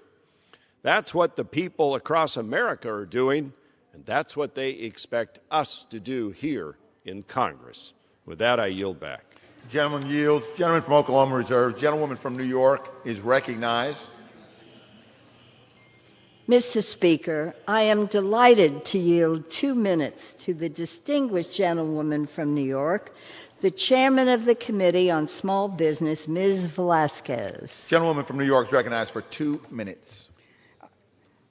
Mr. Speaker, I rise in strong support of the HEROES Act, and I want to take this opportunity to thank the chairwoman from the Appropriations Committee for yielding.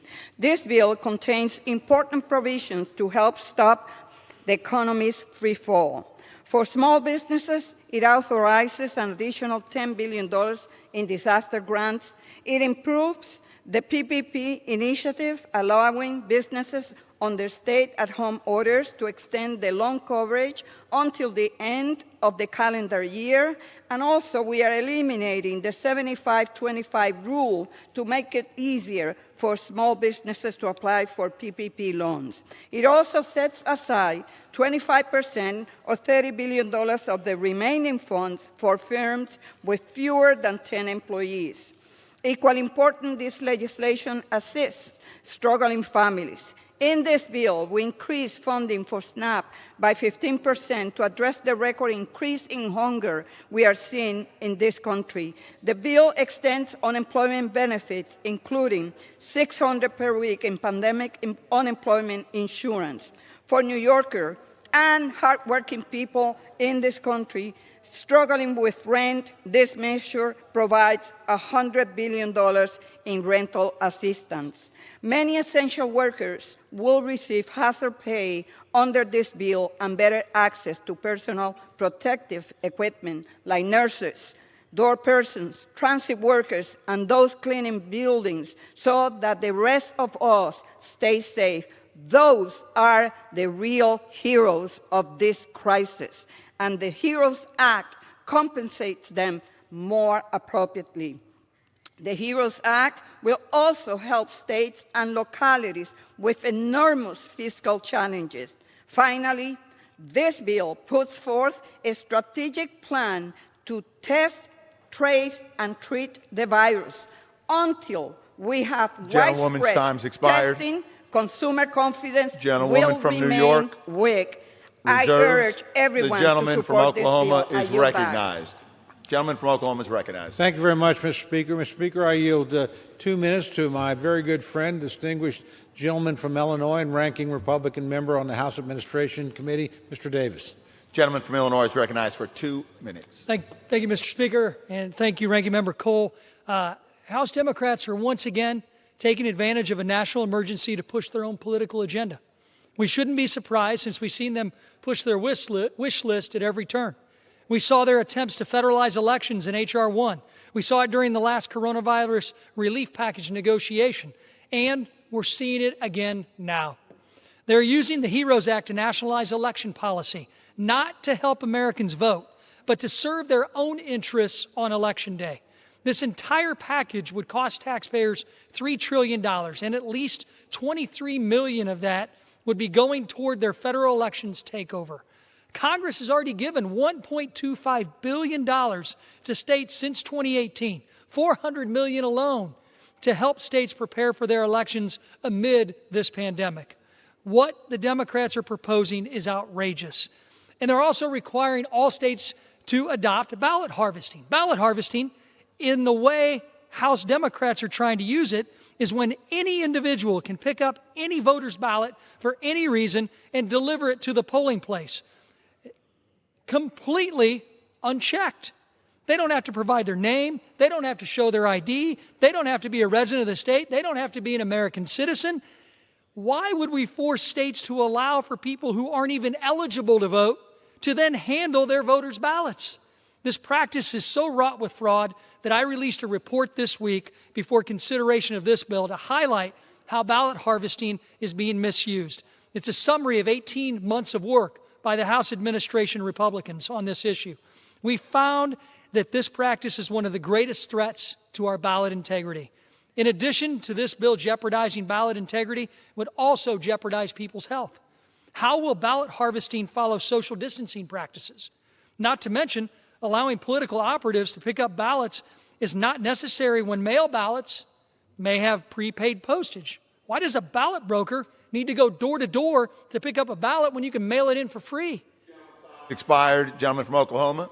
Gentleman, additional 30 seconds. Gentleman is recognized for 30 seconds. One can only assume, Mr. Speaker, that this is only for political gain. That's only one of the egregious provisions. The bottom line is Election Day is less than 6 months away. States don't have enough time to implement these egregious election rules. And last week I received a letter from over 800 professors telling me to vote for this bill. Little research, 400 of them are donors to Democrats. This is why this bill is politically motivated. It's a takeover of the elections at the national process. We need to vote no on this, and I yield back the balance of my time. Gentleman yields. Gentleman from Oklahoma reserves. Gentlewoman from New York is recognized. Mr. Speaker, I'm very pleased to yield 2 minutes to the dynamic gentlewoman from California, the chairwoman of the Committee on Financial Services, Ms. Waters. The gentlewoman is recognized for 2 minutes. Thank you very much. Mr. Speaker, I rise in strong support of H.R. 6800, the HEROES Act. This legislation includes a number of important proposals from the members of the Financial Services Committee and builds upon my proposal for more direct payments to families by providing a second round of stimulus payments for up to $6,000 per household. I'm pleased that this bill includes legislation championed by myself and Representatives Heck and Scott to create a $100 billion emergency rental assistance fund and a $75 billion homeowner assistance fund. The bill also provides $11.5 billion for homeless assistance grants and $1 billion for new Section 8 vouchers to support persons experiencing homelessness. The HEROES Act also suspends negative credit reporting for all consumers and to ensure that consumers, small businesses, and nonprofits can weather the pandemic. The bill suspends debt collection and requires forbearance and loan modifications for consumer and commercial loans. The HEROES Act strengthens the Defense Production Act to supercharge the production of diagnostic tests and personnel protective equipment to protect our brave essential workers and help save American lives. Importantly, the legislation also provides new funding and expands technical assistance, government deposits, and partnerships to support our nation's community development financial institutions, known as CDFIs, and minority depository institutions, MDIs, who serve our low-income communities particularly hit hard by the pandemic. Mr. Speaker, we're obligated to protect our nation. The HEROES Act represents the response America needs to meet this crisis. So I urge all members to support this critical legislation. We hear members on both sides of the aisle talking about how much they love America, how much they love their constituents. Put up or shut up. Now is the time to do it. I yield back. Gentlewoman yields. Gentlewoman from New York reserves. Gentleman from Oklahoma is recognized. Speaker, Mr. Speaker, I yield 1 minute to my very good friend, the past chairman, current ranking member of the Education and Labor Committee, distinguished lady from North Carolina, Ms. Fox. Gentlewoman from North Carolina is recognized for 1 minute. Thank you, Mr. Speaker. I thank my colleague from Oklahoma for yielding. Mr. Speaker, I rise today in strong opposition to H.R. 6800, Speaker Pelosi's Socialist Wish List Act. At a time when Americans are stepping up for one another, it's truly disheartening to watch House Democrats and Speaker Pelosi fail to deliver for our nation's families, workers, and businesses. As frustrating as it may be, it's not surprising. Democrats routinely disregard their own party's calls for bipartisan collaboration and accountability by meeting in secret, behind closed doors, without committee consensus, to craft partisan monstrosities like the one we're set to vote on. To satisfy the most extreme socialist left, Democrats are pushing a radical $3 trillion scheme that includes taxpayer bailouts for union-run pensions, money to illegal immigrants, which will do nothing to help this nation combat COVID-19. This is not a relief package. It's Speaker Pelosi's partisan 1,800-page socialist shopping list. We should defeat it. I yield Gentlewoman's back. time's expired. Gentlewoman yields. Gentleman from Oklahoma reserves. Gentlewoman from New York is recognized. Mr. Speaker, I'm very pleased to yield 1 minute to the dynamic, hard-working, committed gentlewoman from Connecticut, the distinguished chair of the Subcommittee on Labor, Health, Human Services, and Education, Ms. DeLauro. Gentlewoman from Connecticut is recognized for 1 minute. The HEROES Act is a critical $3 trillion rescue for our frontline workers, cities and states, our small businesses, and it creates the kind of modern-day safety net I have been fighting for with so many brave allies in and outside the U.S. Congress. Paid sick days, paid family and medical leave is now available to all workers, including those workers in warehouses, healthcare, grocery stores, pharmacies, and retail. The child tax credit is now available for all families, raised to $3,000 per child over 6 years old, and a higher benefit for younger children, cutting child poverty nearly in half. We raised the maximum food stamp benefit by 15%, bigger than in 2009, and we purged President Trump's $135 billion gift to real estate developers and hedge fund managers. I urge my colleagues, let us act boldly and let us act swiftly for this nation. I yield back. Gentlewoman yields. Gentlewoman from New York reserves. Gentleman from Oklahoma is recognized. Thank you, Mr. Speaker. Mr. Speaker, I yield 1 minute to my very good friend, the distinguished Republican ranking member of the Judiciary Committee, Mr. Jordan of Ohio. Gentleman from Ohio is recognized for 1 minute. I thank the gentleman for yielding. Mr. Speaker, in 1 week, the Democrats have shown us exactly what they want to do. In 1 week's time, May 8th, 1 week ago, 7 Democrats on the Coronavirus Select Committee send a letter to Universal Stainless and Alloy Products in Western Pennsylvania, and they say, give back your PPP money. Right, here's a letter. You have not returned these funds.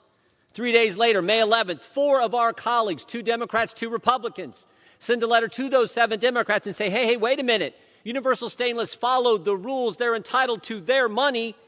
If they have to give it back, they will have to lay off steel workers. And today, this bill does what? This bill does what? It gives tax dollars to illegal immigrants.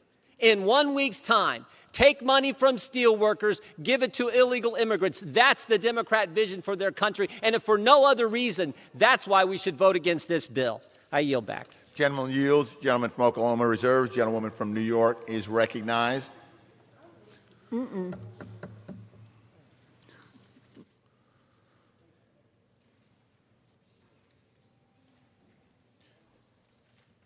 Gentlewoman from New York is recognized.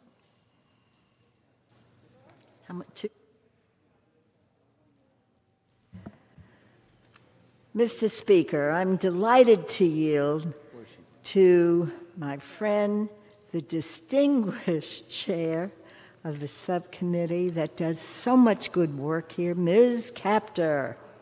Gentlewoman from Ohio is recognized for 1 minute. I'd like to thank Chair Lowy for that gracious set-aside and wish to say that the American people expect Congress to have their backs. Our economy needs help with historic levels of unemployment bearing down, and the HEROES Act will provide a bridge of support to save lives and livelihoods of our families, workers, hospitals, small businesses on the front lines. Imagine those folks. Let me applaud all those still working, facing an unknown killer. A huge win within this HEROES Act is significant and direct assistance to communities of all sizes that are hemorrhaging because of the costs of fire and police and emergency squads. This legislation will finally make multi-employer pension plans whole as well. Today, the deep recession requires bold action by our Congress. American lives truly are on the line here at home. I urge all of my colleagues to vote yes on this life-saving bill, and I yield back. Gentlewoman yields. Gentlewoman from New York reserves. Gentleman from Oklahoma is recognized. Thank you, Mr. Speaker. I yield 1 minute to my very good friend, Mr. Grothman from Wisconsin, a distinguished member of both the Oversight Committee and the Education and Labor Committee. Gentleman from Wisconsin is recognized for 1 minute. Thank you much. First point I'd like to make is some people feel this bill is a political instrument that will never become law. I see the current leader in the polls for next year's presidential election signing this bill next February. So we have to pay careful attention what's in it. I take three things out of this bill. First of all, another $3 trillion further in debt. Together with the $3 trillion we've already passed and the natural $1 trillion deficit we have here, in the current year, we'll go about $22,000 more in debt for every man, woman, and child in the country. The second thing we take out of this bill is it's designed to encourage work. We extend, by Wisconsin standards, another 6 months in which people will be paid the equivalent of $50,000 a year not to work, and we're removing the work requirements for SNAP. In other words, it's an embracing of the idea that we want to discourage work and destroy our economy. And finally, it's this effort to get more and more people to come here illegally. We're removing the requirement that you have to have a Social Security number for the Earned Income Tax Credit. And we are saying not only the new $1,200 a person, but the old $1,200 a person will go to people who do not have a Social Security number. I cannot think of a quicker way to ruin the country. Gentleman's time's expired. Thank you Gentleman much. from Oklahoma reserves. Gentlewoman from New York is recognized. Mr. Speaker, I am pleased to yield 1 minute to the distinguished gentlewoman from Minnesota, the chair of the subcommittee on Interior and the Environment, Ms. McCollum. Gentlewoman from Minnesota is recognized for 1 minute. Thank you, Mr. Speaker. Madam Chair, Native American communities are facing extraordinary challenges during this pandemic. Like other minority communities, they are disproportionately affected by COVID-19 with devastating loss of life and economic hardship. This pandemic has magnified the health disparities and historic lack of resources that exist within Indian country. The HEROES Act contains many nonpartisan priorities for Native Americans, reflecting bipartisan work to meet their critical needs. And I acknowledge my co-worker, Mr. Cole, on the floor with me on this endeavor. $900 million to the Bureau of Indian Affairs to assist tribal governments in operating essential community services, providing clean water and safe housing. $2.1 billion for Indian Health Service to purchase additional PPE, and provide tribes more telehealth. The bill includes dollars for transportation, supports education for children, and $20 billion in direct relief to tribal governments. The federal government must uphold its trust and treaty obligations to tribal nations. This bill is critical to ensure the health and safety of our Native American brothers and Time's sisters. expired. Mr. Speaker, I yield back. Gentlewoman from New York reserves. Gentleman from Oklahoma is recognized. Thank you very much, Mr. Speaker. Mr. Speaker, I yield 1 minute to my good friend from the great state of Texas, distinguished former Navy SEAL, Mr. Crenshaw. Gentleman from Texas is recognized for 1 minute. Thank you, Mr. Speaker. Today's theatrics are shocking. 30 million jobs, 35 million jobs lost, businesses and livelihoods ruined. And while American grocers, nurses, and workers kept America going, Democrats kept Congress in hiding for the past 3 weeks. Hiding is fear. It is not leadership.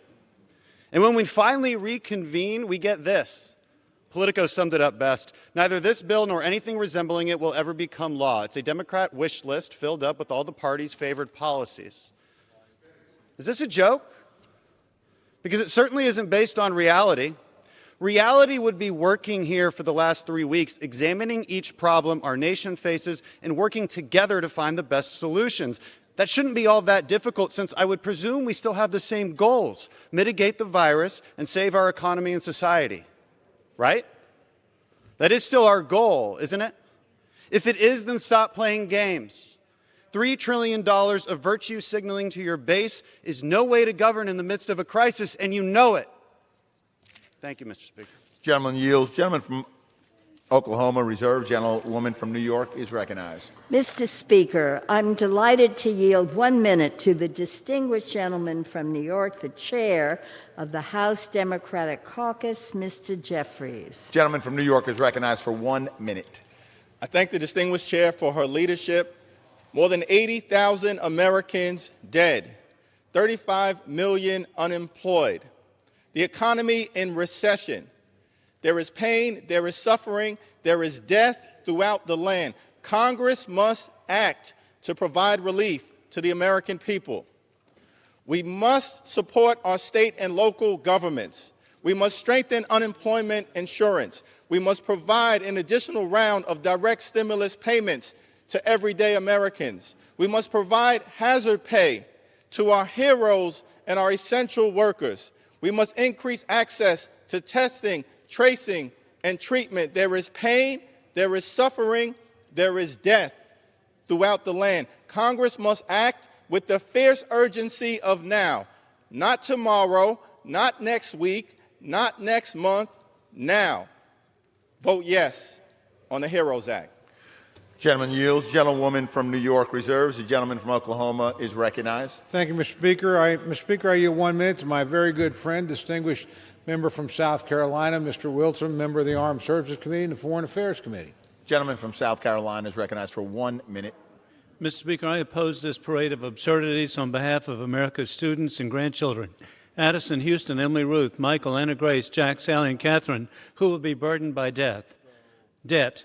On Monday, I saw the best of America in my birthplace of Charleston. I was with Boeing CEO David Calhoun as he presented planes full of PPEs to MUSC President David Cole, showing our appreciation for health professionals. Thank you to Drs. Barbara Minhas and Shalini Mittal for my N95 mask.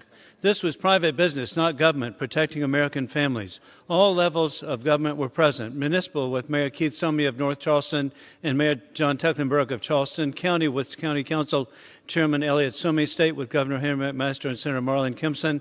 And federal with Senator Tim Scott and Congressman Joe Cunningham and Ralph Norman. Republicans and Democrats working together. Just 11 weeks ago today, I was at the same airport with President Donald Trump and 30,000 supporters thanking him for record job creation. I yield back. Gentleman yields. Gentleman from Oklahoma reserves. Gentlewoman from New York is recognized. I am pleased to yield, Mr. Speaker, 1 minute to the distinguished gentlewoman from Massachusetts, the leader of our caucus and a member of the Committee on Appropriations, Ms. Clark. Gentlewoman from Massachusetts is recognized for 1 minute. Thank you, Mr. Speaker. We can't wish away this pandemic. We can't accept the false choice that we either reopen or lose to the virus. No, we must protect the American people and the institutions and values that we define our nation with. The HEROES Act provides us a path forward. We will save lives with testing, tracing, and treatment. We'll protect our communities by supporting our teachers, police, and frontline workers. We will bring relief to families by providing them financial aid, food, rent relief, and health care. And we will protect the sanctity of our democracy by honoring every American's vote. We vote today knowing we have more hard days ahead and more work to do to ensure we don't just return to normal, but that we emerge stronger, more just, and more prepared for the challenges ahead. Today, we vote for our heroes, for our future, and for the people. I yield back. Gentlewoman yields. The gentlewoman from New York reserves. The gentleman from Oklahoma is recognized. Thank you very much, Mr. Speaker. Mr. Speaker, I yield 1 minute to my very good friend, distinguished gentleman from Kentucky and member of the Agriculture, Ed and Labor and Oversight Committee, Mr. Comer. Gentleman from Kentucky is recognized for 1 minute. Mr. Speaker, hypocrisy and irresponsibility are alive and well today in this chamber. At the same time, Nancy Pelosi is calling for oversight of the $3 trillion we've already spent. She's bringing up a reckless bill to spend $3 trillion more. Much of this bill has nothing to do with COVID-19. Instead, this bill is a radical Democrat wish list. permanent mail-in voting, amnesty and stimulus checks for illegal immigrants, and more incentives for Americans not to work. Across America, citizens are coming together to help their friends and neighbors. And for all its faults, Congress did come together in a bipartisan way to pass numerous measures to fight this pandemic. But Speaker Pelosi has broken that spirit of cooperation. In choosing to play partisan politics and go at this one alone, she has set a terrible example for a nation in crisis. Instead of pausing the spending to evaluate our needs and engage with President Trump and the Senate, we are here today simply to appease their fringe elements of the Democrat Party. I yield back. Gentleman yields. Gentleman from Oklahoma reserves. Gentlewoman from New York is recognized. Mr. Speaker, I'm delighted to yield 1 minute to the distinguished gentlewoman from Illinois, a member of the Committee on Appropriations, Mrs. Bustos. Gentlewoman from Illinois is recognized for 1 minute. Thank you, Mr. Speaker. A Boy Scout named Noah from Peoria, Illinois, wrote to me. He heard his city council talking about layoffs in the wake of COVID-19. Noah understands that we have failed towns like his. He wrote, quote, "Many people are going to lose their jobs. Some of those will be firefighters and police officers. That will not help my city. The city will not be safe." Noah, I hear you. Today, the United States House of Representatives hears you. With $915 billion for state and local assistance, we will help towns and cities like Noah's. We will also expand assistance to small businesses and farmers and keep families afloat. This isn't the final battle in the war against this virus, but the HEROES Act will increase American security, our food, health, and workplace security. I will vote yes. I yield back, Mr. Speaker. Gentlewoman yields. Gentlewoman from New York reserves. Gentleman from Oklahoma is recognized. Thank you very much, Mr. Speaker. Mr. Speaker, I yield 1 minute to my very good friend, member of the Homeland Security and Small Business Committee, and a distinguished representative from Pennsylvania, Mr. Joyce. Gentleman from Pennsylvania is recognized for 1 minute. Mr. Speaker, in every neighborhood across our country, Americans are struggling with the health and economic ramifications of the coronavirus. As schools are closed and small businesses stay shuttered, American families are just trying to make it one day at a time. Here in Congress, House Democrats are just trying to fund Planned Parenthood. American families are focused on putting food on their tables. Here in Congress, Democrats are focused on keeping Americans out of work instead of saving family-sustaining jobs. American families are working together to weather this storm. Here in Congress, Democrats would rather blame our president than hold the Chinese Communist Party accountable for their role in this pandemic. Here in Congress, Democrats are wasting time that we could be using to deliver real solutions for the American people. This bill is not the answer, and I urge all of my colleagues to vote no. Thank you, and I yield the remainder of my time. Gentleman yields. Gentleman from Oklahoma reserves. Gentlewoman from New York is recognized. Mr. Speaker, I'm pleased to yield 1 minute to the gentleman from Ohio, chairman of the subcommittee on the legislative branch, Mr. Ryan. Gentleman from Ohio is recognized for 1 minute. I've got to tell you, this is absolutely unbelievable. Just a few years ago, the stock market's at 25,000. Corporate profits are the highest they've been in decades. The rich keep getting richer. And our friends on the other side said, what do we do now? Let's do a tax cut where 83% of it goes to the top 1% of the wealthiest people. Fast forward a few months, global pandemic, 36 million people unemployed, 40% of families who have a worker that makes $40,000 a year and less lose their job last month. 4 million people didn't pay their rent, and the Republican Party says, we don't have any money to help you. Are you kidding me? Where do you guys live? Food lines around the blocks at our food banks in the United States of America. 1 in 5 kids are going hungry. Your party can't even get food to them. This isn't a wish list. If it's a wish list, it's for the working class people. How about the Teamsters that are going to get a pension when this bill passes? Gentleman's time is expired. Their pension gets cut in half. Gentleman's time is expired. This is ridiculous. Gentlewoman from New York on the American reserves. people. The gentleman Let's from be honest. Oklahoma is recognized. Gentleman from Oklahoma is recognized. Thank you, Mr. Speaker. I remind my friend we work with our friends to pass 4 bills $3 trillion in the last 10 weeks. We'd work with you again if you'd sit down and bargain with us. Sadly, you've decided not to do that. With that, Mr. Speaker, I'd like to yield 2 minutes to my very good friend, a great member of the Ways and Means Committee and a great neighbor from the great state of Texas, Mr. Arrington. Gentleman from Texas is recognized for 2 minutes. Mr. Speaker, Democrat leadership has established in this piece of legislation a new pandemic protocol for the United States Congress, the practice of reality distancing. Reality distancing is the unhealthy distance between politicians and their policies and the people they were elected to serve.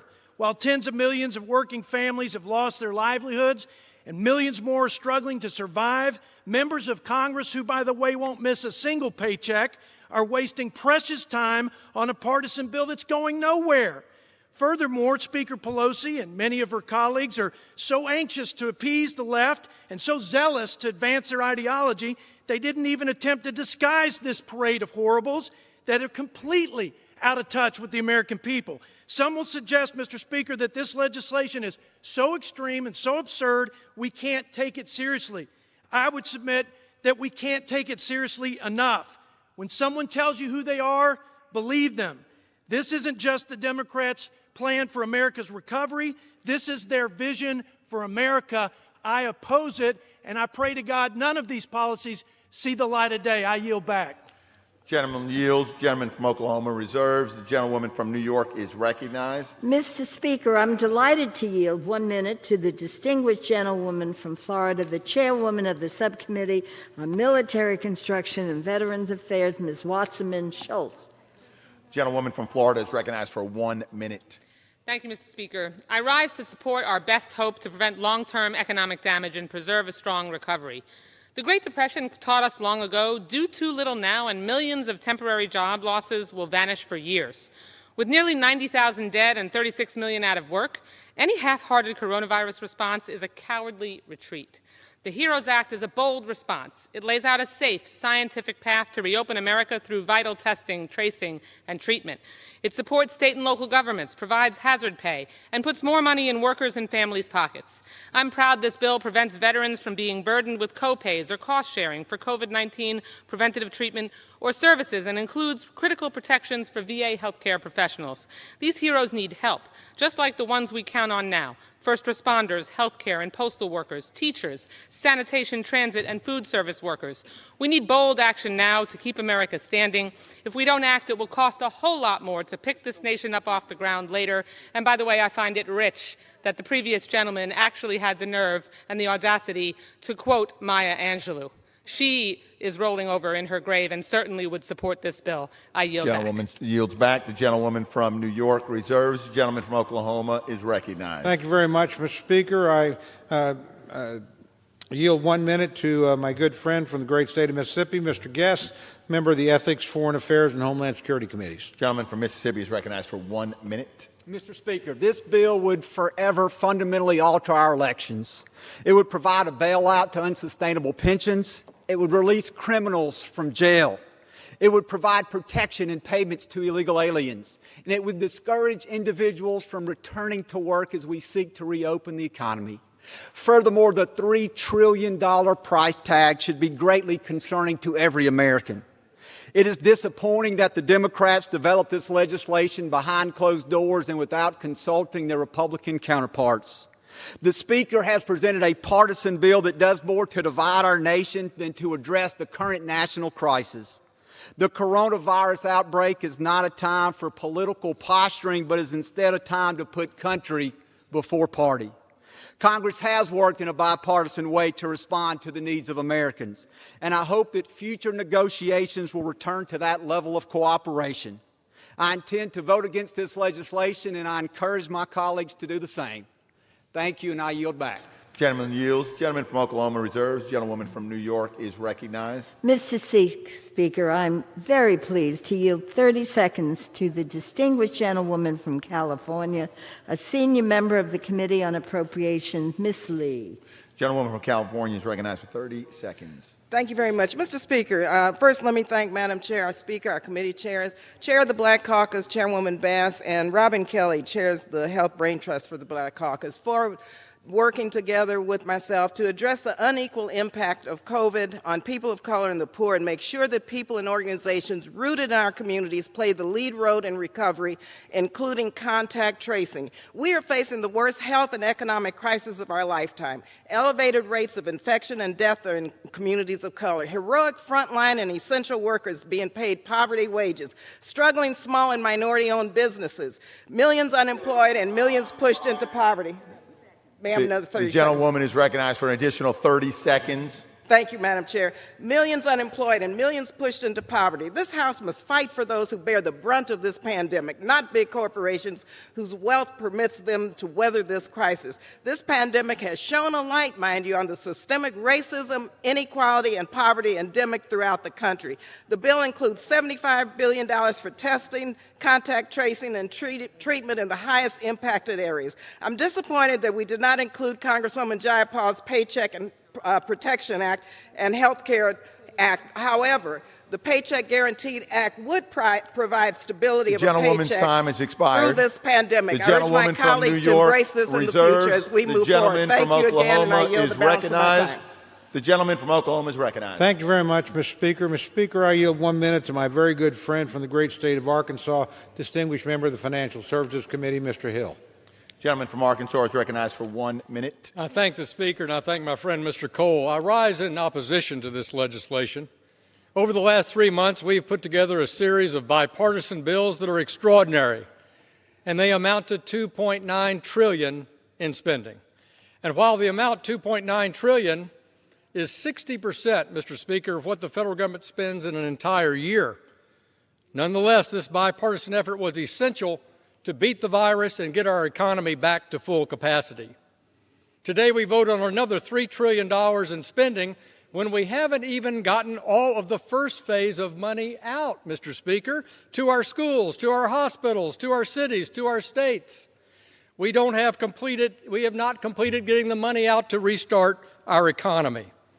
And yet the House majority has blocked the House from working bipartisanly and have cooked up this 1,800-page bill in the Speaker's hideaway.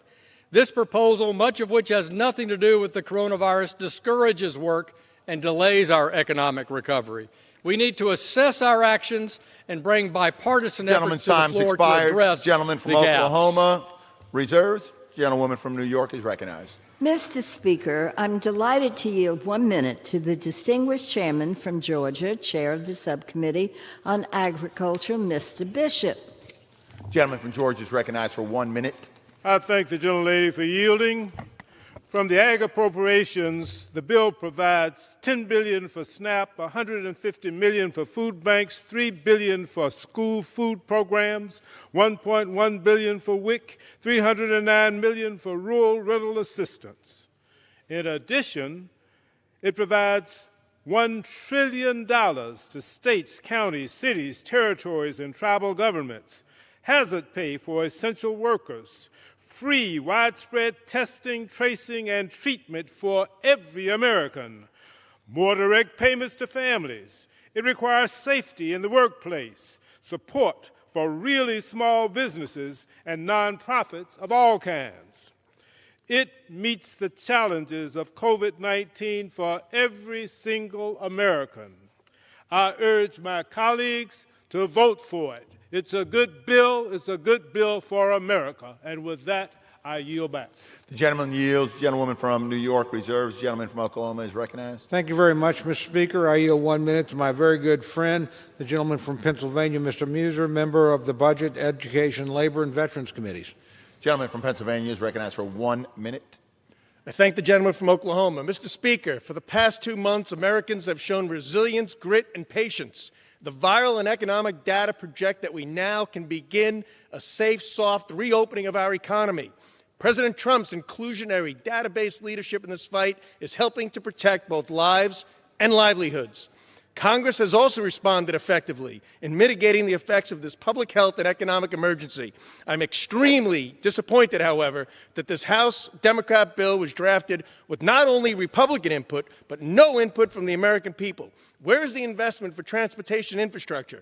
Where's the funding to get our children back to school or to support small businesses to open their businesses safely? Today, President Trump announced Operation Warp Speed to develop a vaccine for this virus. Where is this House's investment towards finding a cure? Instead, this partisan wish list allows illegal immigrants to receive stimulus checks, removes local controls of elections, and somehow cannabis is mentioned 68 times.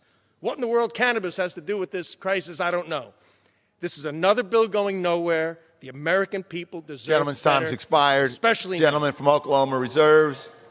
Gentlewoman from New York is recognized. Mr. Speaker, I yield 30 seconds to the distinguished gentlewoman from New Jersey, a member of the Committee on Appropriations, Ms. Watson-Coleman. Gentlewoman from New Jersey is recognized for 30 seconds. I thank the gentlewoman for yielding. I'm grateful to see us take up the HEROES Act today. From state aid to essential pay, this is a step forward, making sure every American makes it through this crisis. But I want to draw our attention to something equally pressing. On both sides of the aisle, this pandemic has allowed us to agree that there's a floor below which we don't want any family to fall. The truth is that before COVID-19, countless Americans were just a personal or local or national disaster away from not paying rent, not buying groceries, or worse. COVID-19 is just one more crisis derailing their lives, particularly those of brown and black communities. Supporting America. Time's expired. Gentlewoman from New York. I urge reserves. support of the bill, and I yield The back. gentleman from Oklahoma is recognized. Thank you very much, Mr. Speaker. I yield 1 minute to my very good friend, distinguished member from Michigan, member of the Financial Service Committee, Mr. Huizinga. Gentleman from Michigan is recognized for 1 minute. Thank you, Mr. Speaker. I rise today in opposition to this $3 trillion liberal partisan wish list. With our nation facing an unprecedented challenge, this bill erodes the American people's faith in government when the Speaker refuses to work on a bipartisan manner to move our nation forward. Giving money to Planned Parenthood, creating marijuana diversity studies, permanently rewriting our nation's elections law have nothing to do with the challenges we are currently facing, and certainly do not help West Michigan job creators or their employees.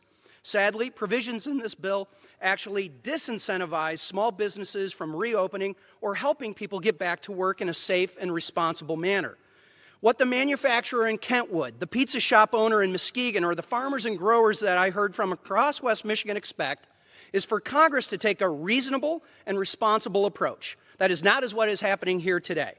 This mother of all Christmas tree bills isn't the HEROES Act. In fact, it should be called the cynical partisan act of 2020 and has absolutely no chance of becoming law. I urge my colleagues on both sides of the aisle to reject this bill and turn our focus to helping our constituents, safely reopening our economy, from Oklahoma and defeating reserves, this virus. and the gentlewoman from New York is recognized. Mr. Speaker, I'm pleased to yield 1 minute to the distinguished gentleman from Rhode Island, Mr. Cicilline. Gentleman from Rhode Island is recognized for 1 Thank you, minute. Mr. Speaker. There's been a lot of discussion this morning about the HEROES Act as a political agenda. It's an agenda for the people of this country, providing economic relief to families who are suffering with direct cash payments, providing resources to protect our heroes on the front lines who are risking their lives to protect us, providing desperately needed money to cities and states to protect against tax increases at the state and local level to make up for revenue losses, expanding testing and treatment to defeat this pandemic, supporting hospitals at the center of this crisis, rental and mortgage assistance for those struggling with these payments. So the question is, this is the agenda for the people. The real question is, why is it not your agenda? This is about responding in a comprehensive way to the hurt and devastation this pandemic is causing. You ought to join us in this effort. The American people need action now, and they need your support on this legislation. Vote yes on the HEROES Act. And with that, I yield back. Gentleman yields. Gentlewoman from New York reserves. Gentleman from Oklahoma is recognized. Thank you very much, Mr. Speaker. I just remind my friend we did join him in 4 bills. Might have been nice to be asked to be joined in a 5th. With that, Mr. Speaker, I'd like to yield 1 minute to my good friend, distinguished gentleman from Tennessee and member of the Financial Services Committee, Mr. Kustoff. Gentleman from Tennessee is recognized for 1 minute. Thank you, Mr. Speaker, and I thank the gentleman. COVID-19 should never be a political issue, yet today Democrats have put forth an 1,800-page bill filled with their wish list of policies drafted with zero input from House Republicans. Now's the time to get serious about helping the American people. We should be returning to Washington to get back to vote to what we were elected to do, not vote on a messaging bill that have absolutely no chance of becoming law. Our country deserves better. This bill was not a sincere effort to address the pandemic. It's why I will be voting against Speaker Pelosi's wish list bill. And with that, I yield back. Gentleman yields. Gentleman from Oklahoma reserves. Gentlewoman from New York is recognized. Mr. Speaker, I'm delighted to yield 30 seconds to the gentlewoman from Florida, member of the Committee on Appropriations, Ms. Frankel. Gentlewoman from Florida is recognized for 30 seconds. Thank you, Mr. Speaker. The COVID pandemic has brought so much grief and desperation to so many people. And we've seen millions of Americans have rightfully stayed home to stay safe. Our healthcare personnel, our police, our firefighters, our teachers, and other vital workers, they've been in full force, many risking their own lives to save ours. Today, we make sure that these heroes on the front line get the pay that they need and deserve to do their jobs. I urge passage of the HEROES Act, and I yield back. Gentlewoman yields. Gentlewoman from New York reserves. Gentleman from Oklahoma is recognized. Thank you very much, Mr. Speaker. Mr. Speaker, I yield 1 minute to my very good friend, distinguished gentleman from Ohio, Mr. Winthrop, who's a member of the Ways and Means Committee and has rendered distinguished service to our country and to our institution.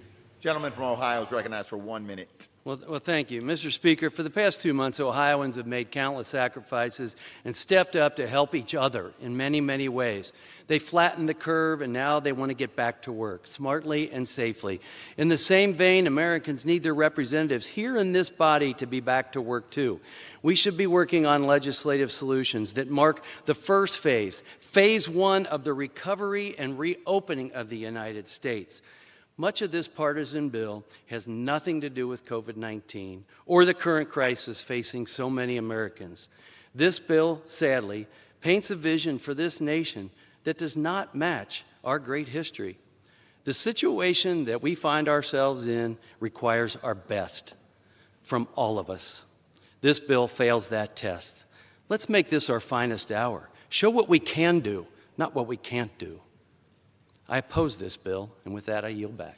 Gentleman yields. Gentleman from Oklahoma reserves. Gentlewoman from New York is recognized. Mr. Speaker, I'm delighted to yield 1 minute to the distinguished gentleman from Texas, a member of the Committee on Appropriation, Mr. Cuellar. Gentleman from Texas is recognized for 1 minute. Thank you, Mr. Speaker, and thank you, Madam Chair. Mark Twain said many years ago, "Thunder is impressive, but it is lightning that does the real work." Look, we can talk about doing things or we can get the work done. I think today we should choose to get the action done. This is the first step that we need to take in order to help the folks that live in our district, the small businesses, the cities and the counties, and the frontliners. We know what's going to happen. We're going to go ahead and pass this bill, this particular bill. It's going to go over to the Senate. We'll negotiate with the Senate. We'll come back, and sometime in the near future, we'll be voting, and this particular bill will become law. So, members, we can either talk about doing things, or we can take the first step. I choose to take the first step and get this bill moving. So, Mr. Speaker, I say thank you so much, and I ask all members to support this legislation, the HEROES Act. I yield back the balance of my time. Gentleman yields. The gentlewoman from New York reserves. Gentleman from Oklahoma is recognized. Thank you very much, Mr. Speaker. Mr. Speaker, I yield 1 minute to my very good friend from the great state of Tennessee, Mr. Rose of the Financial Services Committee. Gentleman from Tennessee is recognized for 1 minute. Thank you, Mr. Cole, and thank you, Mr. Speaker. Today I will be voting no on an 1,800-page, $3 trillion socialist wish list. This wish list is the product of partisan scrambling meant to take advantage of the present crisis brought on by the COVID-19 pandemic. I and the people in my district won't stand for it. I'm from Tennessee, where we balance our budgets, we don't write checks we can't cash, and where common sense is still king. Today, I'll be using that common sense to represent the people of the 6th District of Tennessee and vote no. Thank you, Mr. Speaker, and I yield back. Gentleman yields. Gentleman from Oklahoma reserves. Gentlewoman from New York is recognized. Mr. Speaker, I'm pleased to yield 30 seconds to the gentlewoman from Michigan, a member of the Committee on Appropriations, Ms. Lawrence. Gentlewoman from Michigan is recognized for 30 seconds. Mr. Speaker, I rise in support of the HEROES Act. This bold relief package recognizes the commitment to our Postal Service, providing critical emergency funding for the fiscal solvency of the Postal Service to ensure we fulfill our democratic duties to be counted in the 2020 census and vote in the upcoming primary. It also demonstrated that we will stay committed to our local governments to have the resources that they have lost during this pandemic. Ladies and gentlemen, this investment is for our families, for our communities, and for our countries. Thank you, and I yield back. Gentlewoman yields. Gentlewoman from New York reserves. Gentleman from Oklahoma is recognized. Thank you very much, Mr. Speaker. Mr. Speaker, I yield 1 minute to my very good friend, Mr. McClintock of California, member of the Judiciary and Natural Resources Committee. Gentleman from California is recognized for 1 minute. Thank you. Mr. Speaker, $3 trillion divided by 129 million households means the average family will have to pay more than $23,000 for this single bill, either from their future taxes or from inflation robbing their savings and retirements. Now, when we passed the last bill, I warned it was no substitute for restoring our nation's commerce immediately for a simple reason. The federal government does not finance the economy. The economy finances the government. Government cannot put a single dollar into the economy that it is not first taken out of that same economy. The wholesale lockdown of the American people and the deliberate decimation of their livelihoods has been the single most self-destructive folly in our nation's history. These draconian measures have proven much less effective at stopping the virus than we were assured, but have been much more effective at destroying the jobs that people rely upon to feed their families. We have had enough. Democrats, don't take away our future. Give us back our country. Gentleman yields. Gentleman from Oklahoma reserves. Gentlewoman from New York is recognized. Mr. Speaker, I'm pleased to yield 30 seconds to the distinguished gentlewoman from Illinois, Ms. Schakowsky. Gentlewoman from Illinois is recognized for 30 seconds. Mr. Speaker, at least 84,000 people have died in the United States from COVID-19, and almost 40% of those deaths are nursing home residents and the valiant workers in those nursing homes. We can and we must do better. The HEROES Act included $150 million for strike teams in nursing homes struggling with outbreaks, requires public reporting of cases and deaths and PPE availability and testing in nursing homes, prioritizes testing for older Americans. I urge my colleagues Gentlewoman's to vote time's yes. expired. Gentlewoman from New York. I yield back. Reserves. Gentleman from Oklahoma is recognized. Thank you very much, Mr. Speaker. Mr. Speaker, I yield 1 minute to my very good friend from the great state of California, Mr. Lamalfa, member of the Agriculture and Transportation Infrastructure Committee. Gentleman from California is recognized for 1 minute. Thank you to my colleague from Oklahoma. Members, Mr. Speaker, this bill is a grab bag of Democrat priorities that have nothing to do with abating this virus. One of the most misplaced ones, however, is the addition of the Safe Banking Act, which, if enacted, would financially green-light the marijuana industry. Think about that. Marijuana is still an illegal drug under the federal Schedule I, yet this bill attempts to legitimize this criminal enterprise. What's next? Should we have safe banking for whale oil or shark fin sales? Again, what does this have to do with the supposed disaster relief legislation?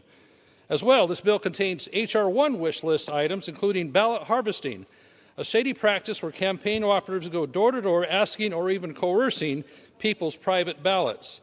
How is this door-to-door practice supposed to mitigate spreading the virus? The whole premise of this bill supposedly being included in a $3 trillion emergency package. Vote no on this. These are items that have nothing to do with what we should be prioritizing in this time of crisis. I yield back. Gentleman yields. Gentleman from Oklahoma reserves. Gentlewoman from New York is recognized. Mr. Speaker, I'm pleased to yield 30 seconds to the distinguished gentleman from California, Mr. Barrett. Gentleman from California is recognized for 30 seconds. Mr. Speaker, as a doctor and public health expert, I know we don't defeat this virus until we have a safe and effective vaccine. It's time for the United States to work with the rest of the world to develop that vaccine and inoculate the world. This bill allows U.S. global leadership to reemerge. The President may not want to lead, but let the world know the United States Congress is ready to lead and work with CEPI and the rest of the world to defeat this virus. And with that, I yield back. Gentleman yields back. Gentlewoman from New York reserves. Gentleman from Oklahoma is recognized. Thank you very much, Mr. Speaker. Mr. Speaker, I yield 1 minute to my very good friend from the state of Florida, member of the Small Business and Transportation and Infrastructure Committees, Mr. Spano. Gentleman from Florida is recognized for 1 minute. Thank you, Mr. Speaker. I rise in staunch opposition to H.R. 6800, the largest spending package ever considered and crafted without any input from Republicans in Congress. COVID-19 is impacting all Americans, and overcoming the crisis requires input from all their representatives. However, the Speaker and Democratic Party are clearly not focused on confronting the pandemic. Instead, they're exploiting the crisis to accomplish political goals rather than protect the American people. In this bill, Democrats include nearly $1 trillion to bail out blue states and cities for years of irresponsible spending. It prevents states from requiring voter IDs and requires same-day voter registration. And nowhere in this 1,800-page bill do they find room for basic pro-life protections included in appropriations bills since Roe v. Wade. This all on top of potentially freeing murderers and rapists. This bill steals money from the many to further the priorities of the few and then seeks to change election laws so they can do it all over again. And for these reasons, I vehemently oppose the bill. I yield back. Gentleman yields. Gentleman from Arkansas reserves. The gentlewoman from New York is recognized. Mr. Speaker, I yield 30 seconds to the gentleman from California, Mr. Cisneros. Gentleman from California is recognized for 30 seconds. Mr. Speaker, I rise in support of the HEROES Act. The mayors and local leaders in California's 39th and across America are asking for Congress to help their cities and towns. The HEROES Act will do that by providing $870 billion in direct funding to states, cities, and counties, and it will give them the flexibility to use the funding where it can do the most good. This is what our leaders in the 39th are asking for, because it will allow them to make crucial programs and adequately fund public safety in order to protect our citizens. I urge my colleagues to support this bill, and with that, I yield back. Gentleman yields. Gentlewoman from New York reserves. The gentleman from Oklahoma is recognized. Thank you very much, Mr. Speaker. Mr. Speaker, I yield 1 minute to my very good friend, colleague from my state, the great state of Oklahoma, Mr. Hearn, member of the Budget, Natural Resources, and Small Business Committees. Gentleman from Oklahoma is recognized for 1 minute. Well, I thank my colleague from Oklahoma for doing a great job today. When I look at this so-called HEROES Act, I don't see legislation honoring heroes. I see an 1,800-page bill that takes 40 hours to read, written with zero bipartisan input. I see socialist fantasies from previous rejected bills. I see a mortgage on our children's future financed by China, the very foreign adversary responsible for the crisis in the first place. This bill was formed outside the collaborative nature of the House of Representatives. It was proposed without going through committee or the amendment process, and no one, including the Democrats, knows what's in it. Passing a $3 trillion spending bill written behind closed doors in the Speaker's office sets a dangerous precedent that will have generational consequences. This is nothing more than a publicity stunt. This bill shows no bipartisan strategy for economic recovery. We should keep the House in session until we craft real bipartisan legislation that gets our country back up and running. I yield the remainder of my time. Gentleman yields. Gentleman from Oklahoma reserves. Gentleman from New York is recognized. Mr. Speaker, I'm pleased to yield 30 seconds to the distinguished gentlewoman from New York, Ms. Clark, a Vice Chair of the Energy and Commerce Committee. Gentlewoman from New York is recognized for 30 seconds. Mr. Speaker, I rise today in support of the HEROES Act. As reported in Newsweek on Tuesday, my beloved Brooklyn has the distinction of having more deaths due to COVID-19 than any county in the United States, with a death toll exceeding 46 entire states. Over 4,000 souls have departed due to the dreadful virus. The HEROES Act provides crucial relief support for our heroes, COVID-19, on the front lines, who extended it to us, a lifeline at great risk to their own lives.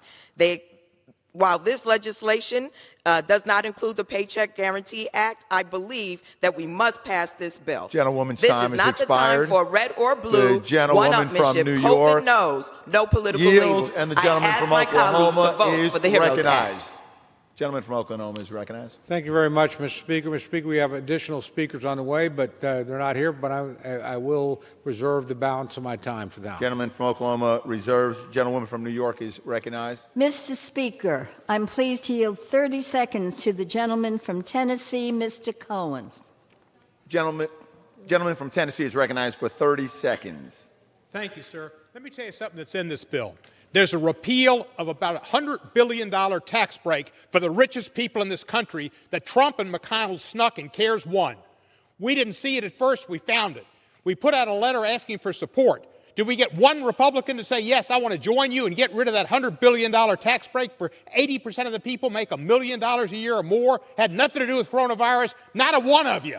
You ought to be for that. That's thievery. That's robbery. Jesse James wouldn't need a mask because if he came here, Trump and McConnell didn't have on a mask. They stole from the American people $100 billion for millionaires and billionaires. Expired. I yield back the balance of my time. Gentlewoman from New York reserves. Gentleman from Oklahoma is recognized. Thank you very much, Mr. Speaker. I just advised my friend if he's worried about tax breaks for billionaires and millionaires, he might want to get rid of the SALT deductions in this current bill.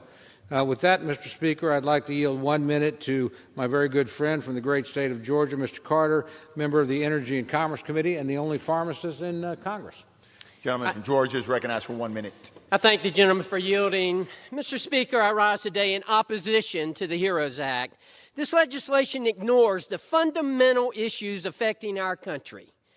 It is a harmful misallocation of congressional efforts and ignores the plight of the American people. For instance, this package references cannabis more times than it does jobs. It includes hundreds of billions to bail out states, which may be needed, but it is not even ensuring that there are guardrails to prevent reckless behavior and waste. It extends increased unemployment benefits well past the targeted reopening of the country, forcing businesses to compete with government programs for employees. This package would allow illegal immigrants access to direct payments, and it would move to federalize elections. These are just a handful of examples of the misguided and dangerous policies included in this legislation. We have allocated trillions of dollars in aid, and significant amounts of that still hasn't gone out the door. Now is the time to discuss solutions for the problems facing the American people, not a partisan wish list. 15 seconds. The gentleman is recognized for an additional 15 seconds. Thank you, Mr. Speaker. Now is the time. Now is the time for us to discuss solutions for the problems facing the American people, not to put out partisan wish lists. I urge my colleagues to oppose this, and I yield back. Gentleman yields back. Gentleman from Oklahoma reserves. Gentlewoman from New York is recognized. Mr. Speaker, I'm pleased to yield 30 seconds to the gentleman from Virginia, Mr. Connolly. Gentleman from Virginia is recognized for 30 seconds. Thank you, Mr. Speaker. Their priority is corporate liability. Ours is helping to save a nation. They say wait. Wait for what? The virus to stop spreading? It won't. To wait for another 36 million Americans to have to file for unemployment? To wait for another million businesses to collapse? For another 86,000 Americans to die? The time to act is now if we're going to save this economy and protect public health and safety. Not to dither, not to wait. The virus won't. Gentleman yields back. The gentlewoman from New York reserves. Gentleman from Oklahoma is recognized. Thank you very much, Mr. Speaker. I just advised my very good friend from the great state of Virginia. We didn't wait. We worked with you and passed 4 bills. You are wasting time. You're wasting time. You've brought a bill here you know will not pass the Senate. The President will not sign. You decided not to work with us. So please don't accuse us of delay. With that, Mr. Speaker, I'd like to yield 1 minute to my very good friend from the great state of Idaho, Mr. Fulcher, member of the Ed and Labor and Natural Resource Committees. Gentleman from Idaho is recognized for 1 minute. Thank you, Speaker. The United States of America has generated more prosperity than every other nation in history combined. That's because our divinely inspired system of government prioritizes individual rights through a republic that has representation, employs market principles and property rights, and backs it up with the rule of law. The sponsors of today's legislation is using a pandemic as an excuse to propose spending $3 trillion on policies that reverses or undermine all three. Now, we all know it's not going to become law, but instead it's part of a strategy to set the initial negotiation bar so outrageously to the left that the end negotiated result would transform our republic to a socialist, remotely governed republic. When I disagree with legislation content, I often consider compromise. But in this case, there's only one reasonable response, and that's no. Gentleman's recognized for an additional 15 seconds. Thank you, Mr. Speaker. When I disagree with the legislative content, I often consider compromise. But in this case, there's only one reasonable response, and that's a no vote. Thank you. Gentleman yields. Gentleman from Oklahoma reserves. Gentlewoman from New York is recognized. Mr. Speaker, I'm pleased to yield 30 seconds to the gentleman from California, Mr. Cox. Gentleman from California is recognized for 30 seconds. Mr. Speaker, the working families of the Central Valley and the 86,000 Americans who have died don't have the luxury of waiting for the White House, Leader McConnell, or my friends on the other side of the aisle to sit around and let more Americans die or go bankrupt. The fact is, Democrats are showing leadership in a plan that puts Main Street before Wall Street and takes care of the families who did nothing to cause this crisis, but are paying with their lives. I urge my colleagues to support this bill so we can recharge our efforts to test, track, and treat, which is the only way to reopen our nation safely. Thank you, Mr. Speaker, and I yield the balance of my time. Gentleman yields. Gentlewoman from New York reserves. Gentleman from Oklahoma is recognized. Thank you very much, Mr. Speaker. Mr. Speaker, I yield 1 minute to my very good friend from the great state of Alabama and chairman of the Republican Policy Committee, Mr. Palmer. Gentleman from Alabama is recognized for 1 minute. I oppose this bill because it constitutes a threat to our national security. On March 26, the Federal Reserve Bank of St. Louis reported that our debt to GDP was already at 106.8%. Since that time, Congress added over $2 trillion. If this $3 trillion left-wing dream come true bill were to become law, it would likely move our debt to GDP at close to 120% by the end of this fiscal year. Debt levels of this magnitude are not sustainable. Debt levels of this magnitude will be a threat to Social Security and Medicare. Debt levels of this magnitude will reduce household income. And debt levels of this magnitude threaten our national security. Once upon a time, there was a bipartisan agreement about this. Former secretaries of defense across multiple administrations all warned that our debt will compromise our national security capabilities. It is foolhardy to ignore these warnings that the single biggest threat to our national security is our national debt. America has enemies, and despite all the illusions of some, China is foremost among them. If this bill were to become law, it would undermine our ability to maintain our military superiority. Gentleman's time's expired. Gentleman from Oklahoma. The gentleman, an additional 15 seconds, Mr. Gentleman Speaker. is recognized for an additional 15 seconds. If this bill were to become law, it would undermine our ability to maintain our military superiority over China. In that regard, if Xi Jinping had a vote in this chamber, he would be an enthusiastic yes. Thank God he does not. But we do. I urge a no vote on this bill. Thank you. I yield back. Gentleman yields. Gentleman from Oklahoma reserves. Gentlewoman from New York is recognized. Mr. Speaker, I'm pleased to yield 30 seconds to the distinguished gentleman from Colorado, Mr. Crow. Gentleman from Colorado is recognized for 30 seconds.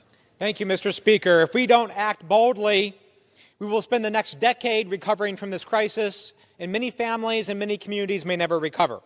My colleagues on the other side of the aisle are right about one thing. This is our vision for America. An America where people can pay their rent and mortgage and buy food for their children, where businesses will reopen and create jobs, where our cities can pay our firefighters, our paramedics, and our teachers next month, and where people can vote without risking their health and their lives. America is great because in times of crisis, we come together to meet the challenge. We do big things. Let us meet this moment. Let's pass this bill. Gentleman yields. Gentlewoman from New York reserves. Gentleman from Oklahoma is recognized. Thank you very much, Mr. Speaker. Mr. Speaker, I yield 1 minute to my very good friend from the great state of Pennsylvania, member of the Agriculture and Education and Labor Committees, Mr. Thompson. Gentleman from Pennsylvania is recognized for 1 minute. Thank you, Mr. Speaker. I thank Mr. Cole for yielding. I rise in strong opposition to this legislation. Through CARES and the previous relief packages, Congress has already approved. The federal government has acted swiftly to address our most pressing needs as a result of the coronavirus. Our efforts thus far have been about three things: saving lives, saving jobs, and saving our economy. These bills were negotiated in good faith and passed with overwhelming bipartisan support to provide immediate resources and a lifeline to families, workers, businesses, and the states. Mr. Speaker, the legislation on the House floor today is not in the same bipartisan spirit of addressing the urgent needs of the Americans during the coronavirus pandemic. It is written without input from the minority and prioritizes divisive partisan policies over real relief for Americans. One division I'm concerned about is agriculture. Instead of simply supporting farmers, ranchers, and the effectiveness of our feeding programs, which is where our focus should be, the bill ties the hands of the USDA. These partisan policies have no place in a relief package, and this legislation is dead on arrival in the Senate. As we begin to open up our economy, Congress must continue combating the virus and getting Americans back to work. Gentleman's time has expired. Gentleman from Oklahoma. Gentleman, additional 15 seconds. Gentleman's recognized for an additional 15 seconds. We also could be doing more for working individuals by including my legislation, the Ag Chain Act, which would suspend federal income tax and payroll taxes for essential workers during this pandemic. However, today's legislation was drafted and introduced with unnecessary haste and lacks bipartisan support to become law. I'm voting no on this bill, and I urge my colleagues to do the same. Gentleman yields. Gentleman from Oklahoma reserves. Gentlewoman from New York is recognized. Mr. Speaker, I'm very pleased to yield 30 seconds to the gentlewoman from Pennsylvania, Ms. Dean. Gentlewoman from Pennsylvania is recognized for 30 seconds. Thank you, Mr. Speaker. Thank you, Madam Chair. I rise in support of the HEROES Act because it recognizes the human sacrifice of our families, our teachers, our postal workers, our police. It recognizes the human suffering. In my own counties of Berks County, 207 are dead.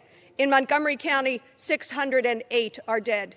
Included in that number is my own mother-in-law, dead of COVID earlier this month in a local nursing home, without the ability of her family to be at her side. And it recognizes the heroes all around us, like the staff at that nursing home who stood by and took care of Joan in a loving way when the family. Gentlewoman from New York. Gentlewoman is recognized for an additional 15 seconds. I thank you, Madam Chair. I will be voting yes on this bill to send nearly $40 billion to my hard-hit state of Pennsylvania. I urge all of our colleagues to do the same. Gentlewoman yields. Gentlewoman from New York reserves. Gentleman from Oklahoma is recognized. Thank you very much, Mr. Speaker. I have additional speakers on the way. They're not yet arrived, so I'm going to reserve. Gentleman from Oklahoma reserves. Gentlewoman from New York is recognized. Mr. Speaker, I'm pleased to yield 30 seconds to the gentlewoman from Washington, Ms. Delbene. Gentlewoman from Washington is recognized for 30 seconds. Thank you. The HEROES Act will help workers stay connected to their employer, their paycheck, and their benefits.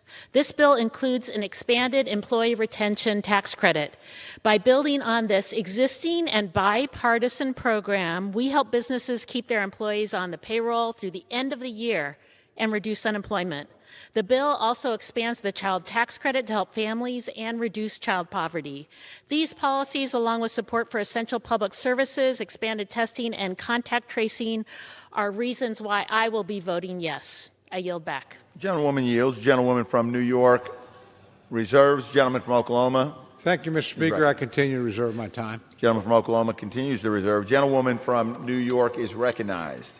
Mr. Speaker, I yield 30 seconds to the gentlewoman from Michigan, Mrs. Dingle. Gentlewoman from Michigan is recognized for 30 seconds. Thank you, Madam Chair. We in Michigan have been devastated by this virus.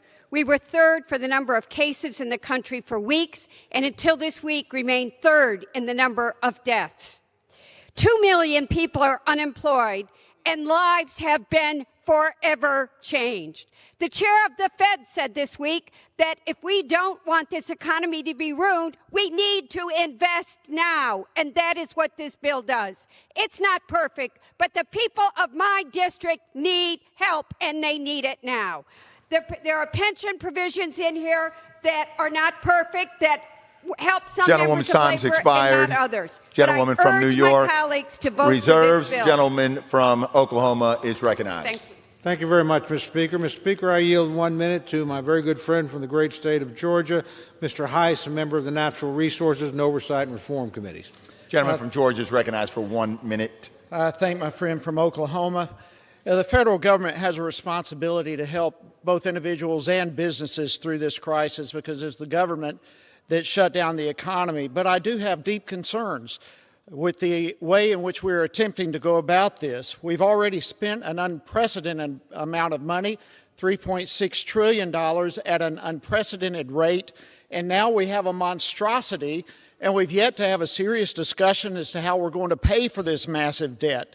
And in this bill, $3 trillion, 1,800 pages, zero input from the minority, from the Senate or the White House, drafted behind closed doors, and just very little time to review it. And as ranking member of the GovOps committee, I want to focus on the Postal Service. The Postal Service does not need a bailout. They need reform. It needs reform. We have 12 consecutive years of losing money in the Postal Service, and it was not caused by this pandemic. It is a deeper pandemic within the Postal Service, and they've got... Gentleman from Oklahoma. An additional 15 seconds, Mr. Gentleman's Speaker. recognized for an additional 15 seconds. I thank the gentleman. This is an issue that we've got to resolve, not with just bailout of $25 billion. They have $9 billion sitting in the bank over there. This is our time to be responsible with the people's money, and I urge my colleagues not to support this bill. And with that, I yield back. Gentleman yield. Gentleman from Oklahoma reserves. Gentlewoman from New York is recognized. Mr. Speaker, I'm pleased to yield 30 seconds to the gentleman from New York, Mr. Espeal. Gentleman from New York is recognized for 30 seconds. Thank you, Mr. Speaker. I rise in support of HEROES. $15 billion for transit agencies, including $3.8 billion for the MTA. That's a good thing. $2 billion for deep cleaning for public housing, such as NYCHA. That's a good thing. Another round of stimulus checks, $1,200 plus another $1,200 for children. That's a good thing. $10 billion for additional grants for small businesses. That's a good thing. $7 billion for child care, a good thing. And $100 billion for emergency rental assistance. That's an extremely good thing. Help for New York State, New York City. Fired. I rise in support of our heroes. This is a good thing. Thank you very much, Mr. Speaker. I reserve my time for the moment. Gentleman from Oklahoma reserves. Gentlewoman from New York is recognized. Mr. Speaker, I'm pleased to yield 30 seconds to the gentlewoman from Texas, Ms. Escobar. Gentlewoman from Texas Thank you, Madam Chair. is recognized for 30 seconds. Thank you, Mr. Speaker. Thank you, Madam Chair. Unfortunately, our colleagues on the other side of the aisle don't hear the suffering happening in our communities. Communities like El Paso, vulnerable communities that need more testing, more tracing. This bill does that. It provides that necessary step to safely reopening our economies. It also provides $1 billion for my community of El Paso, Texas, $35 billion for the state of Texas. For this and many other reasons, we need to look at this as one step in a long journey, a painful journey, but one that we're in together. Thank you. I yield back. Gentlewoman yields. Gentlewoman from New York reserves. Gentleman from Oklahoma. Thank you, Mr. Speaker. I just remind my friends we actually do hear. That's why we worked with you to pass 4 straight bills. Be willing to work with you again. You chose not to do that. You chose to bring to the floor a bill you know will not be taken up by the Senate, will not be signed by the President. So let's abandon that course and go back to where we were at. We worked together. We got a lot done, short period of time. I think that's what the American people want us to do. With that, Mr. Speaker, I reserve my time. Gentleman from Oklahoma reserves. Gentlewoman from New York is recognized. Mr. Speaker, I just would like to tell my good friend, whenever you're ready to sit down, I'm very happy to work with you. But right now, I'm ready to yield 30 seconds to the gentleman from California, Mr. Garamendi. Gentleman from California is recognized for 30 seconds. Mr. Speaker, I rise in support of this legislation. Much talk, some facts. In California, $54 billion deficit by the state government. The counties I represent are reeling in their deficit. We need this bill. Otherwise, we're going to see hospitals, we're going to see first providers, police and fire laid off. Many say this bill is dead on arrival. If we do not move this bill, the death will be in our districts. I yield back. Gentlewoman from New York reserves. Gentleman from Oklahoma is recognized. Thank you, Mr. Speaker. I have great respect for my very good friend from California, but we live in a system right now of divided government. We have a Democratic House, certainly has a voice in anything that's done. We have a Republican Senate, so does it. We have a Republican President. We've proven that we can work together. We did for 4 straight bills. Extraordinary amount of time, largest single bill in American history. So it's not as if the two sides don't know how to do this. For whatever reasons, my friends chose to decide to move alone. Well, you can certainly do that through this chamber, and that's your right to do. I respect that. That's what you want to do. But if you think moving alone without Republicans will get you anywhere in the United States Senate or at the other end of Pennsylvania Avenue, I would just suggest that's probably not the case. So, again, we know how to do this. We've proven we can do it. An extraordinary job by all concerned on both sides of the House to get those 4 bills done. Nobody works better, by the way, in a bipartisan sense than my good friend, the chairwoman of the Appropriations Committee. And nobody works with her better than my good friend, the ranking member of the Appropriations Committee. I'd suggest the rest of us probably should clear out for a while, let those two work together. Bet you we could get a bill that would actually pass. With that, Mr. Speaker, I reserve the balance of my time. Gentleman reserved. Gentlewoman from New York is recognized. Mr. Speaker, I'm pleased to yield 30 seconds to the gentleman from Texas, Mr. Green. Gentleman from Texas is recognized for 30 seconds. Mr. Speaker, the richest country in the world is facing a looming humanitarian crisis. Hunger looms large in the land, Mr. Speaker. The bill provides a $14 billion solution with a humanitarian response to feed the hungry. Homelessness looms large. Evictions are afoot. The bill provides $100 billion to keep people in their homes. The humanitarian crisis necessitates a humanitarian response. This bill provides that response. I'm proud to yield back the balance of my time. Gentleman yields. Gentlewoman from New York reserves. Gentleman from Oklahoma. Thank you very much, Mr. Speaker. I reserve for the moment. Gentleman from Oklahoma reserves. Gentlewoman from New York is recognized. Mr. Speaker, I'm pleased to yield 30 seconds to the gentlewoman from New Mexico, Ms. Holland.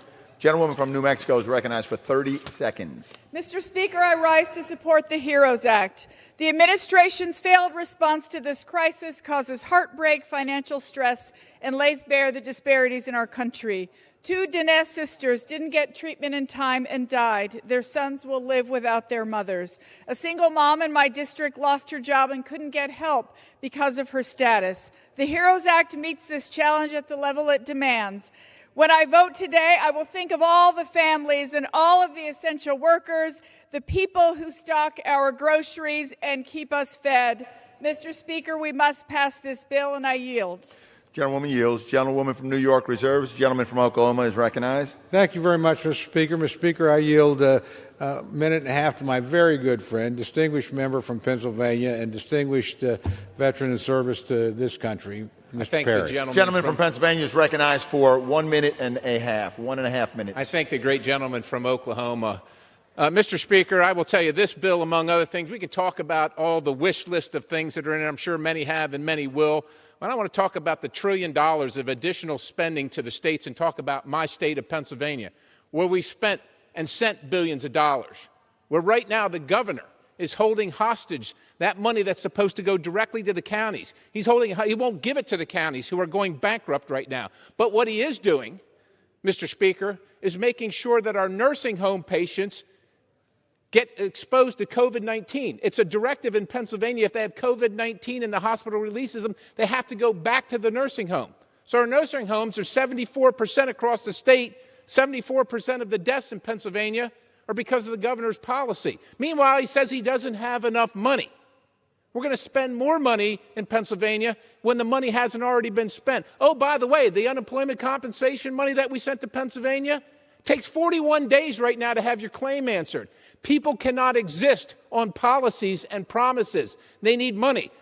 Mr. Speaker, spending more money, sending more money to buttress failed policies don't fix the policies. They don't fix anything. They don't help anyone.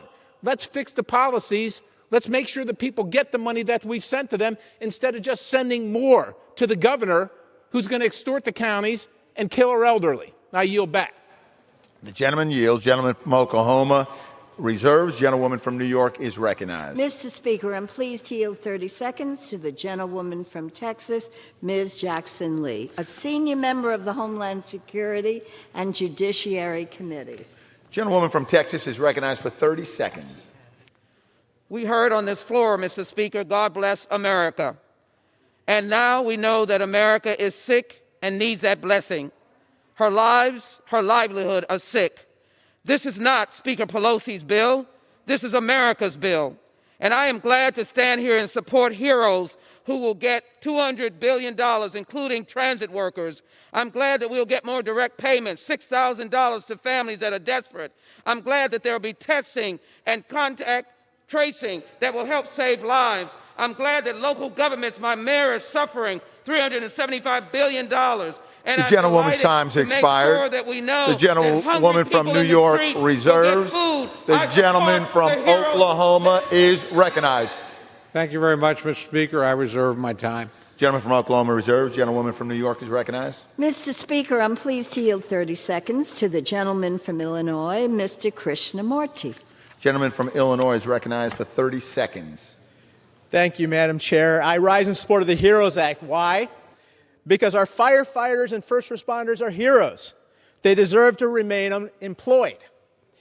Because our frontline and healthcare workers are heroes. They deserve to have more testing and PPE. Our small business people are heroes too, and they deserve relief also. Heroic people need our action today. Inaction would not be heroic. I yield back. Gentleman yields. Gentlewoman from New York reserves. The gentleman from Oklahoma is recognized. Thank you, Mr. Speaker. I continue to reserve my time. Gentleman from Oklahoma reserves. Gentlewoman from New York is recognized. Mr. Speaker, I'm very pleased to yield 30 seconds to Mr. Norcross. Gentleman from New Jersey. Gentleman from New Jersey is recognized for 30 seconds. Thank you, Mr. Speaker. I rise today at an unprecedented time. First, I want to thank those frontline and essential workers, those who are working each and every day on the retail lines, certainly those who are working to keep our lights on. But this HEROES Act will provide New Jersey the much-needed help it deserves and needs. Second in the nation, almost 10,000 people have been impacted this in a way that we'll never forget it. But we know for workers, this will take care of OSHA, so they have a safe workplace. For families, so they have food, that SNAP benefits increase. For small businesses, emergency grants. But most importantly, we together as a country will get past this if we work together. Gentleman's time. Gentleman yields. Gentlewoman from New York reserves. Gentleman from Oklahoma is recognized. Thank you very much, Mr. Speaker. Mr. Speaker, I yield 1 minute to my great friend from the great state of Kentucky, Mr. Barr, distinguished member of the Financial Services Committee. Gentleman from Kentucky is recognized for 1 minute. Thank you, Mr. Speaker. And for 2.5 years, Americans have heard Democrats in this House criticize the historic tax cuts for exploding the debt. They've listened to Democrats repeat that criticism, even as individual income tax revenues actually rose by $22 billion over CBO projections. But today, Speaker Pelosi proposes a bill that is so reckless, so outrageous, and so fiscally irresponsible that it will add $3 trillion to our national debt overnight.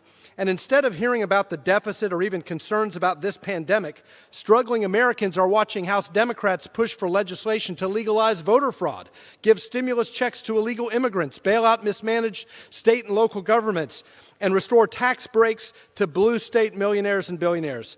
So to taxpayers across America, if you've ever had any doubt about where Democrats in this House actually stand on deficits and the debt, watch today's vote. Instead of surrendering our country to socialism, we need to reopen our economy and allow Americans to safely get back to work. The government cannot sustainably respond to this crisis or any crisis unless and until we have taxpayers who are actually working. Reserves. Gentlewoman from New York. Gentlelady from New York. Gentlewoman from New York is recognized. Mr. Speaker, I'm very pleased to yield 30 seconds to the gentleman from California, Mr. Panetta. Thank you, Madam Chair. Gentleman from California is recognized for 30 seconds. Thank you, Mr. Speaker. H.R. 6800 is anything but a wish list for Democrats. Instead, the HEROES Act means everything to the people in all of our congressional districts. States and cities across our country are losing revenue that will lead to a loss of services and our safety. The funding in this bill shores up those services and our security, especially for our small cities. The PPP benefits the small businesses, but it needs to be expanded and easier to understand. This bill provides those improvements as well as more testing and tracing, help for renters and owners, broadband for kids, purchases for farmers, and protections for farm workers. So when you call this a wish list, know that it's our constituents that are wishing for this funding so that they can fight and defeat this from pandemic. New York Thank you, Mr. reserves, Speaker. I yield back. and the gentleman from Oklahoma is recognized. Thank you very much, Mr. Speaker. There's nobody I respect more than my good friend from California. He's a bipartisan person by nature and instinct. All I would advise him is to resume what you did that worked before. go back to operating in a bipartisan manner, sit down with us, negotiate. We'll actually get something done for the American people. What you're doing now is partisan, one-sided, no Republican input, dead on arrival in the Senate, not going to be signed by the president. That's not a productive use of time. Maybe a political choice, maybe smart politics. I don't know. I don't think so, but maybe. But it's certainly not going to result in legislation. With that, Mr. Speaker, I yield back. I reserve. Gentleman from Oklahoma reserves. Gentlewoman from New York is recognized. Mr. Speaker, I'm pleased to yield 30 seconds to the gentlewoman from California, Ms. Porter. Gentlewoman from California is recognized for 30 seconds. Americans are suffering enough from this pandemic. They deserve the best policy to help them. Even if infection rates go down in May and June, unemployment will keep going up. The Paycheck Recovery Act would protect our capitalist economy, which the virus is attacking. It would preserve businesses and give workers what they need most, their paychecks, so they can provide for their families. The HEROES Act should have used this approach, but I know our states and local governments and our frontline workers cannot wait for federal help. I therefore support this bill. I yield back. The gentlewoman yields. Gentlewoman from New York reserves. Gentleman from Oklahoma is recognized. Thank you, Mr. Speaker. I reserve my time. Gentleman from Oklahoma reserves. Gentlewoman from New York is recognized. Mr. Speaker, I'm pleased to yield 30 seconds to the gentleman from New Jersey, Mr. Payne. Gentleman from New Jersey is recognized for 30 seconds.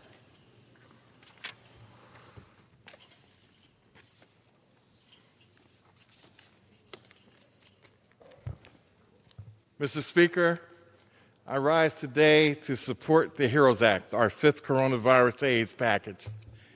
Right now, Americans are losing loved ones, jobs, their health insurance, and their patients. The only aid that they will get is whatever we provide them. Government exists to help the country in times of great need, and there might not ever be a greater time in our lifetime than right now. I'm shocked that many of my Republican colleagues seem not to care. The price might be high, but the price of doing nothing is always higher. Our constituents count on us to do the right thing. The gentleman's time has expired. The bill is right for the American Gentlewoman from workers, New York American reserves. families, Gentleman and from American Oklahoma business. is recognized. And with that, Thank you, Mr. Speaker. I continue to reserve. Gentleman from Oklahoma reserves. Gentleman from New York is recognized. Mr. Speaker, I'm pleased to yield 30 seconds to the gentleman from Colorado, Mr. Neguse. Gentleman from Colorado is recognized for 30 seconds.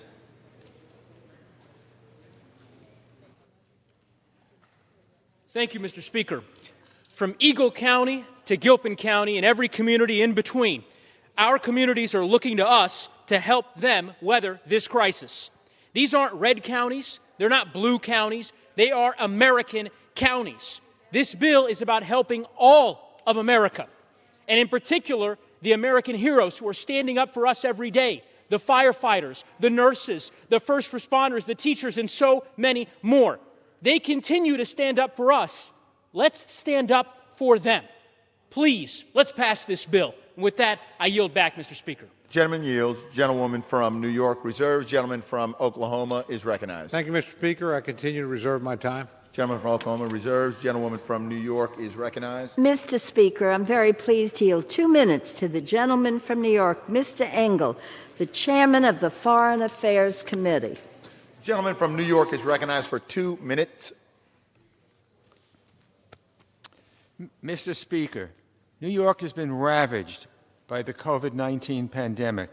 My constituents in New Rochelle, New York, were the original New York hotspot and has suffered greatly both health-wise and economically. I've worked tirelessly since the last CARES Act to help my constituents and bring as many resources as I can back to the Bronx and Westchester. This includes about $5 billion for hard-hit New York hospitals and $76 million for New York's community health centers. With today's vote, the House makes clear its commitment to continue helping the heroes of this pandemic and our state even further. The HEROES Act finally makes whole our state and local governments with nearly $34 billion in funding for New York and an additional $32 billion for local assistance.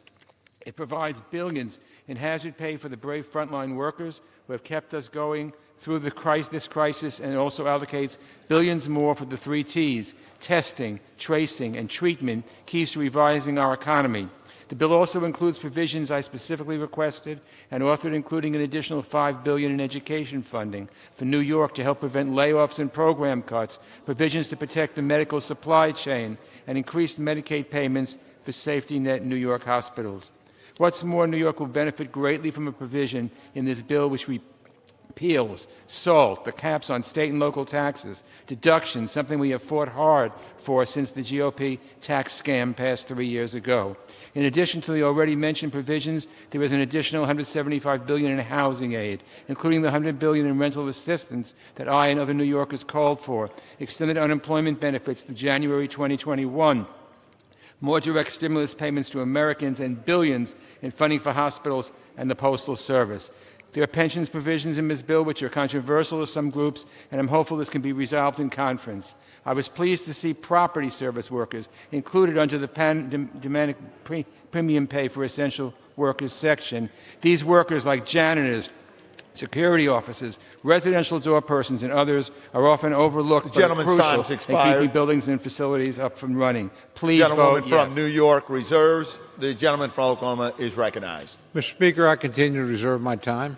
Gentleman from Oklahoma reserves. The gentlewoman from New York is recognized. Mr. Speaker, I'm pleased to yield 30 seconds to the gentlewoman from California, Ms. Sanchez. Gentlewoman from California is recognized for 30 seconds. I rise today in support of the HEROES Act. COVID-19 has ravaged communities, businesses, and families. We will be reeling from the economic aftershocks of the coronavirus for many months to come. The HEROES Act will provide desperately needed relief to stabilize our fragile economy and protect essential workers. It will put us on the right path to economic recovery, a recovery that reduces food insecurity, compensates essential workers for risking their lives to do their jobs, and helps prevent counties and municipalities from having to lay off the workers that we rely on the most. I urge a yes vote on the HEROES Act. Let's support our heroes. The gentlewoman yields. The gentlewoman from New York reserves. The gentleman from Oklahoma is recognized. Thank you, Mr. Speaker. I continue to reserve my time. Gentleman from Oklahoma reserves. Gentlewoman from New York is recognized. Mr. Speaker, I'm pleased to yield 30 seconds to the gentlewoman from Alabama, Ms. Sewell, the Vice Chair of Ways and Means. Gentlewoman from Alabama is recognized for 30 seconds. Mr. Speaker, I rise today to support our HEROES Act. This bill will provide $375 billion in support directly to local governments, which would mean millions of dollars for my counties and my towns in my district of Alabama. These funds will help our communities with their lost revenues while protecting the jobs of those essential workers. Mr. Speaker, I stand with the heroes and sheroes of Alabama, and I ask for all to support this bill because we are dying in numbers, and we need to make sure that we're doing all that we can to protect the lives and livelihoods of all Americans. I ask for a yes vote on the HEROES Act. Let's stand with our heroes. Gentlewoman from New York reserves. Gentleman from Oklahoma is recognized. Thank you, Mr. Speaker. I continue to reserve my time. Gentleman from Oklahoma reserves. Gentlewoman from New York is recognized. Mr. Speaker, I'm pleased to yield 30 seconds to the gentlewoman from New Jersey, Ms. Sherrill. Gentlewoman from New Jersey is recognized for 30 seconds. Thank you, Mr. Speaker. To date, 10,000 New Jerseyans have lost their lives to coronavirus, 1.1 million their jobs. The toll of the pandemic on New Jersey cannot be understated, nor can the need for additional relief. That's why I fought for desperately needed aid for state and local governments, a repeal of the SALT cap, increased funding for hospitals, testing, tracing, and PPE. In these times, we must stand together as a nation. We must be bold, we must be resolute, and we must be brave. Thank you, and I yield back.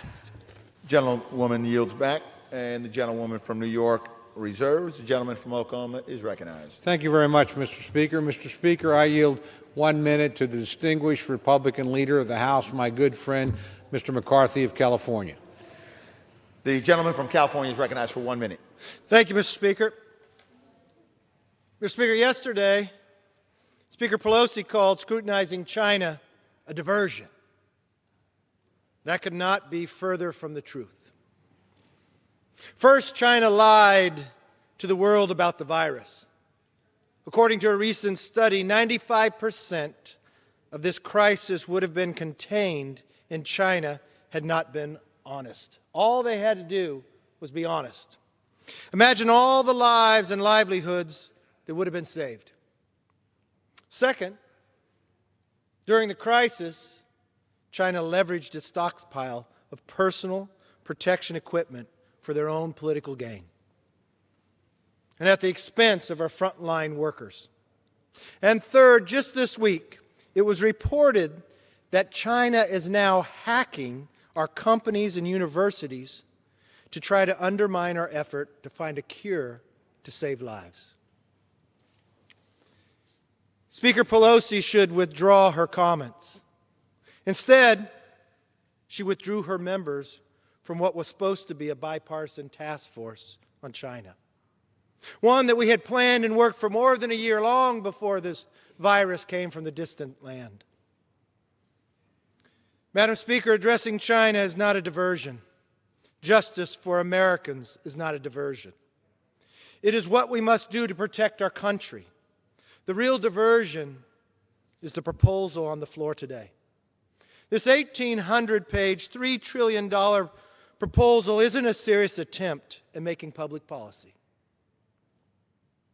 Mr. Speaker, I listened to your talk, what you had before your conference. I listened to what Speaker Pelosi told your conference to go big. Instead of going big, it seems you went crazy. This is a political messaging bill that has no chance of becoming law. That's not my opinion. That's opinion from your own members and from the media itself. And why do they have that opinion? Let's look at the flaws in this bill itself. Its central demands were written behind closed doors, predates the crisis, and are not targeted to the coronavirus. Changing election laws won't speed up the development of treatments or cures. That was your number one bill, H.R. 1. Do you remember back when you introduced that, the very first bill in Congress? Long before anyone ever heard of coronavirus. Bailing out mismanaged pensions won't keep cash-strapped Main Street afloat as Americans practice social distancing. Suspending the cap on SALT tax deductions for millionaires and billionaires won't reach the 36 million Americans who are now unemployed. You promised to do that in your campaign, not when the virus came forth. This bill has more references to cannabis industry in it than it does to jobs, even though it is jobs, not dispensaries, that are going up in smoke. Millions of more dollars earmarked for the National Endowment for the Arts. That won't stop China from hacking our companies and universities who are working towards a vaccine. America is in a serious crisis. But unfortunately, Mr. Speaker, the House Democrats see it as a leverage to pass their socialist agenda. Mr. Speaker, Majority Whip Clyburn, who runs the independent, which I refer to as the 2.0 impeachment committee, called it a tremendous opportunity to restructure things to fit our vision. Mr. Speaker, you have a member on the other side of the aisle who authored the Green New Deal, said you absolutely love to see it, while she was cheering the loss of good jobs in the energy industry. There's another member on the other side of the aisle, the co-chair of the Progressive Caucus, said about passing more legislation, the concern. She said, for me, the leverage is that there is enormous suffering. I want to assure the American public those are not the views from this side of the aisle. We do not view the coronavirus as an opportunity to reshape and restructure government. We do not smile and cheer when people lose their jobs. And we do not think to use leverage because people are suffering. We do not see that as an opportunity to grab every philosophical idea we have that has nothing to do with coronavirus and put it into a bill. That's not who we are. Today's partisan spectacle continues a trend by, unfortunately, the Democrats that have strained Congress's relief efforts from the very beginning. History will write In January, Democrats were too busy impeaching President Trump to pay attention to what was happening in Wuhan, China. In March, Speaker Pelosi delayed passage of the bipartisan CARES Act for 5 days. Her obstruction cost millions to lose their jobs and politicized the process, but changed little in the bill. And in April, Democrats dragged their feet over replenishing the crucial Paycheck Protection Program for 14 days, allowing millions of jobs to be lost in the meantime and creating greater uncertainty for cash-strapped small businesses. It's time for the political games to end. It's time to put politics on lockdown and get back to legislating. 1,800 pages. I won't ask you who've read it because I know none of you saw it in committee. You will vote on the largest bill in the history of Congress with not one committee hearing, but you might argue back because your H.R. 1, your election law bill that you passed more than a year ago before the crisis, you want to put it in here.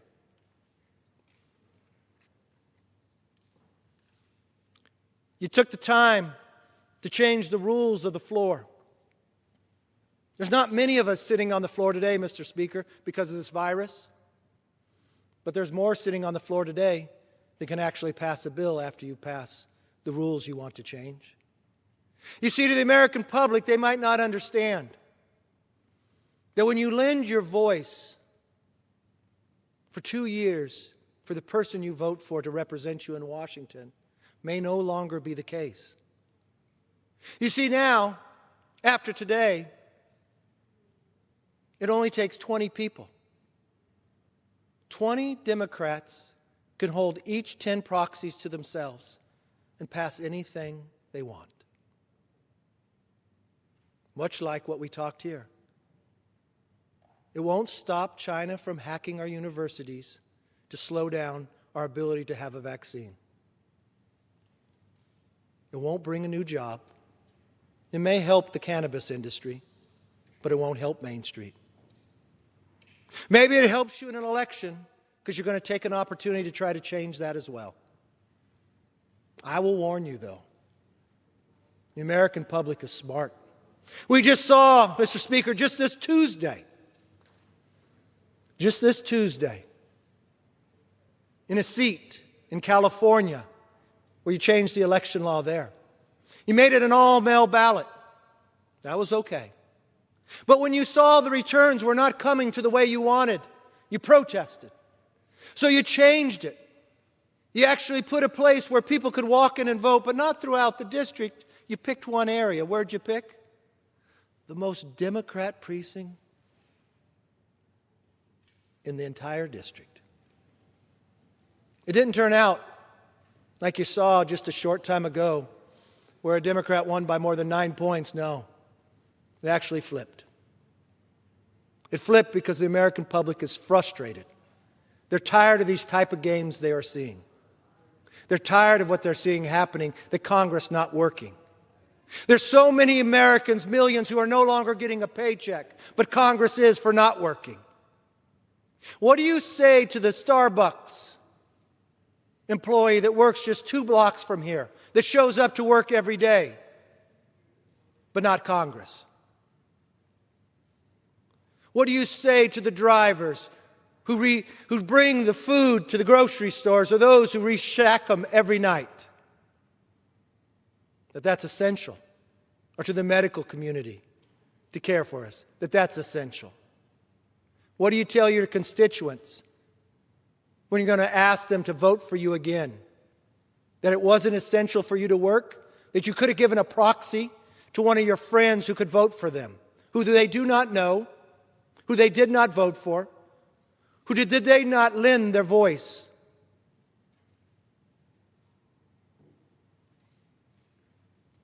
What will you say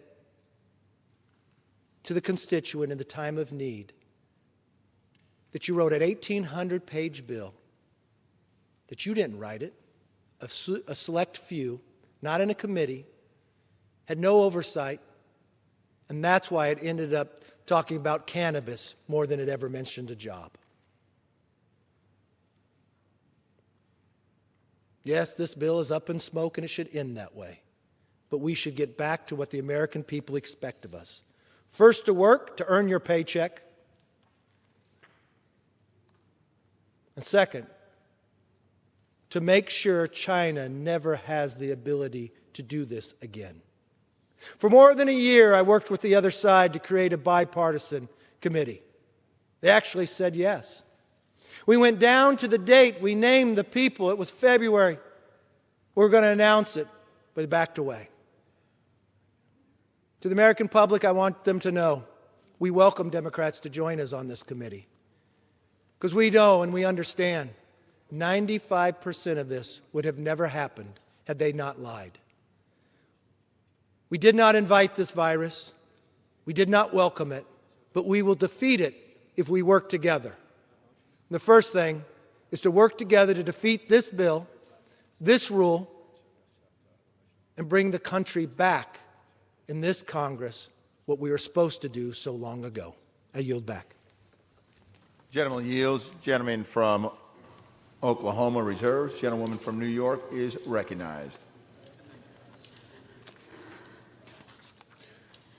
Mr. Speaker, before I yield to Mr. Soto, I would just like to say to the distinguished minority leader, I know what it is to see people suffer in my district. I know what it is to see people die in my district.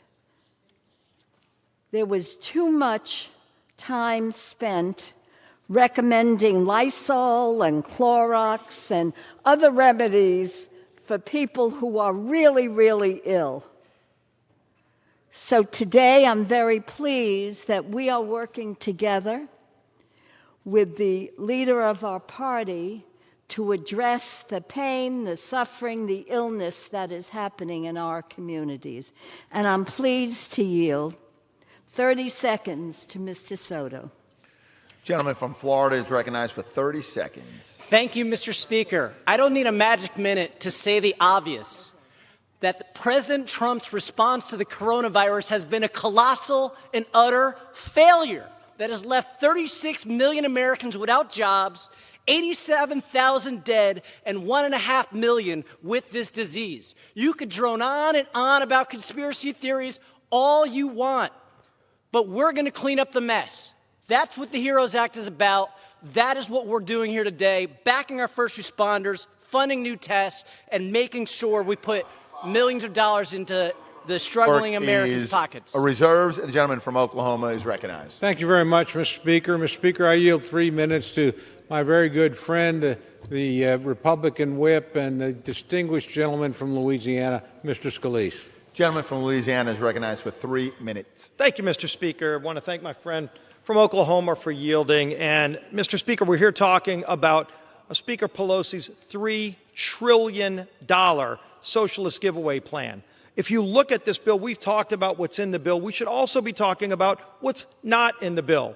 And, of course, while they have $500 billion in this package for states, including many who already wrecked their economy and had billion-dollar deficits prior to COVID-19, $500 billion to bail them out. And keep in mind, Mr. Speaker, we already gave, working together, $150 billion to those states, and they haven't even spent all that money. They haven't spent all that money, but in this bill, $500 billion to bail out states who were failing prior to COVID-19. What's not in this bill, Mr. Speaker? Money to hold China accountable for this whole mess. No money in this bill to hold China accountable. But again, what's in this bill? Billions of dollars for people who are here illegally. Just look at this one page in the bill, just one page, two-word change that makes accessible hundreds of billions of taxpayer dollars to people here illegally. It's in the bill. And just what happened the other day, let's talk about American companies that they're going after right now. Just a few days ago, the Democrat majority sent a target letter to a number of businesses who employ blue-collar workers all around America. Steel company right here in Pennsylvania and Ohio and New York. Steel workers, and they demanded in the letter, we ask you return these funds immediately. So hundreds of steel workers will go out of work based on the letter the Democrat majority sent out. And today, they're saying illegals can get that money. So you're taking it away from steel workers, shipbuilders, truck drivers, and you're turning around and giving it to people here illegally? What kind of set of priorities is that in the middle of a pandemic? Again, what's in the bill? You've got hundreds of billions of dollars for all these other things. Billions for taxpayer funding of abortions in the bill. What's not in the bill?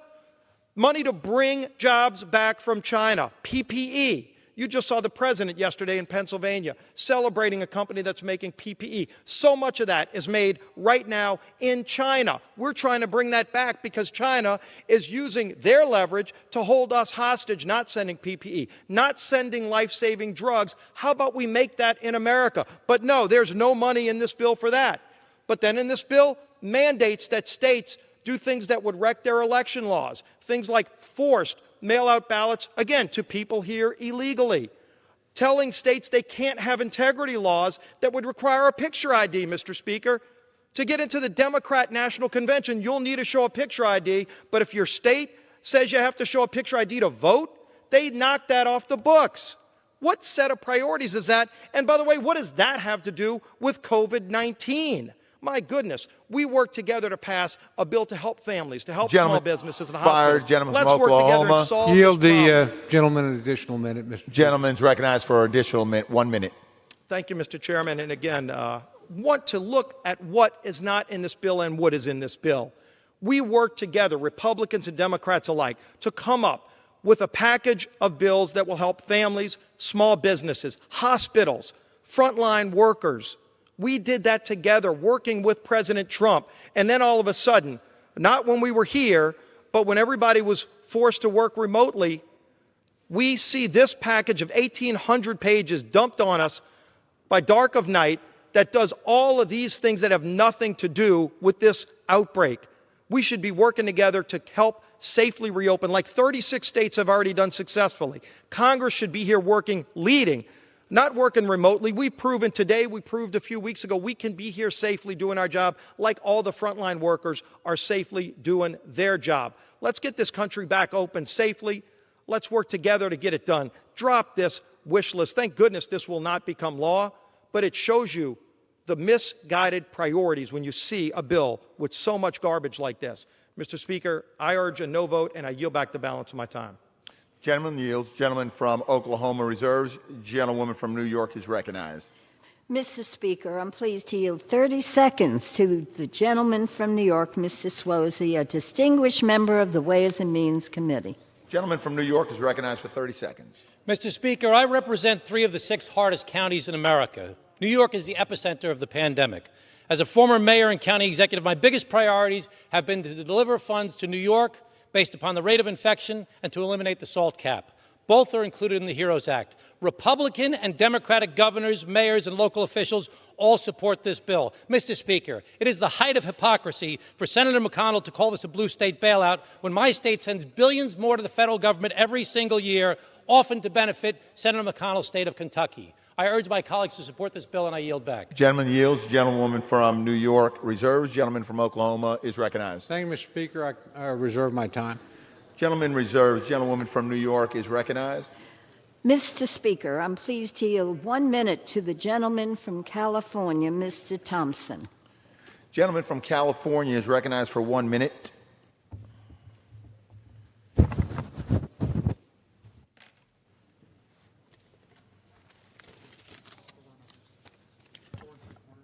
Mr. Speaker, I rise in support of this bill. It includes funding for state and local governments, for our healthcare workers, cops, firefighters, and teachers, those on the front lines working for us.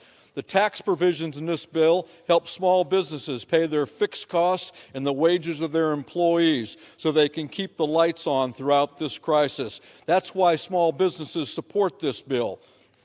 It improves the PPP to help the small businesses and help their employees. And it includes the FEED Act, a bipartisan, bicameral bill that enables restaurants and small family farmers to feed hungry people. The HEROES Act is an investment by the federal government to help the American people get through this pandemic. Pass this bill. I yield back the balance of my time. Gentleman yields. Gentlewoman from New York reserves. Gentleman from Oklahoma is recognized. Thank you, Mr. Speaker. I continue to reserve my time. Gentleman from Oklahoma reserves. Gentlewoman from New York is recognized. Mr. Speaker, I'm pleased to yield 1 minute to the gentleman from Maryland, the distinguished Majority Leader, Mr. Hoyer. The gentleman from Maryland is recognized for 1 minute. We have some wet. I want to dry this off and thank you, Mr. Speaker. Mr. Speaker, there's been a lot of talk about how there was no consultation on this bill. One of the reasons was because Senator McConnell, of course, said, let the states go bankrupt. We're not going to meet. We'll wait. We'll see. Let the municipalities go bankrupt. There was no energy on the other side of the aisle to engage once more. However, the President, Secretary Mnuchin, and others said when they signed the last bill, we needed another bill. So all this talk about not cooperating, I think, is correct. But I think it's incorrect as to who didn't cooperate. Who didn't come to the table? Who said, let's wait? Who said, let the states go bankrupt? So let's not try to change the scenario here, my friends, as to who wouldn't come to the table. To date, more than 85,000 Americans have died from COVID-19. And that number grows every day. Wait, delay, pretend that this crisis has abated. That's not what the American people expect of us. More than 36 million Americans have applied for unemployment insurance over the past 8 weeks, which is more than 1 in every 5 workers in America. That's why we need to act. This is a public health and economic crisis like no other this nation has faced. And the people who are being hurt were not at fault. As one of the Republican members said, and I agree with him, the economy was shut down. It didn't go into recession or depression. We shut it down. And as a result, millions, and when I say we shut it down, the President of the United States said we needed to stay at home. He was a little late to that, but he finally said it. It's clear, therefore, that Congress has a duty to act. We have already enacted 4 major laws to address the impacts of this pandemic. And today, the House is moving forward with its next major legislative package.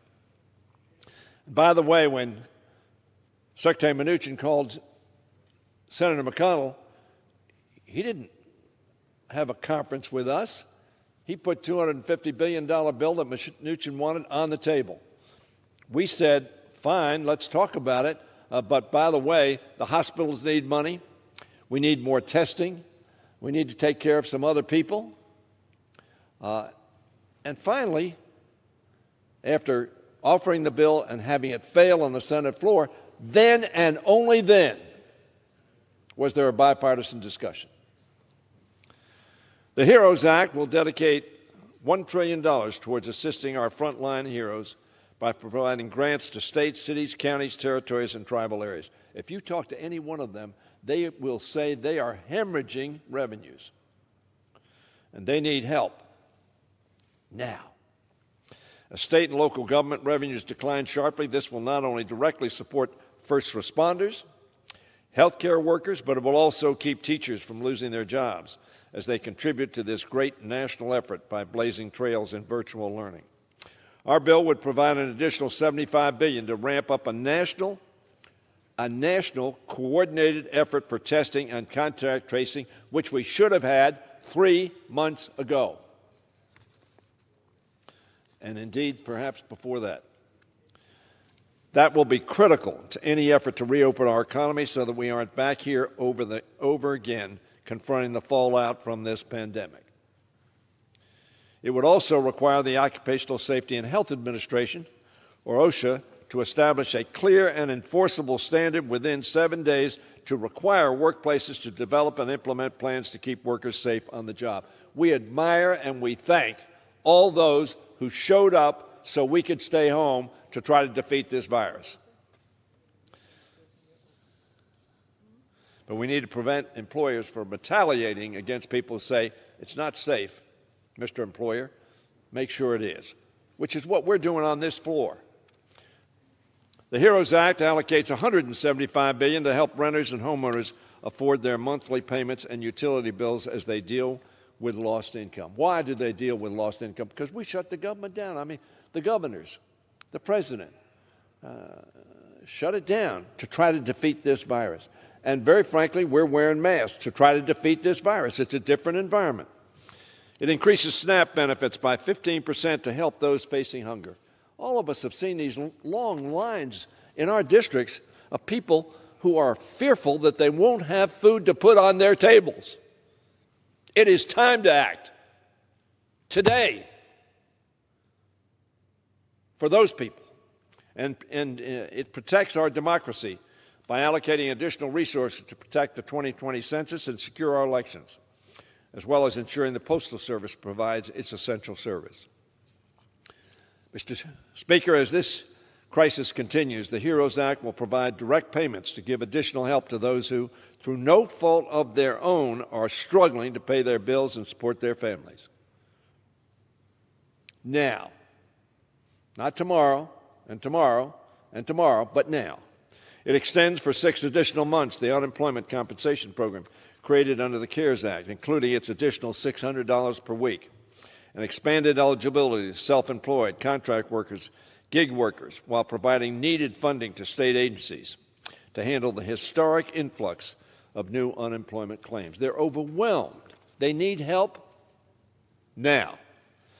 And it strengthens the payroll protection program by making sure it can benefit underserved communities and nonprofits of any size, as well as provides $10 billion towards small business loans through the EIDL program. It protects the independence of inspectors general. Let me repeat that. This bill protects the independence of inspectors general. That's an important aspect for the American people, so they can still strengthen oversight without the fear of reprisals from this administration. Mr. Fine was fired, essentially, because they feared his neutrality and fairness. The HEROES Act also protects health care coverage by expanding COBRA subsidies so people have their health insurance, by allowing a special open enrollment period in the federal and state health insurance marketplace created under the Affordable Care Act. Mr. Speaker, this is the legislation that American people need as they face this crisis. It's a bold response to an unprecedented challenge. So far, up to this time, we have demonstrated unity in responding to those people who have been hurt so badly. I tell my Republican colleagues, with all due respect, it is not time to abandon them now. So hopefully, we need to reestablish that unity. And again, I point out, it was not us who didn't come to the table. It was our Republican friends who said, not now, let's wait, let's let some time go by. In the HEROES Act, we can say in one voice to the American people, we're in this together. You and us. You and the Congress of the United States. When the House passes this bill, I urge the Senate to work with us and with the White House.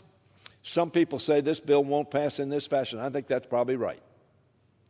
But we have set forth proposals, and it is time, and hopefully we will do it quickly, negotiate our differences, and pass legislation to help those people without a job, faced with rent, faced with mortgage payments, faced with paying their bills. Let's make sure they know that we're in this together with them. I urge my colleagues, vote yes. Vote for the American people. I yield back the balance of my time. Gentleman yields. Gentlewoman from New York reserves. Gentleman from Oklahoma is recognized. Thank you, Mr. Speaker. I continue to reserve my time. Gentleman from Oklahoma reserves. The gentlewoman from New York is recognized. Mr. Speaker, I yield 30 seconds to the gentleman from California, Mr. Ruiz. The gentleman from California is recognized for 30 seconds.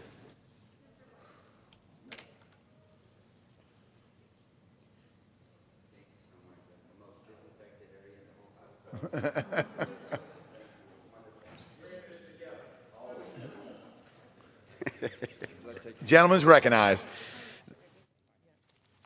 This is an unprecedented crisis that requires an unprecedented, bold response. The HEROES Act will support workers, families, hospitals, and cities in my district struggling to get by.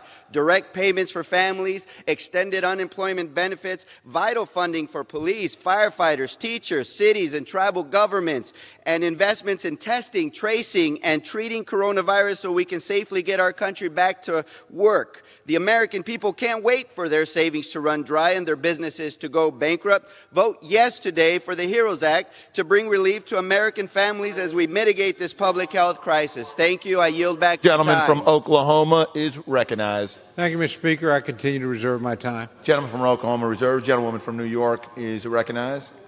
Mr. Speaker, I'm pleased to yield 30 seconds to the gentlewoman from Michigan, Ms. Tlaib. Gentlewoman from Michigan is recognized for 30 seconds. Thank you so much. Access to clean water and to clean and affordable water is essential to saving lives and stopping the spread of COVID-19. No one deserves, Mr. Speaker, to die because you are too poor to afford water. In my district alone, thousands of low-income households began this pandemic with their water shut off. Just think about it. You're being told to wash your hands 10 times a day, and you can't have access. The richest country in the world where 15 million people can't wash their hands during this pandemic. I thank my colleagues for supporting in this bill a provision. Expired. The gentlewoman from New York reserves. The gentleman from Oklahoma is recognized. Thank you, Mr. Speaker. I continue to reserve my time. Gentleman from Oklahoma reserves. Gentlewoman from New York is recognized. Mr. Speaker, I'm pleased to yield to the gentleman from New Jersey, Mr. Malinowski, 30 seconds. Gentleman from New Jersey is recognized for 30 seconds. Mr. Speaker, I will vote yes on the HEROES Act today because it will help the small towns I represent keep our first responders on the job. And I wish that my colleagues would listen to the Republican and Democratic local leaders who are pleading with us to do that. I'll vote yes because it pays for the testing we desperately need to go back to work safely. I will vote yes because it will help every American exercise our right to vote without jeopardizing our right to life. I don't expect Senator McConnell to agree with everything in this bill, but the time has come for him to say what he would do differently. Gentlewoman from New York reserves. Find common ground. The gentleman from Oklahoma is recognized. Thank you, Mr. Speaker. I continue to reserve my time. Gentleman from Oklahoma reserves. Gentlewoman from New York is recognized. Mr. Speaker, I yield 30 seconds to the gentlewoman from Florida, Ms. McCarthy-Powell. No, your time will not begin until you start speaking. The gentlewoman from Florida is recognized for 30 seconds. Full 30. Mr. Speaker, I can't believe what I'm hearing, that this bill is political and that we have to wait and that our constituents don't need help. I want my colleagues from the other side to tell my constituents in Florida that can't access their unemployment benefits that they have to wait. Tell the people that don't have food to feed their families that they have to wait. Each day that we delay, our constituents don't get the help they need. This is a bipartisan bill, and you know what? Because local municipalities are in dire need for those funds. Monroe County, Miami-Dade County are going to get the funds that they need to pay for our heroes. Firefighters, teachers, nurses, educators. Thank you. I yield back. From New York reserves. Gentleman from Oklahoma is recognized. Thank you, Mr. Speaker. I continue to reserve my time. Gentleman from Oklahoma reserves. Gentlewoman from New York is recognized. Mr. Speaker, I yield 30 seconds to the gentleman from Oregon, Mr. Blumenauer. Gentleman from Oregon is recognized for 30 seconds. As we face the challenge even greater than the Great Depression, it is imperative that we pass the HEROES Act today and then continue to fight. Next, I hope we tailor a specific plan to rescue America's 500,000 neighborhood restaurants and their 11 million workers. Without action soon, 80% of them will go out of business this year, causing not just more economic loss and unemployment, but irreparable damage to every community, every neighborhood in America. Gentleman's time. Gentleman yields. Gentlewoman from New York reserves. Gentleman from Oklahoma is recognized. Thank you, Mr. Speaker. I continue to reserve my time. Gentleman from Oklahoma reserves. Gentlewoman from New York is recognized. Mr. Speaker, I'm pleased to yield 30 seconds to the gentleman from California, Mr. Costa. Gentleman from California is recognized for 30 seconds. Thank you, Mr. Speaker. The HEROES Act contains legislation vital to the health of the San Joaquin Valley and throughout the country by providing funding for much-needed medical education. It provides funding to protect farmers and farm workers in our food supply chain that's been turned upside down. Ag markets have shrunk, and for some, they have entirely disappeared. We need to provide support to ensure a true safety net is in place for American agriculture. Our food supply is truly a national security issue. This has never been more evident during this health care crisis. I stand ready to work with my colleagues in both the House and the Senate, to arrive at a bipartisan from New York compromise. reserves. Gentleman from Oklahoma is recognized. Thank you very much, Mr. Speaker. I continue to reserve my Gentleman time. from Oklahoma reserves. Gentlewoman from New York is recognized. Wait a minute. Mr. Speaker, I'm pleased to yield 30 seconds to the gentlewoman from California, Ms. Chu. Gentlewoman from California is recognized for 30 seconds. As businesses, families, and entire communities struggle, Congress must step up. The HEROES Act does just that, helping us through this crisis. Our priority is a healthy economy, but there is none without healthy workers. So this bill ensures a plan for testing and contact tracing. State and local governments will be able to pay workers on the front lines. Families will be able to get help to survive unemployment, stay in their homes, and keep their small businesses alive. We cannot afford to wait 1 minute longer. Gentlewoman yields. Gentlewoman from New York reserves. Gentleman from Oklahoma is recognized. Thank you, Mr. Speaker. I continue to reserve. Gentleman from Oklahoma reserves. Gentlewoman from New York is recognized. Mr. Speaker, before I proceed, may I ask how much time we have on each side?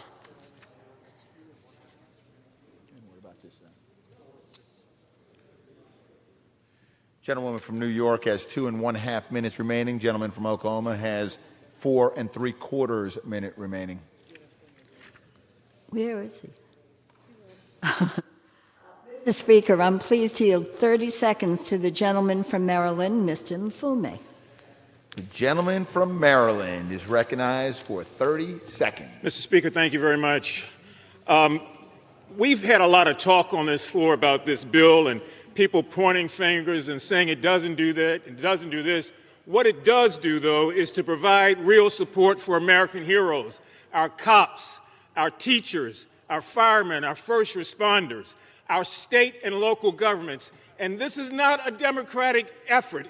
This is an effort that is supported by Republicans, and somebody needs to say that. Republican governors, Republican mayors, and there will be Republican members of that side of the aisle that vote for this because it's the Gentleman's right thing. time's expired. Testing, the gentlewoman from New York reserves, and the gentleman from Oklahoma is recognized. Gentleman from Oklahoma is recognized. Thank you, Madam Speaker. I would inquire my good friend, the chairman, are you prepared to close? If not, I'll continue to reserve, but if you're prepared to close, I will close. We're prepared to close. In that case, Mr. Speaker, I yield myself the balance of my time. Gentleman from Oklahoma is recognized. Thank you very much, Mr. Speaker. I want to begin by thanking my good friend, the distinguished chairwoman of the Appropriations Committee, for the debate, and I thank her for her very good work. We have in front of us a product that obviously on our side of the aisle we don't agree with. We do not believe we were included in the process. Frankly, this was unveiled without any bipartisan discussions. The Senate has already indicated it's not going to be taken up over there. The President's already indicated that he has a veto threat. There are certainly elements in this bill that I can support. I want to commend my friends. Some of their work on tribal issues was very, very impressive. There's other elements there. There are things we can work on together in this bill. But my friends understand, as I think, the fundamental reality. The Democratic House, you have every right to pass anything that you want to pass. And there's lots in this bill I disagree with, but I respect your right to move it across the floor. But you have to recognize the political reality as well, Mr. Speaker. This bill is not going to be accepted in the United States Senate. This bill is not going to be signed by the President of the United States. I would suggest, rather than pointing fingers at one another and disagreeing, and we do that on both sides of the aisle on occasion, that we do what we did recently. We worked together extremely well. My friend, the chairwoman, had a lot to do with that. We've provided unprecedented relief to the American people in an extraordinarily short period of time, and done it with almost no partisan dissent on this floor. Sadly, that will not be what we see today. But because we don't do it today doesn't mean we can't do it or begin to do it tomorrow or later. But it will not succeed this way. At the end of the day, I've been exactly where my friends are sitting right now. I've been in this House when we had a Republican majority in the House and a Democratic Senate and a Democratic president. And we passed a lot of things that weren't acceptable to that Democratic Senate and would never have been signed by that Democratic president. Sometimes you want to do that to make a point. This is not the time to make a point, Mr. Speaker. We're in the middle of a crisis. We need to work together. We've shown we can work together. We should actually take a great deal of pride in that. And we should go back and cooperate and move forward that way. This vehicle will not pass. But there are elements in it, working with Republicans, that could pass. There's lots of other things in here that aren't gonna.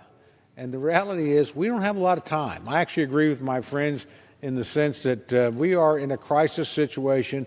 It's important that the country see us act, but it's important that we act together. We've done it in a matter of weeks. We can do it again. So I will just end on a hopeful note, Mr. Speaker. We can have this exercise today. I do look on it as a partisan exercise. I do look on it as a messaging exercise. I don't look on it as a serious effort to legislate. Serious efforts to legislate in divided government require consultation and inclusion with the other party. In this chamber, that means, sadly for my friends in the majority, you got to deal with the minority. Because your ability to pass here, if anything rolls out of this chamber with Democratic-only votes, essentially, it's just simply not going to have any prospects in the United States Senate. It's never going to be signed by a Republican president. So with that, I commend my friend for all her hard work. I look forward to working with her, as we have so often done in the past, in the weeks ahead. And I hope that we can come together, pass additional relief and additional policy changes that help us through this time that has come upon us through no one's fault in this chamber. Neither party wished for this to happen. Neither party had anything to do with it happening. And frankly, when they're at their best, both parties work together to try and confront this crisis. Again, we've done that, Mr. Speaker, in recent weeks. I don't think we've forgotten how to do it, so I hope we put this chapter behind it. I urge rejection of this bill, but I also welcome my friends to the bargaining table and look forward to working with them so that we can come up with a product that not only meets the needs of the American people, but a product that also shows the American people that we can work together and put their good above all else. With that, Mr. Speaker, I would yield back the balance of my time. Gentleman from Oklahoma yields back the balance of his time. The gentlewoman from New York is recognized. Mr. Speaker, I yield myself as much time as I may consume. First of all, I want to say that my friend on the other side of the aisle is my friend. We've worked together, we've faced many challenges, and I do hope that we can face this challenge with direct assistance now, because in my judgment, we cannot wait. As we close debate, the American people really have heard two visions. Democrats want to send additional aid to people, the healthcare system, to students, and our heroes. People are suffering. I see it in my district. I'm sure my friends have seen it in their districts. So the Republican vision, which is wait and see. We will do something. The difference to my friends, I want to make it clear, that is not an option. 86,000 Americans have died. 36 million have lost their jobs. I see it every day. Just the other day, I spoke to friends at a nursing home. Too many people are losing their lives. So today is the day. We have an opportunity to act now. Let's vote yes, and I yield back the balance of my time. The gentlewoman from New York yields back the balance of her time. All time for debate has expired. Pursuant to House Resolution 967, the previous question is ordered on the bill as amended. The question is on engrossment and third reading of the bill. Those in favor say aye. Those opposed, no. The ayes have it. Third reading. On that, emergency supplemental appropriations for the fiscal year ending September 30th, 2020, and for other purposes. For what purposes the gentleman from Virginia seek recognition? Speaker, I have a motion to recommit at the desk. Is the gentleman opposed to the bill? I'm opposed to the bill in its current form. The gentleman qualifies. The clerk will report the motion. Mr. Riggleman of Virginia moves to recommit the bill H.R. 6800 to the Committee on Ways and Means with instructions to report the same back to the House forthwith with the following amendment. In Subtitle A of Title I of Division B, strike Section 20102.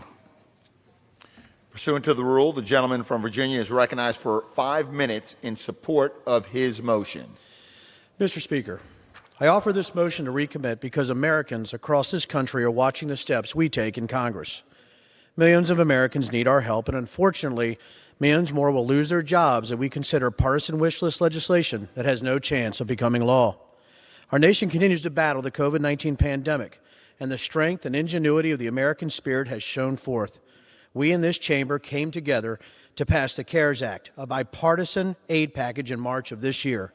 In times of crisis, Americans should come together. But that togetherness has waned and the bipartisanship has vanished. Masked in darkness and socially distanced from any review or debate, this bill is filled to the brim with progressive agenda items. Hidden amongst these poison pills is a provision that will change the ID requirement for the CARES Act rebate checks from Social Security number to taxpayer identification number. This switch will allow illegal immigrants and non-citizens to get checks they aren't eligible for. I didn't think that a global pandemic meant it was time to stop helping American citizens who are desperate for assistance. Now, more than ever, we need to make sure these rebate checks go to Americans who need it. This motion to recommit shouldn't be controversial. Unauthorized immigrants are not eligible for most federal benefits, including SNAP, TANF, and most housing assistance programs. They weren't even eligible to receive this money in the first CARES Act. The reason they are being included now is because this provision is the latest in a grab bag of liberal priorities that Democrats are trying to sneak through in this bill, but not on my watch. That's why I'm proud to offer this motion to recommit. It's time we show Americans that we will stand up and do our jobs in Congress, be the responsible leaders Americans elected us to be, not partisan headline grabbers or those who think messaging bills are more important than sensible legislation for all Americans. The authors of the bill do not intend for this to become law, makes a mockery of our responsibility to govern. Enough of the messaging bills. Let's stop playing politics and start working on solutions that will help the American people. I urge all of my colleagues to join me. Thank you, and I yield back the balance of my time. Gentleman yields back the balance of his time. For what purpose does the gentlewoman from New York seek recognition? Mr. Speaker, I rise to oppose the motion to recommit. The gentlewoman is recognized for 5 minutes.